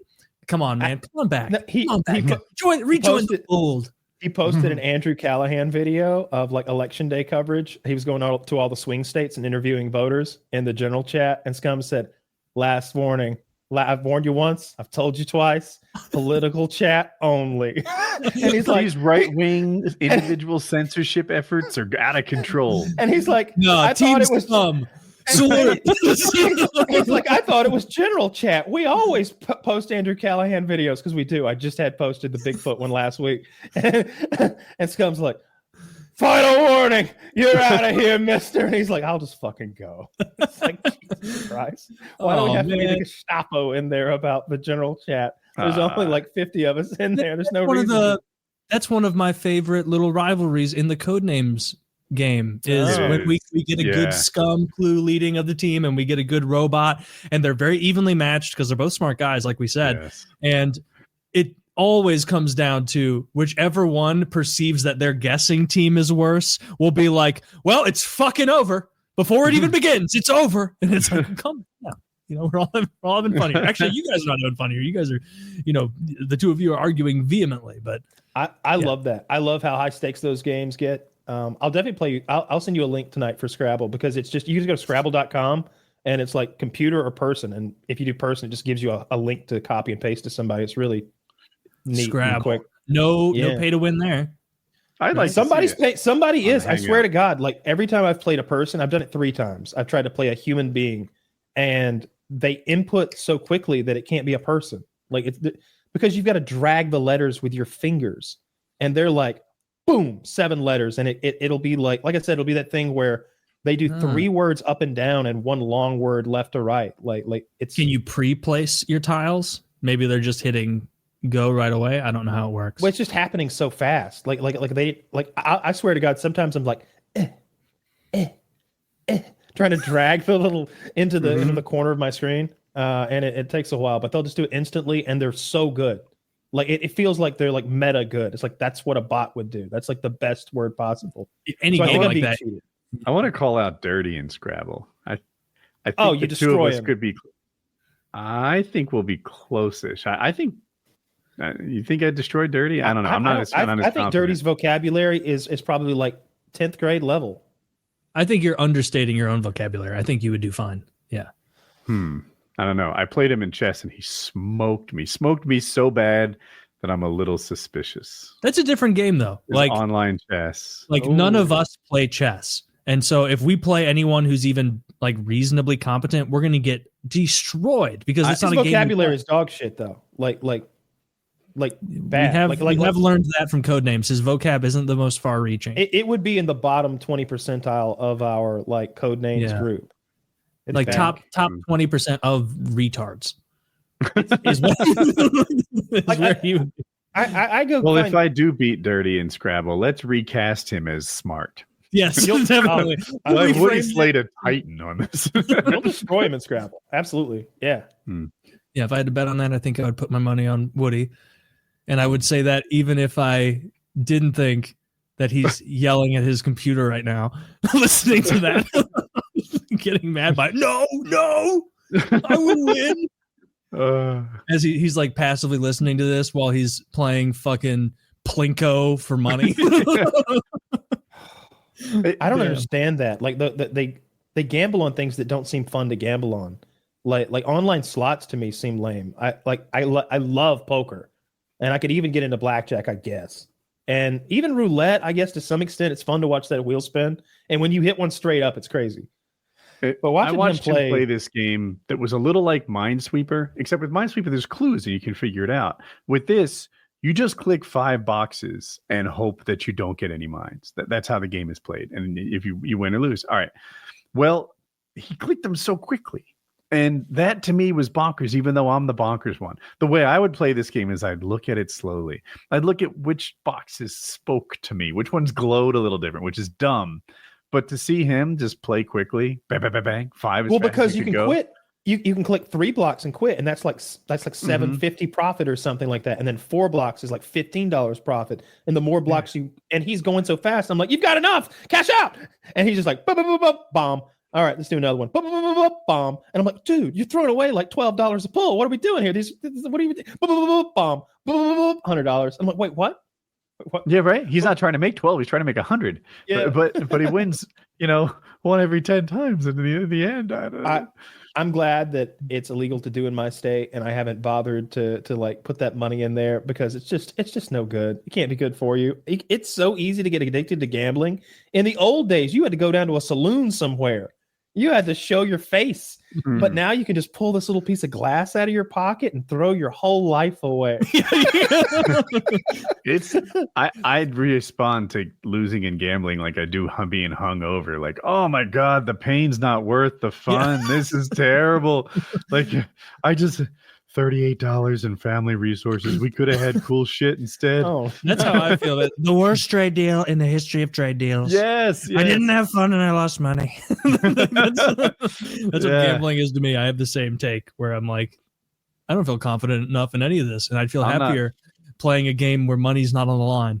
I'm not prone to getting addicted to gambling like that. The pain is so much higher than the fun. True. I want to play code names for money. I want us to find a way to organize into teams of 2 or 3 and do a little round robin tournament or something. Maybe there's like 3 or 4 teams. And team A. Is there a fair way to split that though? You'd want to like kickball rules, like everybody can like pair off into their own teams. I worry that you add money and you add cheating. You're asking for a lot of integrity amongst a bunch of people on Discord together. That's true. You provided them the mechanism to work together in private. At the same time, you put money on the line. Yeah, it is an incredibly easy game to cheat. Yeah, if you're like a fucking loser who would cheat it, you have to be such a piece of shit. Like I'd like to believe that none of our boys would do that. I believe that as well. Oh yeah, they're the most upstanding group of druggies that I know. Yeah, druggies don't mean they're cheaters. Just mean they like to have a good time. Yes. Yeah, some of them do high class drugs, cocaine. No, that's true. But before we do that, we will never know who's any fucking good at code names. I say, because when you pair people with lunatics and fucking button clickers and imbeciles, it's not fair. God damn it. So, oh my God, like some of those games, I'll be just so angry. So fucking angry. It's so part of the show. Kyle, if you don't flip your lid, I haven't got my money's worth. I'll be so fucking angry. It's like, why did you do that? I don't know, man. I'm just clicking shit. Fuck you. Fuck dude. you. What I like better than any like 5 clue I give that gets answered, the most satisfying thing is when I know exactly what words Kyle is going for. And I do that thing where I'm like, oh, well, he clearly means dive and pool, but like clearly crest, like the crest of a wave. Are you guys retarded? Or like just convince them to go on the wrong thing. And usually if you like lead with 2 good ones or a good one of like that makes sense, that puts everyone on the other team on defense because they don't want to go along with what the other team says. And so you just bamboozle them into picking the wrong thing. And I know Kyle's talking to his computer at the time being like, you fucking retards, you idiots. He's lying to you. He's on the other team. Don't listen to him. It's little things though. It's little things like when I said golden and nobody thought sunflower. It's like, come on, just think a little harder. Come on. I get really mad. And I get when my team is bad, then I don't get as mad, but it's when I've got a good team and then one moron who like clicks when nobody. I don't like the people who click when they should be clicking. That pisses me off to no fucking end. But no, that's one of my favorite games. It's a great team game. It's funny, but it's not fair if you don't get to pick your team. I'm wired the opposite of you. Every time my team makes a bad decision, it's like I said golden. I guess muffins can be golden. I was going for sunset, but okay. I feel the same way when I'm the clue giver. Like anytime they go in the wrong direction, I'm never like, you fucking idiot. I'm always like, Taylor, you fool. Like, how did you see that avenue that they could have taken? Yeah. And then we've got a guy in there. We got a cat boy in there who's like such an odd guy. Like his sense of reality is so much different than the average human beings that the way he plays a word association game is just completely different. It'll never it won't make any sense at all. I remember he gave the clue elemental, and copper was on the board. So you think fucking copper's an element? Copper was the black word. It's an instant loss. I clicked copper and I lost the game for my team because I was so positive that you wouldn't say elemental unless you meant the element. He meant magic. He went magic because of elemental magical powers. Dude, I remember that you kept saying that he and Dirty were on the save wavelength. And Dirty was so insulted that Kyle was inspired to say it again and again. Yeah. Oh, yeah. All day long. Oh, dude, Rev will fire off a clue that no one gets and follow it up in the chat as clue giver. Like, check me out, dressed like a fairy princess. Oh, I love that. I like bringing that out of him. Yeah, Rev likes to dress up like a cowboy or a princess or what have you. He got changed for us last time, right? Taylor gets really uncomfortable by that sort of thing.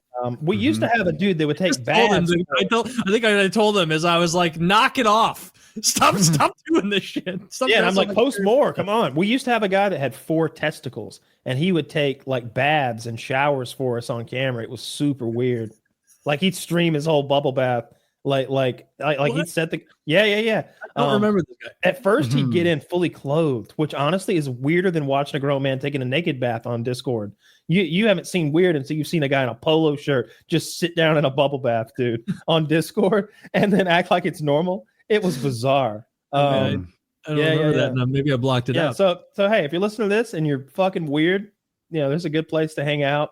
Join the party. Discord. Come hang out. We got cat boys. We got people that mutilate themselves. We had that one guy shot a swastika into his chest with an airsoft gun. I don't know who told him to do that. No one told him. And I can't imagine. Yeah, I don't know who would have told him to do such a thing. We have a good time in there. Yeah, we do. You guys ready to wrap? Check it out. I think we should wrap it. Let's wrap it up. All right. Links in the description. Check out the merch, cum pills, etc. PKA 725. It's Trump's